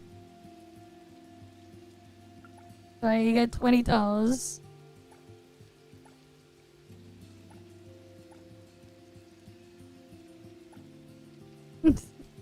We can't really fit more because there's like no space. But there. You get another set. Alright, back to the math. Alright, now you get more. You're welcome. Alright, what was I putting in now? Did I put in the number correctly? I did. Okay, cool. So we have A4 there. But then A5 we gotta add...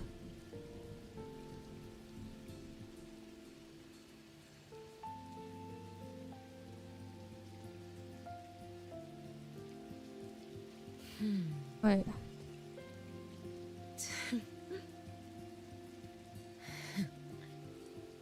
Wait, what did we have at each awakening? Yeah, A2 I added what?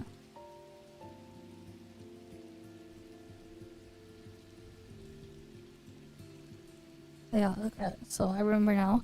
A2 I added the A1 past awakening effect. A1 we had the break, the insta break. A3 depending I added either A2 or A4 for the thing. At A4 there's this.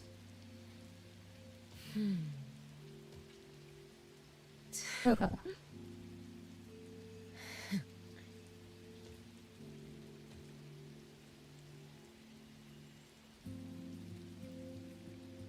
I'm pretty sure the sub DPS stuff stays the same and I have to just add the other thing.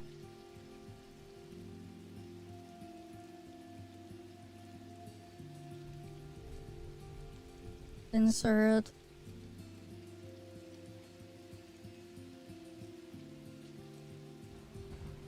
Alright, A5.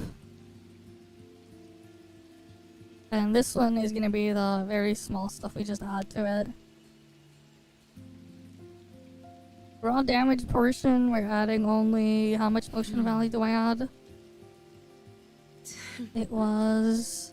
1173.7.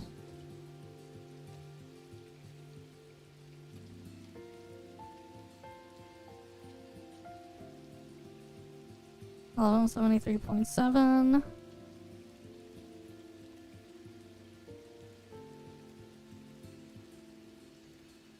Okay.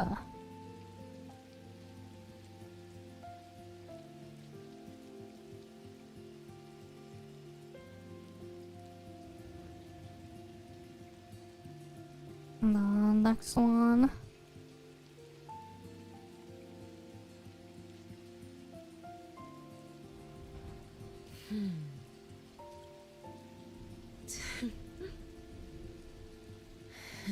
And then the next one.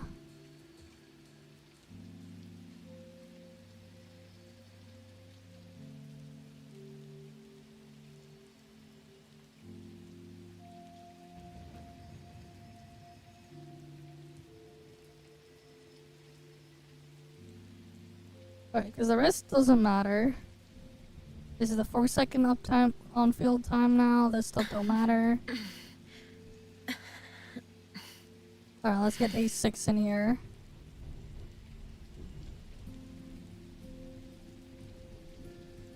Insert. There we go. We'll change this to A6. And then, the main thing here is we're basically adding 40% attack.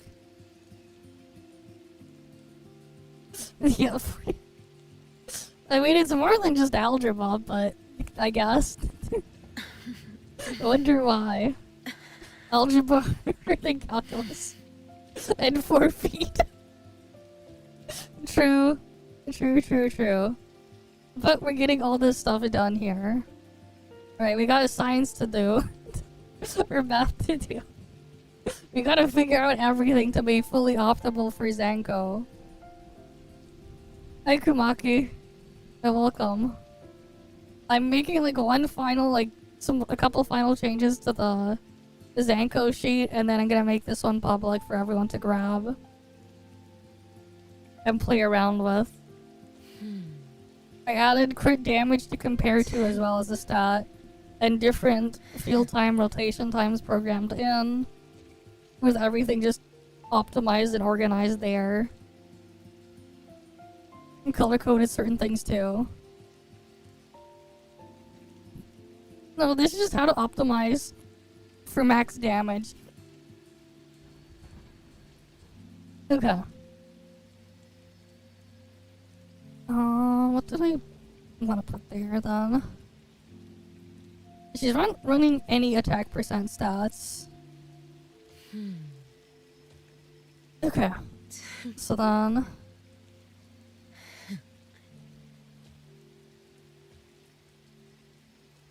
I'll have to figure this thing out. I'm gonna just do this manually. 0.4 times 1230. That's 492 attack added. Okay.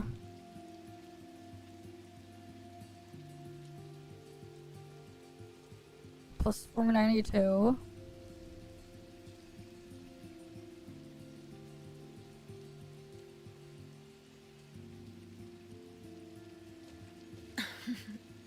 Or I could just put plus 40 here.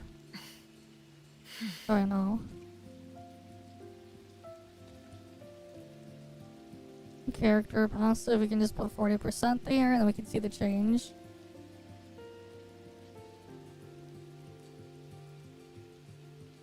Alright, I'm just gonna do the first simple math here. 6208.65, divide that by...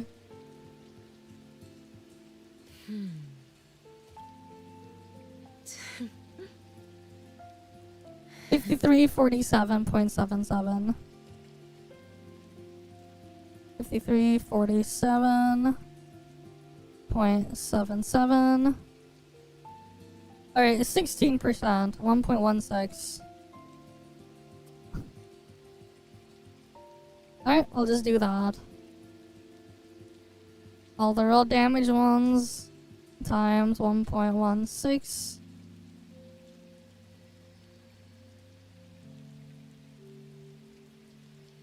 Times 1.16.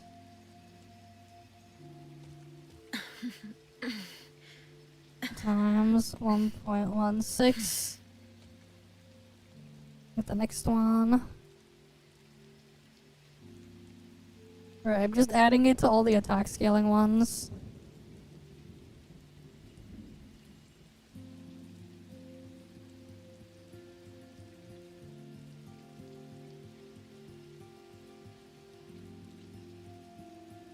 Okay. So we can have that there, and the raw damage, and then we need to add it to the dot as well.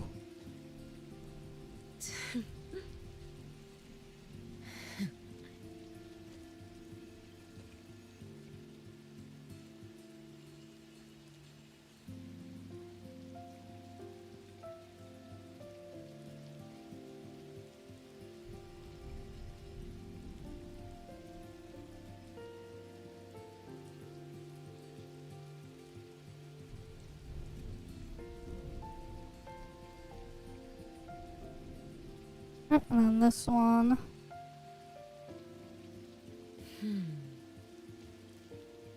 How big? They publish Steam in China. Yeah, so fun fact, Chinese Steam is run by Perfect World Games. Steam China.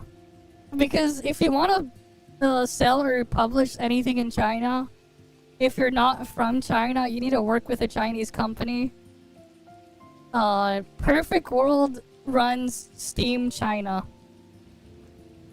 Yeah. They're not as big as some of the other stuff, the other giants out there for the Chinese corpos. They're not, like, they're nowhere near the size of, like, Tencent, for example. Like, Tencent is, like, more than 10 times their size. But they're on the larger end when you think about it, yeah. How did they do it? They just decided not to sell to them. That's it. They didn't sell the license, they did it themselves. That's kind of it, man.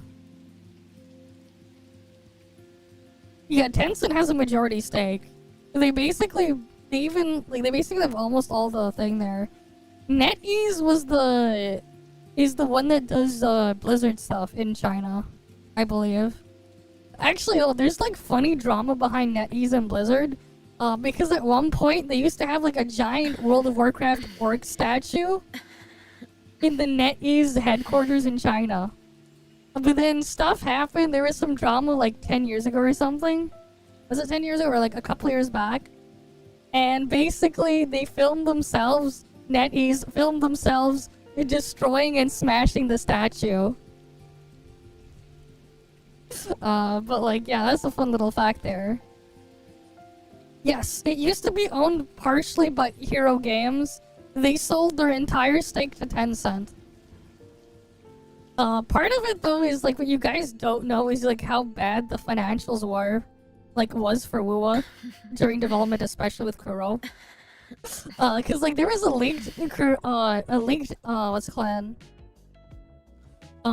Leaked financials from Hero Games like 2.5 years ago or something, and it basically showed how much they lost from their stake for a certain specific time period.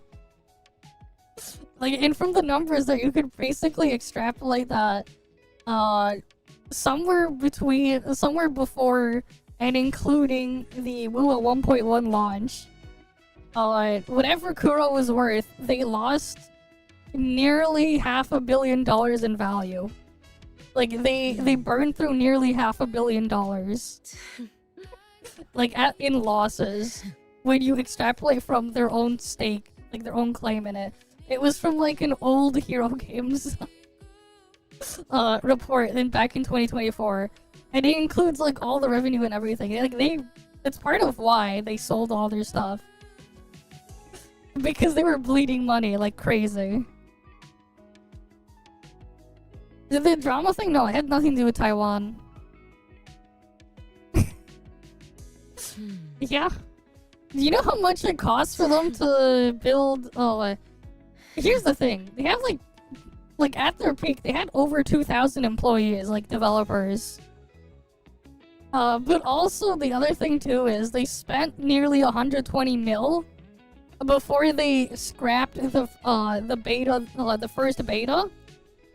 The early WoA beta thing, by the time they had it, before they scrapped it and then delayed it, by like 2 years, they already blew through 120 mil. So by the time they got to release and a little bit after, their entire like money spent, including development and marketing, reached nearly $500 million. Shit's why Tencent basically ended up buying a bunch of the majority stake. Cause like Tencent, they wanted a piece of the pie there.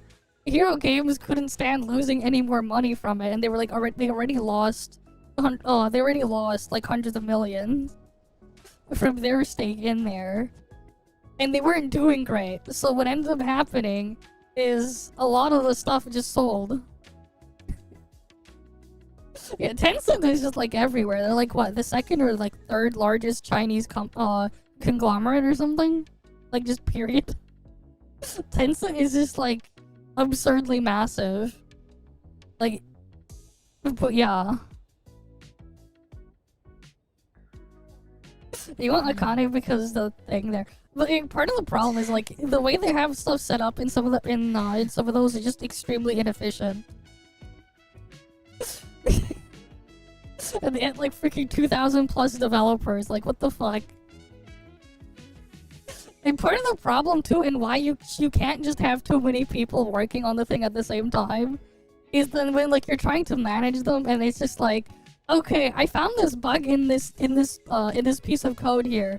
I can fix it, but then you have to go talk to your manager or whatever, or your team leader or your manager, and then the manager has to go pass it off to their team leader and then their manager and all the way up the chain, and it ends up taking forever to even like fix one tiny thing, and they gotta pay like so many employees up and down the stack. If you think about it, it's just like, at like to a certain extent, you shouldn't have too many people working on the thing, especially when you need other people in between to like manage different things, and then you have to pay all of them. Like at a certain point, it just gets absurdly inefficient, and like throwing more money at the problem or whatever doesn't really go anywhere, and that's part of how you end up bleeding so much. They made their thing, they went like and expanded to be too big, but like they're all like working on the same thing and whatever, and it just doesn't work.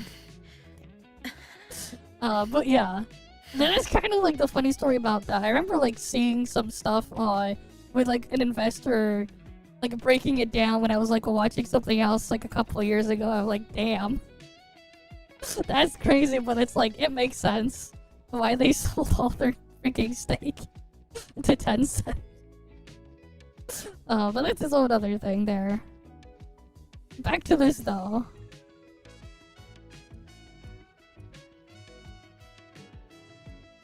Alright, we need to put the other numbers.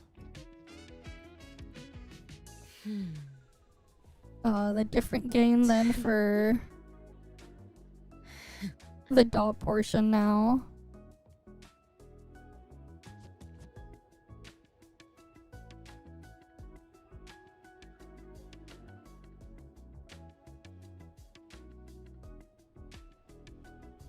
What does Hex even do? Does Hex do anything? Yes. So basically what happens is when Hex is on the target, you hit the enemy with Hex on them, you'll get another damage number equal to 20% times whatever your Hex bonus is from cycle intensity as another smaller number. So if you do 10,000 damage, anima or incantation damage, you'll get another number pop up. If you have 0 cycle intensity, you'll basically get a 2,000 damage pop up. It does not work. It works on dots, but it does not work on Scorch, and it does not work on Blossom. Stain does something similar, except instead of showing it as a separate damage number, it's combined into whatever damage number you hit them with. For Hex and Stain, there is no ownership on Hex or Stain. To get the cycle intensity to like boost it, it has to be on the user, or whoever hits the attack, not whoever applies Hex or Stain. Keep that in mind. Cause shit like Pride Win and whatever is just completely wrong. That's not how it works. You can test it yourself. It's pretty easy to test yourself if you go into the high risk thing, because you can just start with full cycle energy. But like, yeah.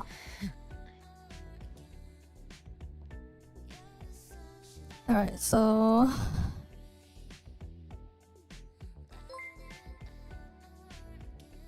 yeah, okay, I'm gonna put the I press enter. Thanks for the follow as well, Chewy, Huey. You're welcome. Alright, so that's 6208. 6208.65, divide that by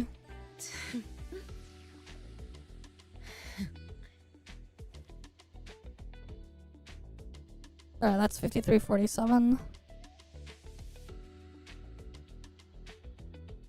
Oh wait,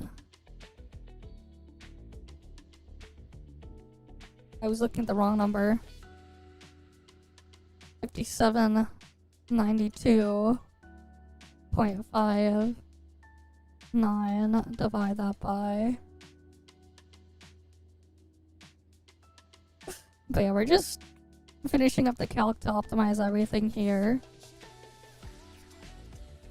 4874.88. So that's 1.18. I'll just put 1.19. I'll round up, whatever.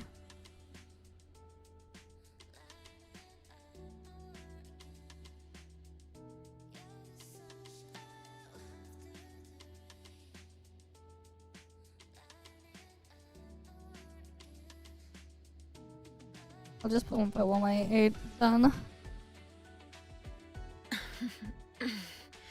Times 1.188.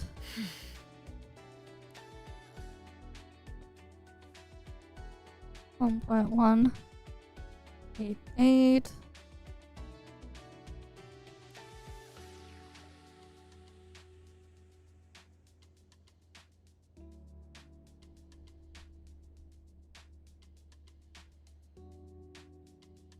And then we can compare every possible combination for a Zankou.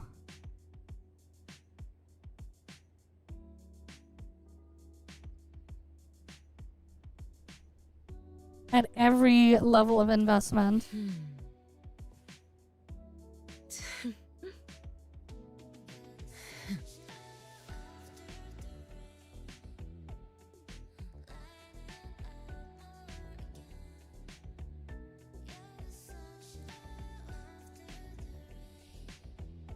Okay.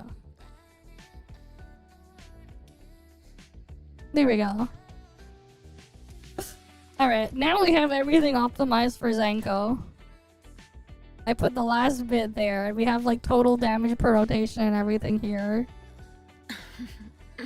For every level of investment. And we have it set between which main stat, between cycle intensity main stat, incantation damage main stat, or crit damage main stat. And whether or not you field her for the full rotation, or you swap out after you immediately apply her shit. And we can see like the damage differences. So we got all of that here. And now we have everything for A1 through A6. We got Scorch calculated and everything over here too. Break damage from the entire team here placed in here. So like every last thing. Right? And like total damage. What's really interesting though is just like how much more worth it is to like how much like less worth it is to just keep using Zankou on field versus just like swapping her out immediately after you trigger all of her stuff. Especially in shorter or weaker enemies. Because like you can basically do upwards of like 90% of her damage in like 4 seconds instead of 12. Or her contribution rather. And then use the rest of the field time for something else. That's kind of why I have like 2 different things there. And I have like all the total multipliers just factored into here. But like either way, no matter what, the large bulk of her damage is just Scorch. Like it's a pretty big chunk. Oh yeah, so what's interesting actually...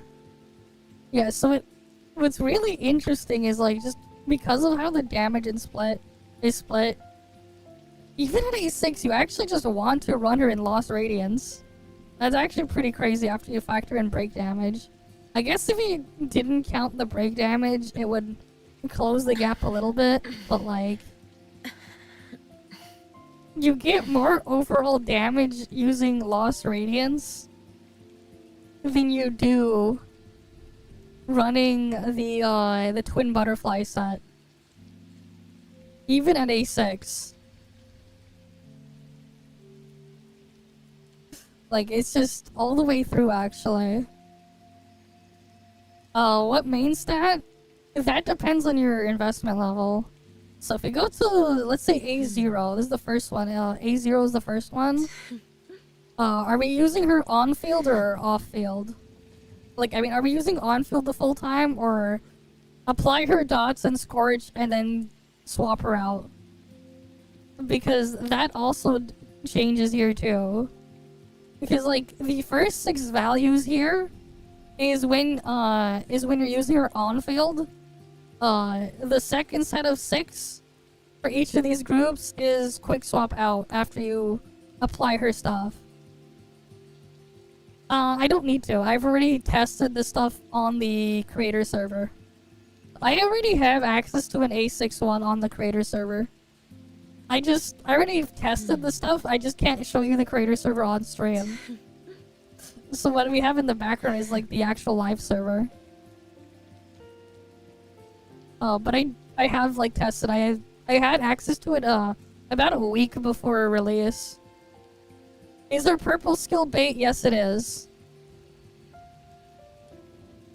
Oh, the modules were not, but like, it doesn't matter when you have the entire damage calculator. Low field time with high damage equals high feat rating. Sure. But like, I have like an actual like just full-on damage calculator set up here.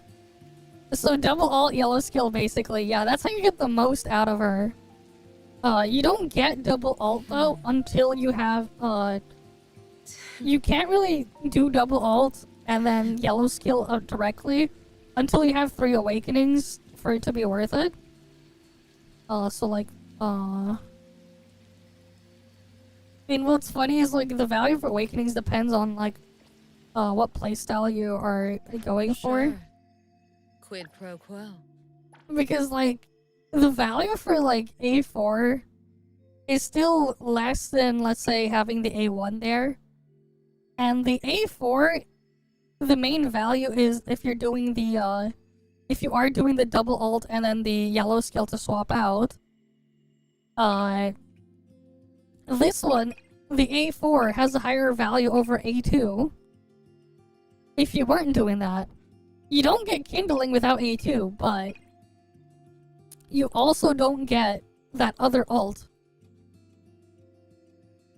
without, you know, A4. So you end up having more value on the A4 than the A2. But if you're field timing, if you're giving her like the full field time, and then it's flipped, because the kindling boost of 150% is big enough. Like, I mean, like, it actually will add damage to you. But the A4 won't do anything when you get it regardless, if you're gonna field her the entire time. So, like, this doesn't increase damage anymore until you have the A2. It's, like, weird. And you have to, like, account for each of them separately. It's part of why, on the chart, I have, like, so many different groupings of here. I have 2 different versions for every single combination. Because I have to account for that difference as well. And that's why you have like 6 of everything there. I have to account for everything. Every possible variable you could be dealing with is accounted for here. That said though, like, I guess I could technically make another group of these and then just remove break for when you're not triggering break at all. Because there's also that scenario too. Because, like, yeah, if we exclude the break one, then Lost Radiance loses a little bit of its value at the higher levels of investment. But at the same time, at the higher levels of investment, if we're talking beyond the rails, you already killed the freaking thing anyways. You basically already killed the thing that you were fighting, so... yeah. Yeah, they just made it, like, unnecessarily complicated like that. And then, like, the A6 here is extreme, like, it's just extreme levels of bait. The Oblivion thing here. What's funny is Kindling is a separate multiplier. It's a unique multiplier. on the on her ult. But Oblivion, the 12% thing for Oblivion, up to 240%, that's additive to your damage bonus, and that only applies to the final hit of Soul Cross. It only applies to the final hit of Soul Cross, which is about a 500% attack at level 10 skill. And it's additive, that bonus, to your incantation and universal damage bonus, not a separate multiplier. So the actual gain from it is like basically it's super pathetic there.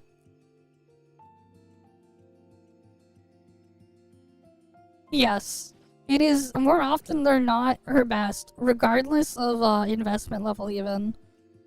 Like, somehow even at A6, if you're also counting for the break damage, it is also better than Twin Butterflies. So the Soul Cross is the purple skill. So the skill that's purple, when you're exiting, the skill you use to exit illusion form, that is Soul Cross. Sanguine Dash is the yellow skill.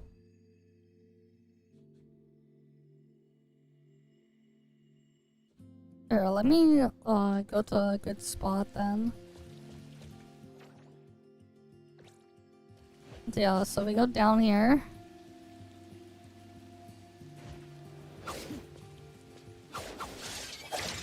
That skill is Sanguine Dash.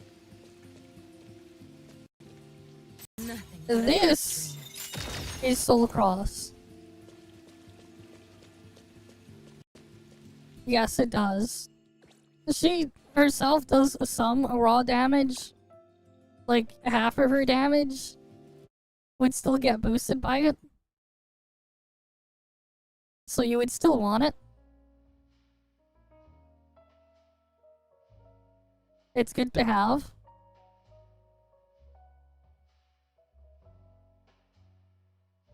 Can Hattori copy it? No. Hattori cannot copy it. The reason why Hattori cannot copy it is because you would run out of copy time. The Hattori skill copy window would expire before you get to that point. So the answer is no, but it doesn't matter. The actual damage you get from it is a very low value. Hattori cannot copy it because the animation and the time to get to it is too long. You would just run out of the window for Hattori to copy. You could copy the other one though, the yellow skill. You could probably time it. It's just gonna be really tight. But you can get the yellow skill copied. You just can't get Soul Cross copied.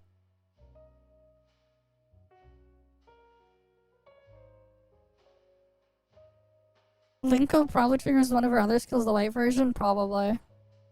Either way, you would get the white version if Hattori could copy, not the enhanced version. Just the base version. Because, like, you wouldn't have the effect triggered there. She would just copy the base version of the skill.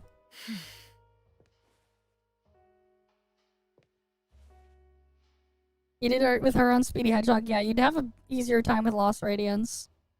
Lost Radiance on a Zankou would be stronger, anyways. Scorch is such a massive chunk of her own personal damage that, like, yeah. It's not, I don't know if you can really call it power creep, directly just yet. Because it's like, here's the problem, the original base roster had, like, so few characters that were basically slowly having stuff that you can actually use versus not having anything. So it's a bit complicated. Yeah. I mean, that's fine. Highest priority, though, for, like, the substats would be the crit damage and cycle intensity.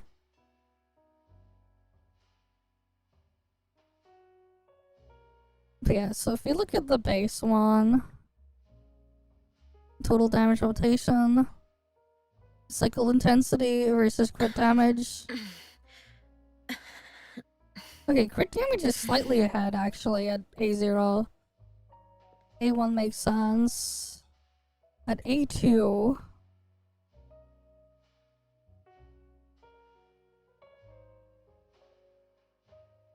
Okay, I guess then, yeah, from working after like... I guess it's just more so if we get more awakenings than on her arc. That's what switches. That's probably what I was like messing around with and had before. Yes, because like if we went to this thing... Right, because like what is it when it's like fully maxed out again? I think that's why I was looking at the wrong number for something else before. Yeah, it's like 18 versus 9, it would double. Yeah, that makes sense. That makes a lot more sense. Because the extra crit damage blow up there.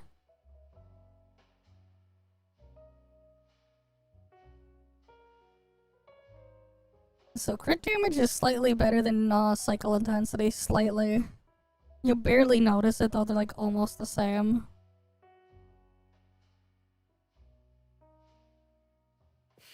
But then... Wait, does it eventually get weaker?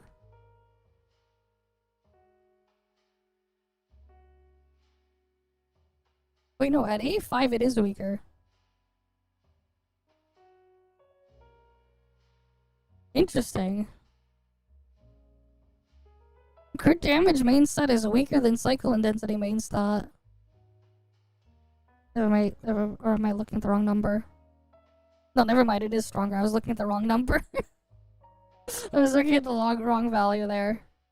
Yeah, so crit damage is always slightly ahead. Incantation damage... is better than crit damage at A6. At A5, is it also the same?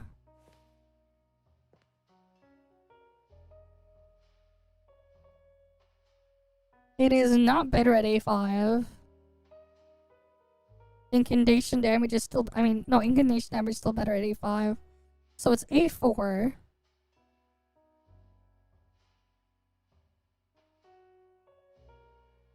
Oh yeah, A4 is then at A3, that's when that's worse. Okay.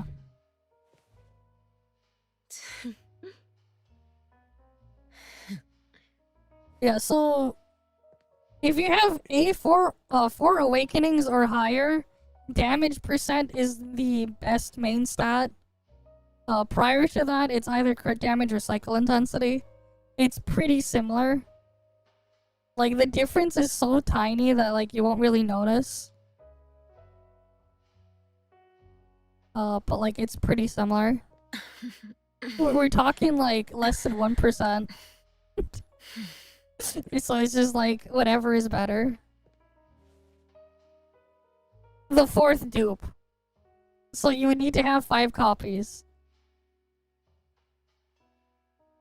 You would need to have 5 copies. Is double cycle cartridge better when you have maxed arc? Because you're getting... yes. And this is a base arc. If we max her arc, we can do that, and we can see it change.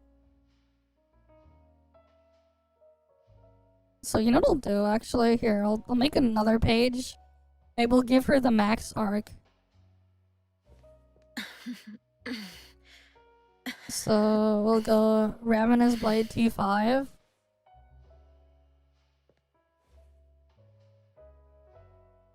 Crit damage. I'm just gonna double this.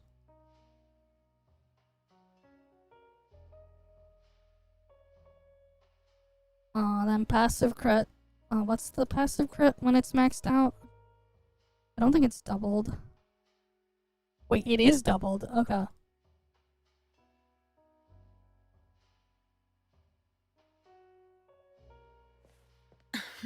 Alright, so now with her arc maxed, Let's see what happens now.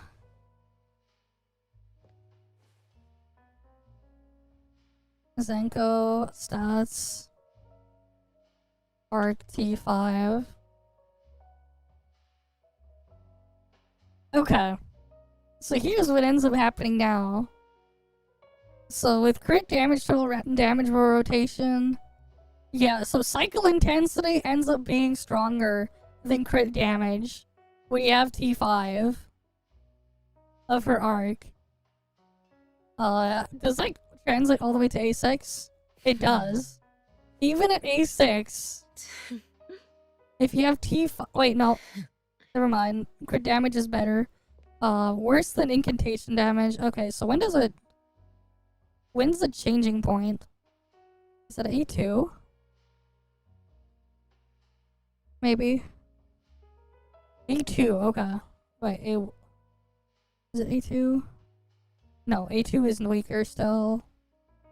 How about A3? 164, 165. No, not A3. Is it A4? At A4, okay, at A4, crit damage beats cycle intensity with a T5 arc. But either way, it's gonna lose to incantation damage. Yeah, non-negligible amount though. Like, it's big enough that it's not negligible. Yeah, because like... Yeah, because that's gonna be like... That's 40k. Not 40k, that's 30k damage per rotation. That's a full 30k damage per rotation, basically. At A0, A1. When you have T5 arc, that's a 30k damage per rotation difference going cycle intensity main over crit damage. It depends on your arc investment. That said, realistically, how many people are gonna be using a freaking T5 arc on like an A0 or A1 or like, you know, a pre-A6 Zankou? What's the likelihood of that happening? I guess you could get extremely lucky pulling on the arc battery and get like 5 copies. I guess, but like, not the most realistic.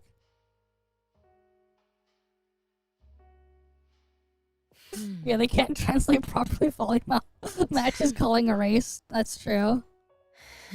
They need a better way to like differentiate things, but yeah. It's the Hoppa Scuff, man. The classic Hoppa Scuff. If that process was going speedy, you can get 6 crit damage modules on her while sacrificing. Yeah, but then you realize the Lost Radiance boost is so big. The Lost Radiance is so much more impactful. Besides, you're already running Speedy Hedgehog on Sakiri. So it doesn't matter. You already have a Speedy Hedgehog on Sakiri. There's no point in running a second one because it doesn't stack.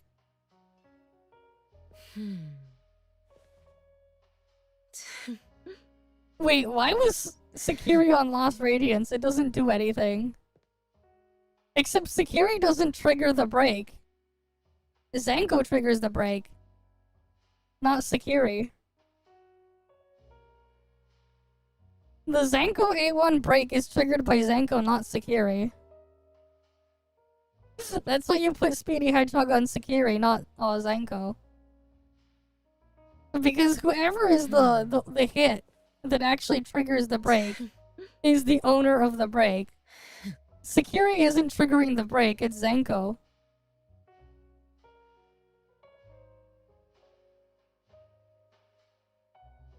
It's not total, it's on trigger. It's the same thing with which resistance stats it uses.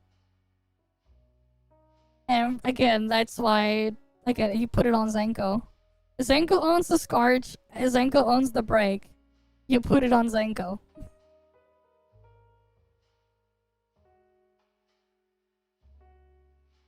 And now you kinda just see the thing there, and then, yeah.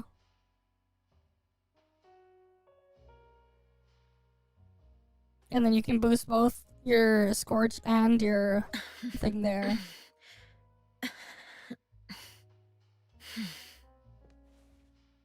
But yeah, there we have it. We got the full sheet to compare all the different scenarios here.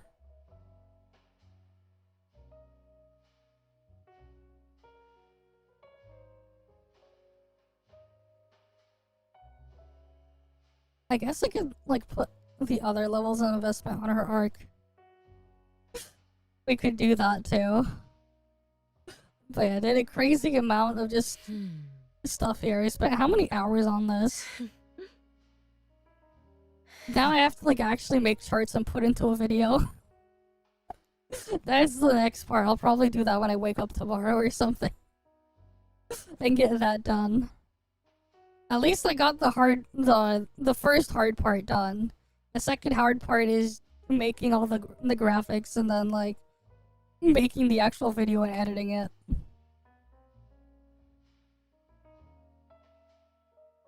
But yeah.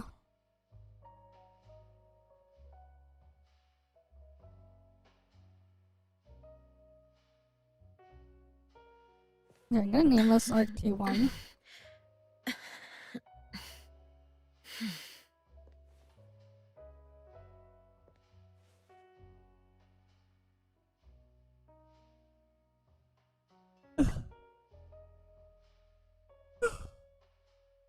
But like, yeah. And like, if you don't get Zankou's signature arc, what else can you use? I'm pretty As sure long as there's you like can not really much tolerate my else you can put ways. on her. Like, watch your head. I guess you get like 38% crit damage if you have that maxed out, but you lose a lot of base attack. Because like, passive is useless. Well, I guess you get 10% attack there. Not entirely useless, but like, still pretty bad.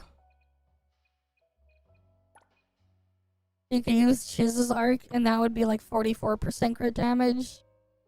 And that's it. It's like super cope if you don't have your sig. Unfortunately, because like the other options are a bit more specific.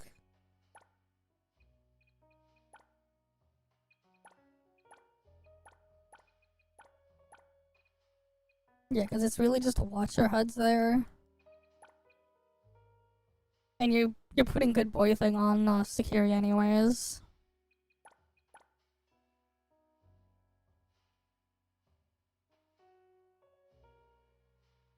Oh, but yeah. Yeah, it's pretty cope, especially when you compare it to like just the base version and also lower base attack. But then you compare it to like the base version of the arc on Zankou, you're getting 40% crit rate and 63% crit damage. So like, you're getting higher base attack, you're getting a decent amount more crit damage, right? And then you're also getting 40% crit rate. So you can at least like actually crit with her actual like raw direct damage. You'd at least actually be able to crit.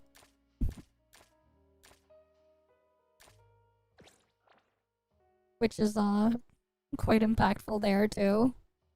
Because she still does some damage.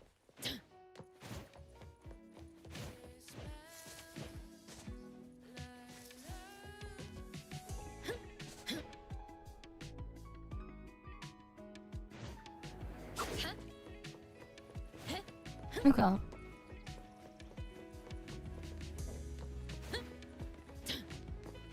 But yeah, it just is interesting how it is there. As long as you can tolerate my ways. I guess I can also just give her the other cartridge then.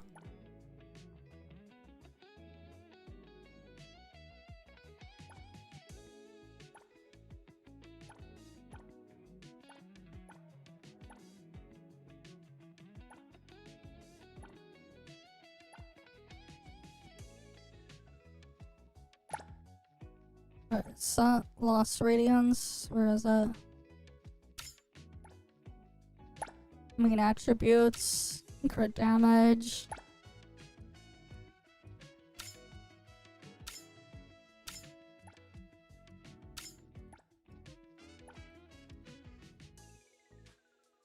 Yeah, I lose a little bit, but this is technically a bit higher damage for me.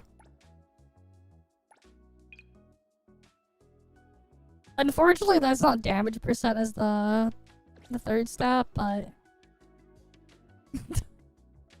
for my level of investment, this is actually a little bit better. I'm dropping down just a tiny bit. Alright, so now I'm at, where's my cycle intensity? 280 cycle intensity.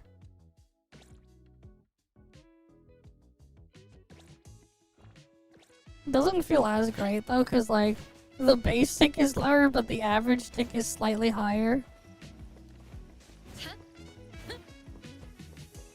So that's where we're at.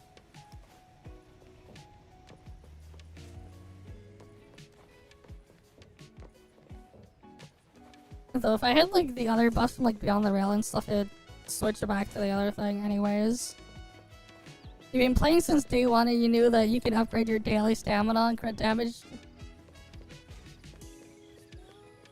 You only now just found out? Well, better late than ever, right? Congrats on finally finding out that the anomaly furniture can be upgraded. Alright, it's better late than ever, right? That's an extra permanent 4% crit damage and 20 flat attack. And then obviously the stamina stuff too. Well, at least you found out about now. Better net late than never finding out at all.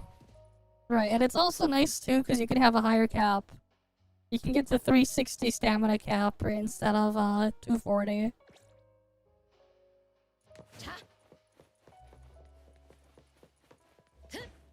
Alright, and then nice to also have the butler do the quick explore. When you can, but yeah. So you're wondering if they'll add more. True. Who knows when they'll add more stuff to that.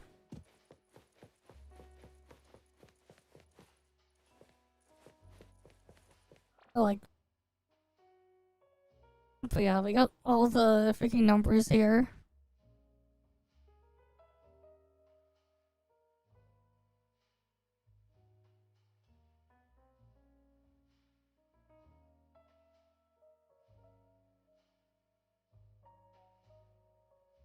I guess I could technically, like, in this sheet add, like, the other things for the arc.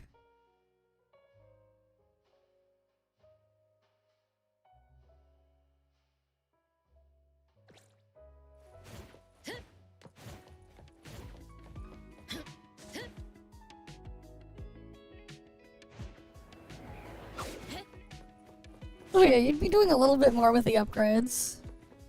Oh, Bison, the problem with Bison's thing, Sure. Bison's Scorch passive is pro kind of quo. shit. Back to work again. Fine. Because, like, what this does here is, when you have Scorch on the target, if you use his skills, and even, like, to trigger any power word, so, like, his skill, or his support skill, he will just reapply Scorch of whatever Scorch was on the target. He won't stack it. The Bislink himself cannot stack Scorch. He would still get one stack of Scorch, but he would just refresh it when you would cast a skill. That's basically what Bislink's Scorch passive is. Meanwhile, Zankou's Scorch passive, you refresh it and reapply a stack of Scorch anytime any dot effect hits a target with Scorch. And, like, the stacks of Scorch will actually increase the damage. If dots applied by ultimate counts towards Security's passive, yes, it does. You mean that one? Yes, it does. Adler's dot from his shield also counts. The thing is, though, Adler's dot ends up being higher overall damage than Bisung. despite both of them having about the same multipliers, you get the bigger number on a Bysung, but it's every 2 seconds instead of every 1 second, the dot interval. This is 80 at level 10. The problem is you're not going to be able to get enough attack to outmatch the scaling that Adler would have from defense, because defense has higher value on equipment. And then also Adler gets another multiplier too when he uses his ult. And then there's also the other part where if you have A6 Adler, all your incantation damage is boosted by 10% more. So like you end up with a funny situation where Adler's dot is stronger than Bysung. It doesn't matter, because even when you stack all the attack buffs, it will still be about the same as Adler's defense stat. It doesn't matter, because just the defense stat scales harder. You can like fully jack up the stats on Bysung with all the buffs. It's still less impactful. And then there's the other part too that you get from Adler, where he just lowers the target's resistance by 10%. Like, no matter what, Adler is going to just be better. Yes. The additional incantation, the resistance shred from Adler, but also the defense stat just scales a little bit harder than attack. Like, keep in mind, unboosted, Adler already has almost 3,000 defense. If I had better optimized gear, he'd have a little bit over 3,200 defense. You could hit. But also Adler's ult does another thing too. Because Adler's ult also gives him another damage bonus. For his skill. The karma stacks. His ult gives him full karma stacks. And yeah, you would just get the full stacks when you use his skill. You would consume it. And you can get your 40% damage there. After you use his ult. The other thing too is a Bysung needs to have his ult. And you have to apply the word thing on the target too. Well, Adler just needs to exist.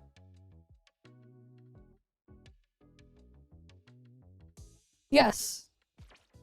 Because you can still build for his own personal damage. If you were to build for Adler's own personal damage, which is not hard, because you can make him a break bot at the same time, you would ideally run this on Adler. You don't need to build crit rate on Adler. All dots have a fixed 50% crit rate. So you would just stack break. You could put break intensity with defense, percent, damage percent, and crit damage. You don't need crit rate.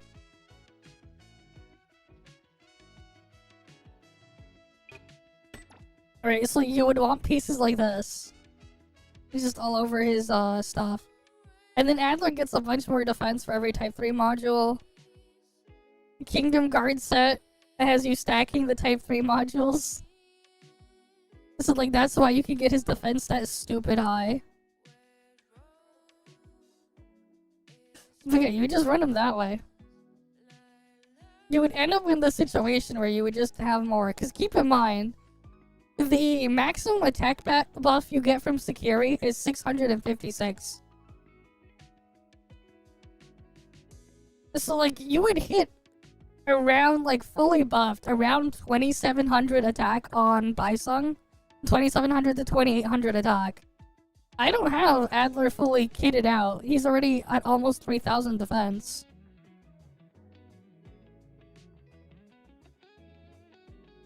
Where is Adler's damage contribution coming from? If any dot he might apply. Zankou does not overwrite dots. Zankou overwrites Scorch. Adler's dot will still be based off of Adler's stats. Zankou only overwrites Scorch. If Zankou overwrote dots, it would be a heavy nerf to Lacrimosa. Just 5 more. Because Lacrimosa scales way harder with stats than a Zankou.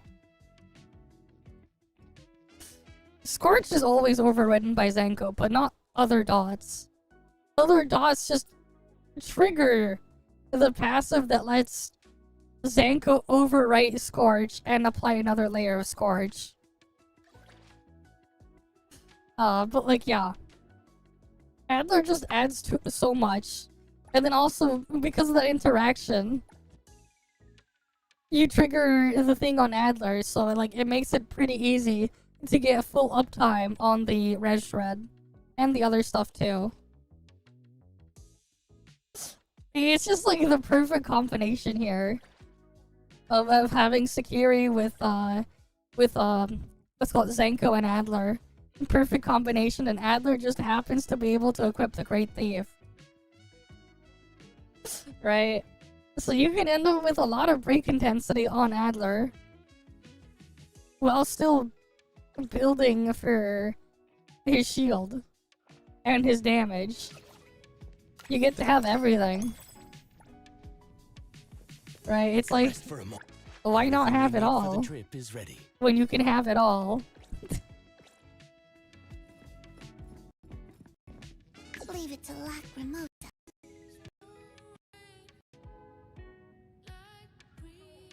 But yeah, it's just the perfect situation there. You get to have everything.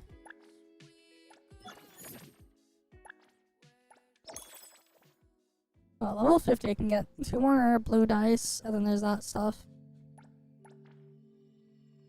Oh, those materials too, nice. But yeah, getting closer to finishing the battle boss.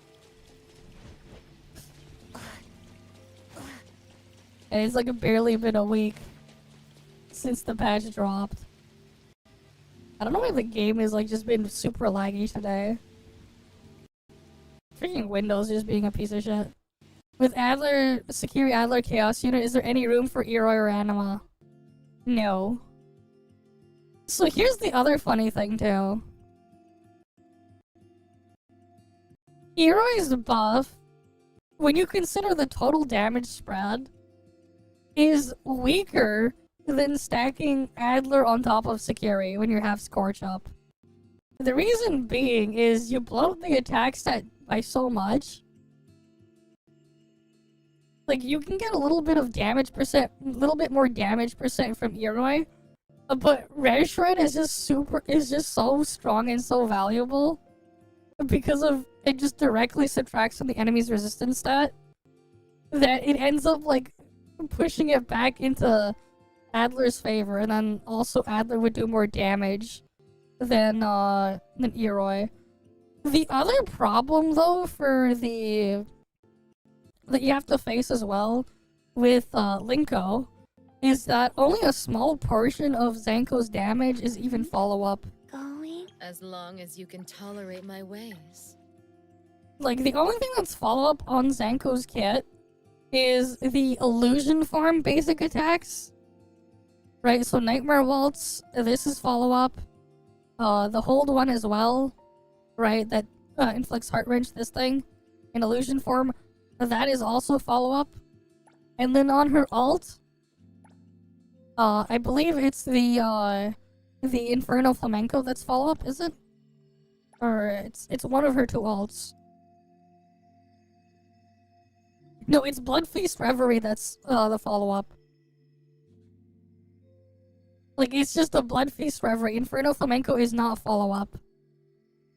So, like, you only have the Blood Feast Reverie damage, her Illusion Form on-field basic attacks, and that's it for follow-up. So, like, even if you have other interactions there, without heavy levels of investment, too, for the best use cases for Zankou, you won't even get that much follow-up over. But yeah, you were stuck at 97 Crucible on triple Incantation Break Team with Lacrimosa. You easily hit 100k first when you swapped Thief Holder for Eroi. Yeah, you were using a Bysung, that's why. Yeah, Bysung is just so much worse than Adler. The other thing too to consider though is what's also really funny with Bysung. If you reduce the boss's max HP, the Bison execute is based off of its current max HP. So any reduction to its max HP would make it so that the window to have a Bison's execute trigger gets even narrower. So like, at base it's 5%, but if let's say you remove half of the boss's max HP, now it's only 2.5% of its HP to trigger the execute during Bison's ult. But yeah. Yeah, because like the other thing too is just like Bison doesn't really do all that much. Going? Like I guess in A6 Bison you can get like some party-wide buffs, but like it's still far worse than like what Eroi provides. Right, it's only 20% attack. Eroi's gonna easily outstrip that. It's just straight up.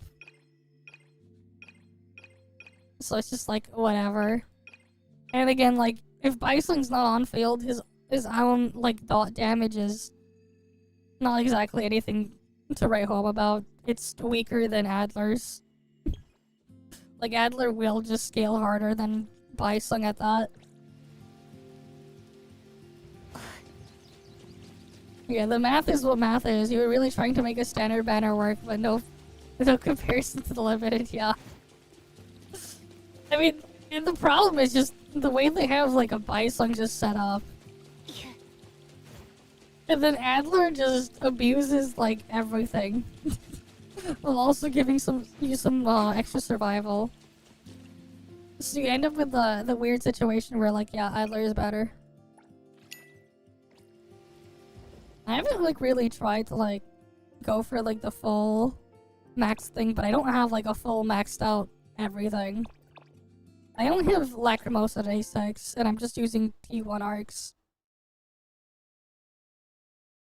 Oh yeah, for sure. You're always gonna get better performance with Lacrimosa over Daffodil. That isn't surprising. Daffodil is just pretty shit. You can get big funny break damage on like a heavy investment Daffodil, but like she does no fucking damage otherwise.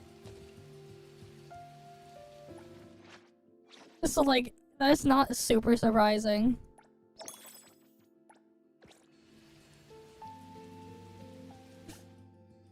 But lore accurate story mode Daff though, yeah. The too bad actual gameplay Daff says otherwise.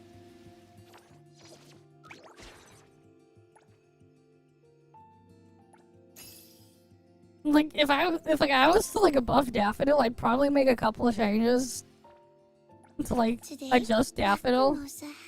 Pleasure working with you. Like even without directly increasing her own raw numbers, if they just changed certain things around, like if they made it so her A3 was just like change her A3 to just always be there baseline, like replace that,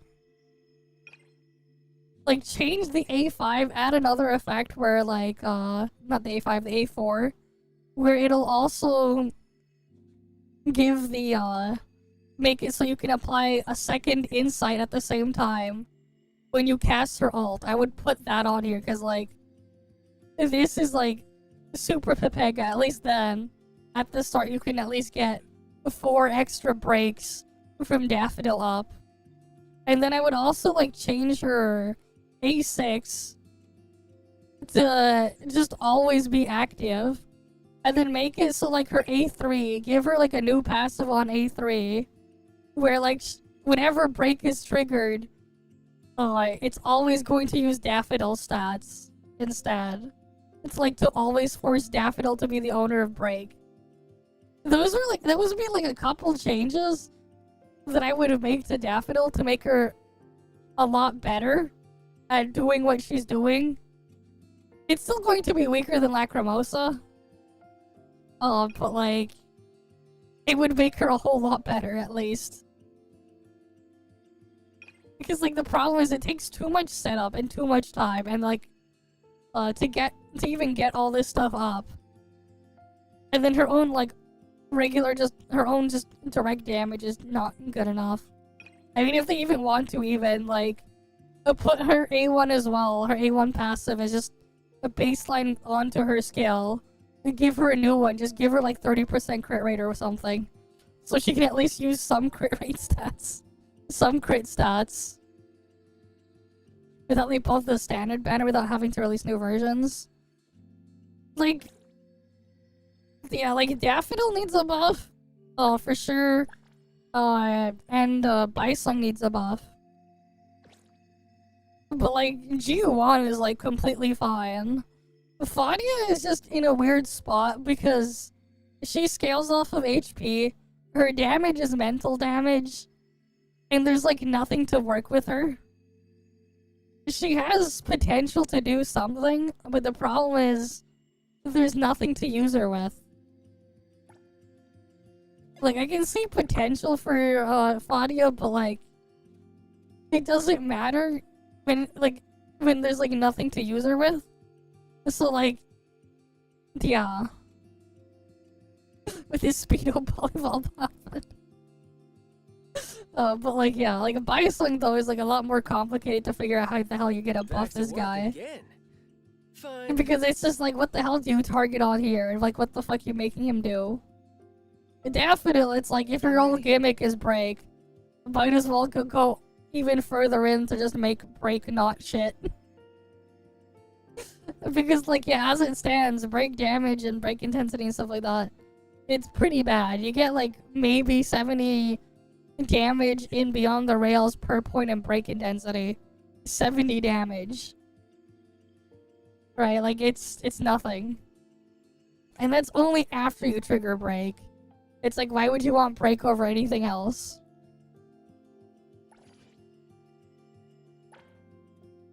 Yeah, she should be fine if until the next limited chaos unit, because her value is more in her Esper type than actual kit. That is true.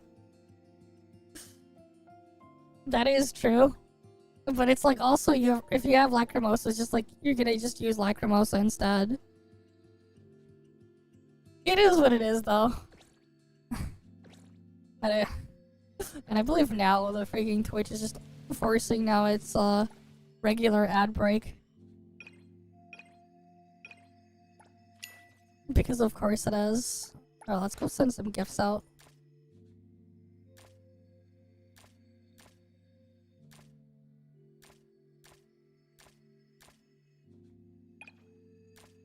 Right, Yoroi doesn't need gifts anymore. Instead of a gift, I'd rather you tell me a secret. That's what I really want. Oh, we can claim this. Alright, so now we have the heart-bound Zankou. Interesting. You appreciate the calculation of the device. You're gonna swap around some stuff. Fair enough. Well, glad you you appreciate it.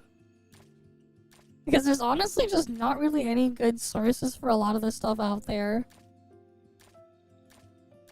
And it takes an ungodly amount of time to even like figure everything out and organize it all. Right, like we spent how many hours just breaking all this stuff down. I spent even more time before like getting like all the actual values of like raw multipliers per rotation figured out too and putting that in here. Right, like this took forever to just like put out. At least we have data for every single point. And then there's still the other part too. It's like to make a guide video or something out, I would then have to put all this data into something that's a lot easier to understand and just look at. And then there's also just, you know, editing the video, recording the video, editing it, and stuff too. It takes an insane amount of time. But like, yeah. With some more optimizations though, it should help you at least get some faster clears and everything. Sorted out there. It should help a bit.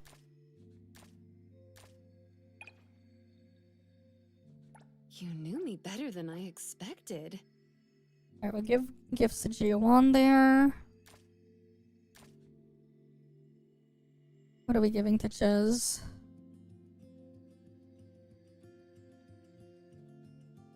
His gift is like her ideal gift is like too expensive.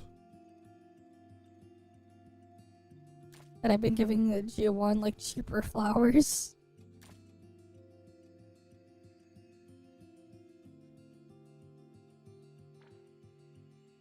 I guess I can give you Kokoro Rider stuff. Metal Strategist or the other one.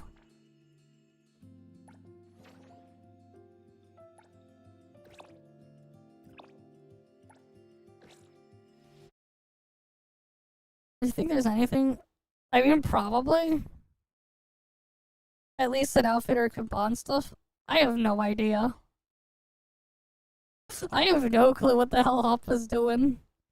And the other thing too is like you kind of have to like take leaks with a grain of salt because the thing with how these guys work is they'll even change things at the last minute. They'll change things before they even like quite literally like the day before they release even in some cases. Which can be kind of frustrating to work around with at times.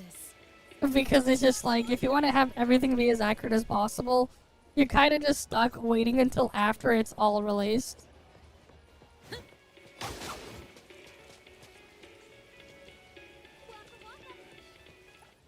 Welcome to DSD, home to the latest and coolest. Alright. Okay, let's go, God. Metal Strategist here.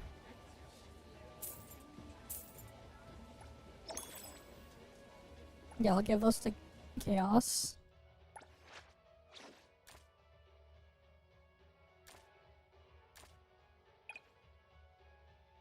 Whoa, this is for me? Are you sure? You're too kind. Alright, what's the best, cheapest gift to give her then?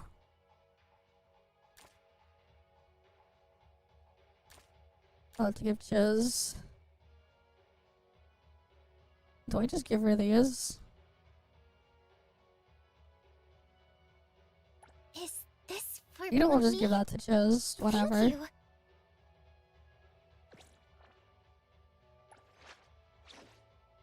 Alright, let's see the Zankou thing.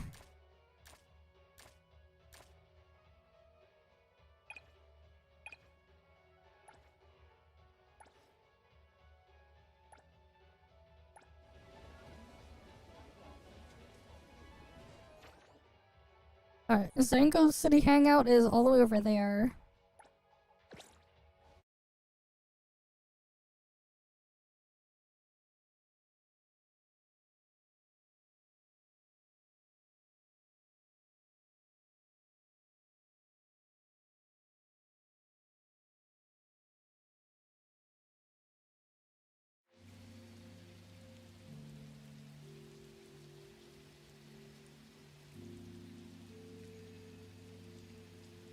The fuck, someone pinged me on Discord for something?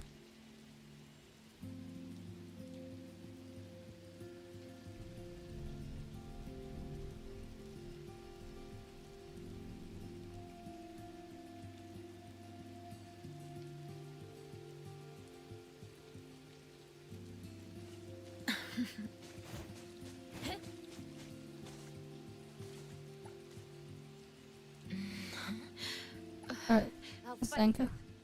You're more aggressive than I expected. Or is this your true nature? You know, I kind of miss how cute you looked when you were fuming at me. Cut to the chase. Fine. Then let's tear each other apart. Alright, we can go fight Zankou. When you get her to bond level 8, you can just refight her. Okay. Relive the past and rekindle the future. Lacrimosa, very strong. You don't? Unleash your ill intentions towards me. We shall be. Wait. You can't do the one-shot thing. Comprehend. Leave it to Lacrimosa. Okay. Oh, he gave the warning that it's like disabled. I'm not late. Lacrimosa. You can't do the thing. I've been waiting. I won't relax. Go.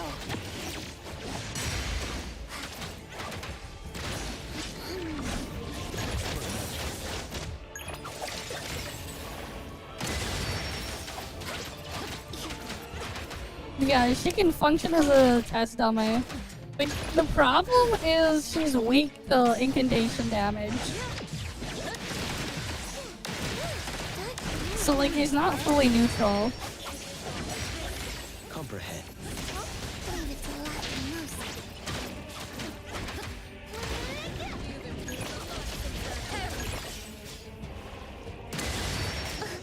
Now, let's keep nothing to ourselves. Now, let's keep nothing to ourselves. Leave. Treating me like a child.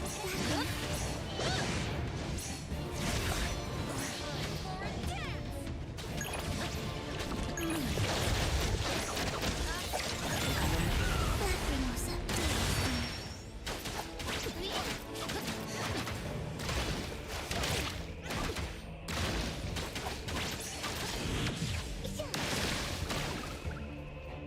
You get 2 plus 200 bond.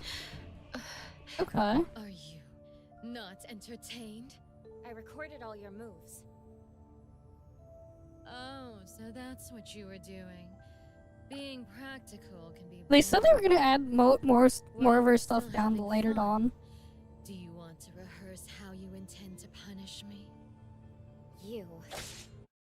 You're not worth the time. Okay. They did say the thing that is they're gonna release more bond interactions with her at a later date. We won't get it up initially. But that's interesting, like we can go fight her there. Like that.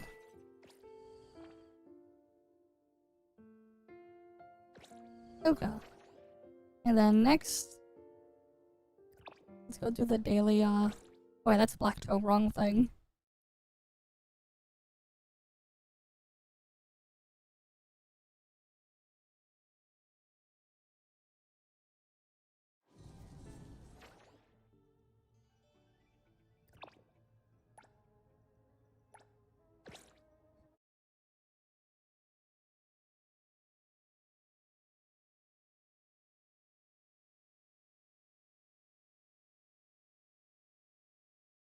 Right.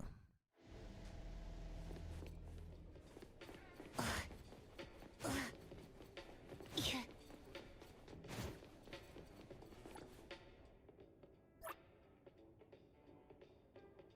We'll take the 2 tickets here. And it doesn't count towards the daily date too. So you can do both every day. That is actually pretty busted. Thanks for the follows, well, Vacro. I have the ear thing. Ear here.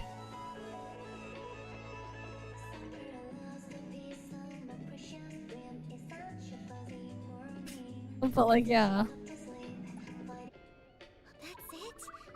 I want to watch Wait. another one. Yeah, you can just see it right there too. But like, yeah.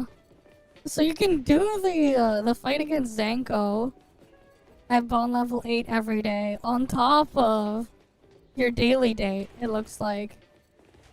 That's neat. You can do both. That's actually pretty big.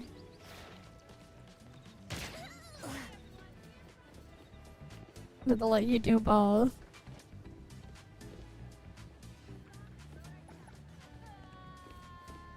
Yeah. I guess that just temporarily adds like another daily for me to my list of things to do. Because like now I can get the extra bond points thing from fighting her. Wait, what was I just about to do? You were about to give me your wallet. Give me your wallet.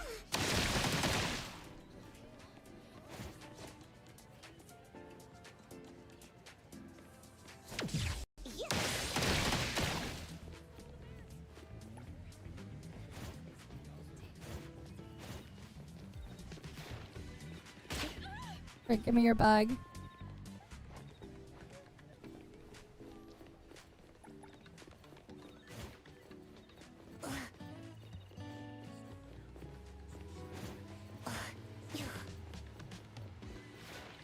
I'll be taking your briefcase.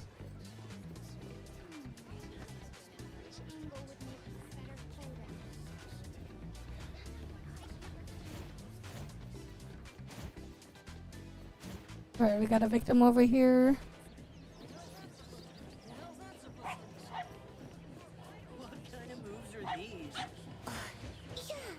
Any briefcases here? Does weekly cleaning somehow make the house less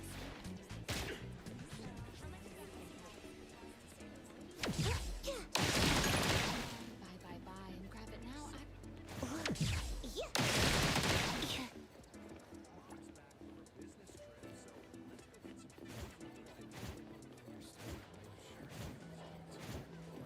Oh, we can get another.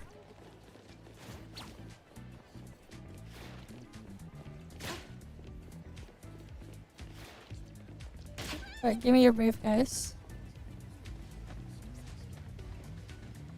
So many NPCs here, man. Look at all the NPCs. Alright. So I need one more wallet, one more food bag. Right, I'm gonna assume she's not gonna drop anything.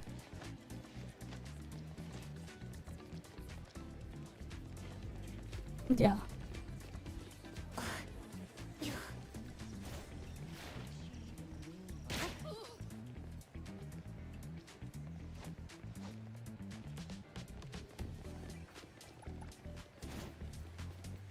Alright, we need to take one more wallet.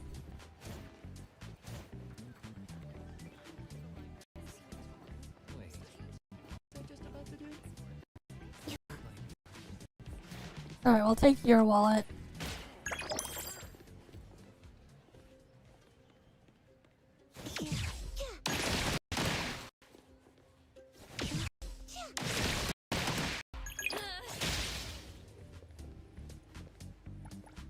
Damn, somehow it cooled down.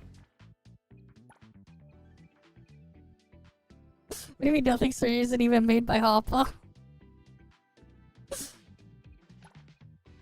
I think I was talking about like the Zankou boss. That you can refight for the daily thingy. That you can unlock.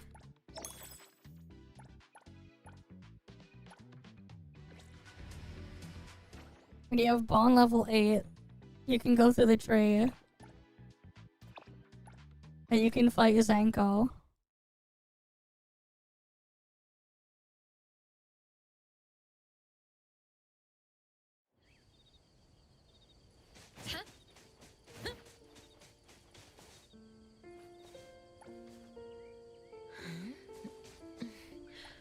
I'll fight you. You're more aggressive than I. You know, I Cut to the chase. fine. But yeah. I don't know. The tree is just still there.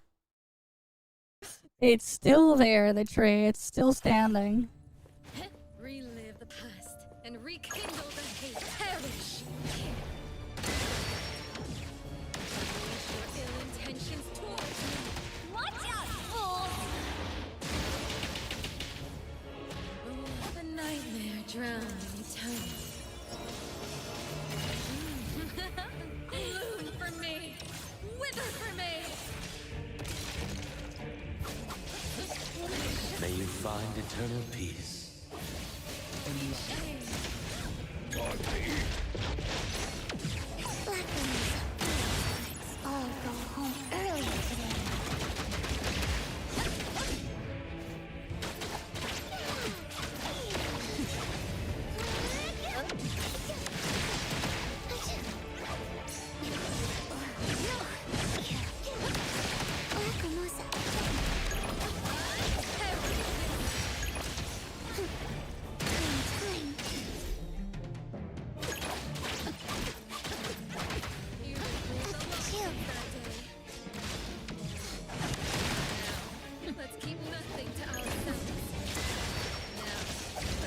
despair. Slap him. Ugh, it hurts. Uh,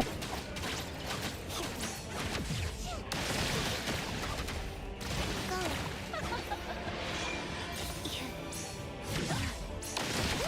Don't move. Overhead.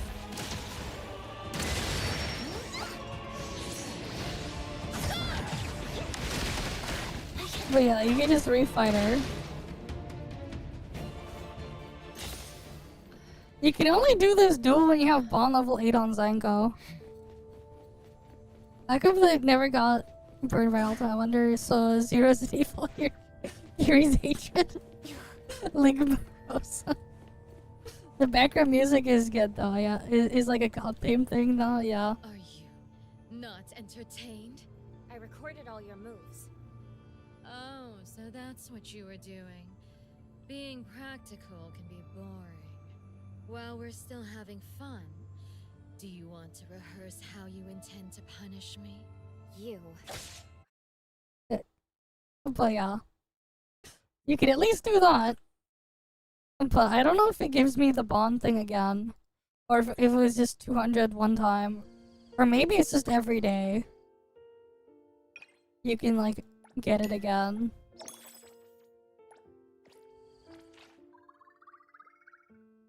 Yeah, I'm so close to getting to 55. One time daily, nice. Then I'll have to do it tomorrow again too.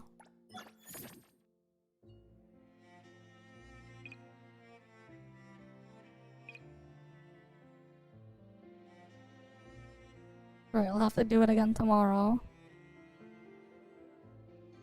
Wait, did they like break this? The clear beyond the rails incandescent cycle stage 8. I already cleared it. I guess it got borked there. Wait, we already cleared it at the beginning of the stream. Whatever. But it is nice that like you can just refight her like that. Temporary extra daily. Until you get her to max bond level.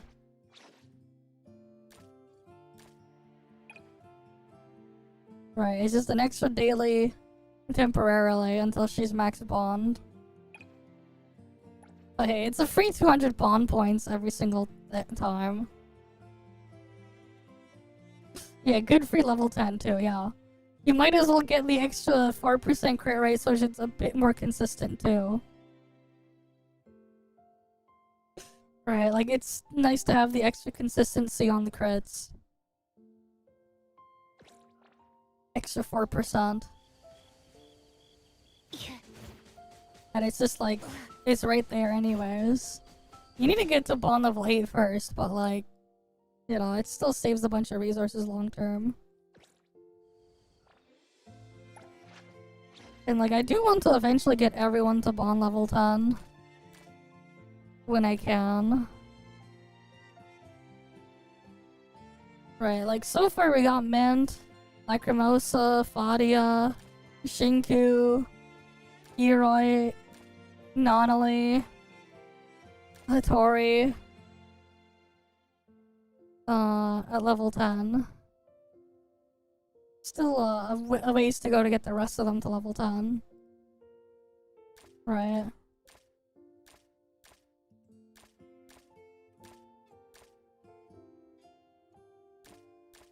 Eventually they'll get there.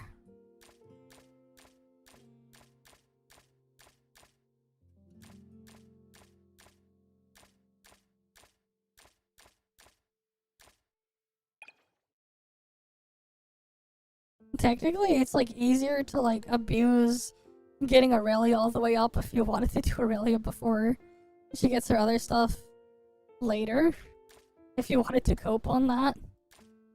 Because then you would at least get all the boost things there. Probably. I don't know.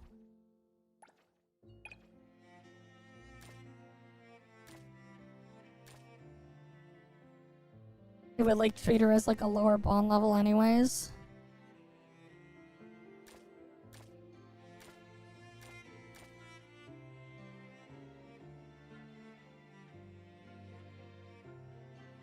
Okay, Shiz is almost done. And it is like just another outfit I'd have for the characters too. Go. We meet again. Is there anything I can help with? So for Eroi, we give her the swimsuit because we have the We meet swimsuit. again. Right, it's just like, why not give her the swimsuit? We already have the swimsuit anyways. Alright, I'll go pet the doggo or a cat. We'll do that before we end off so I don't forget about it later. Yeah, because we've been live for like almost 6 hours too.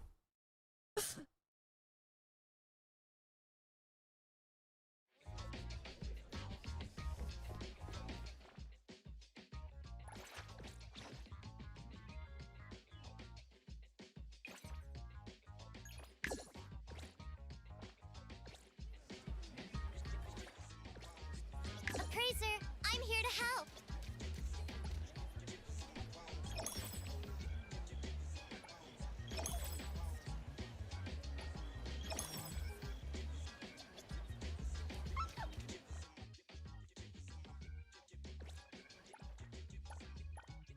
Okay.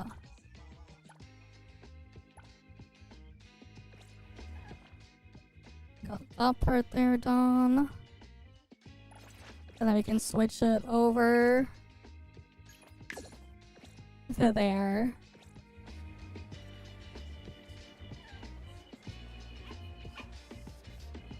They said, I think that let's just end it off here for the night. Right. At least I finished the shoot. So that's like one big hurdle that I need to work towards like getting like the Zankou stuff, the Zankou video on my head done. Right, this is one of the biggest hurdles cleared now. Is your Adler toes, yes. But now I need to like work on making like actual charts and stuff to make it easier to represent these and all the other stuff. But yeah, outside of that though, as usual guys, thank you guys all for stopping by. Hopefully I can see you guys again next time, and you guys have a good day or night or whatever it is wherever you guys are. Maybe we'll go see if we can go like raid out to someone or something, and then we'll end off here. Let's see, is there someone in English category that we can go to? Same category. Let's see, who's streaming NTE? There's some like Russian stuff I see.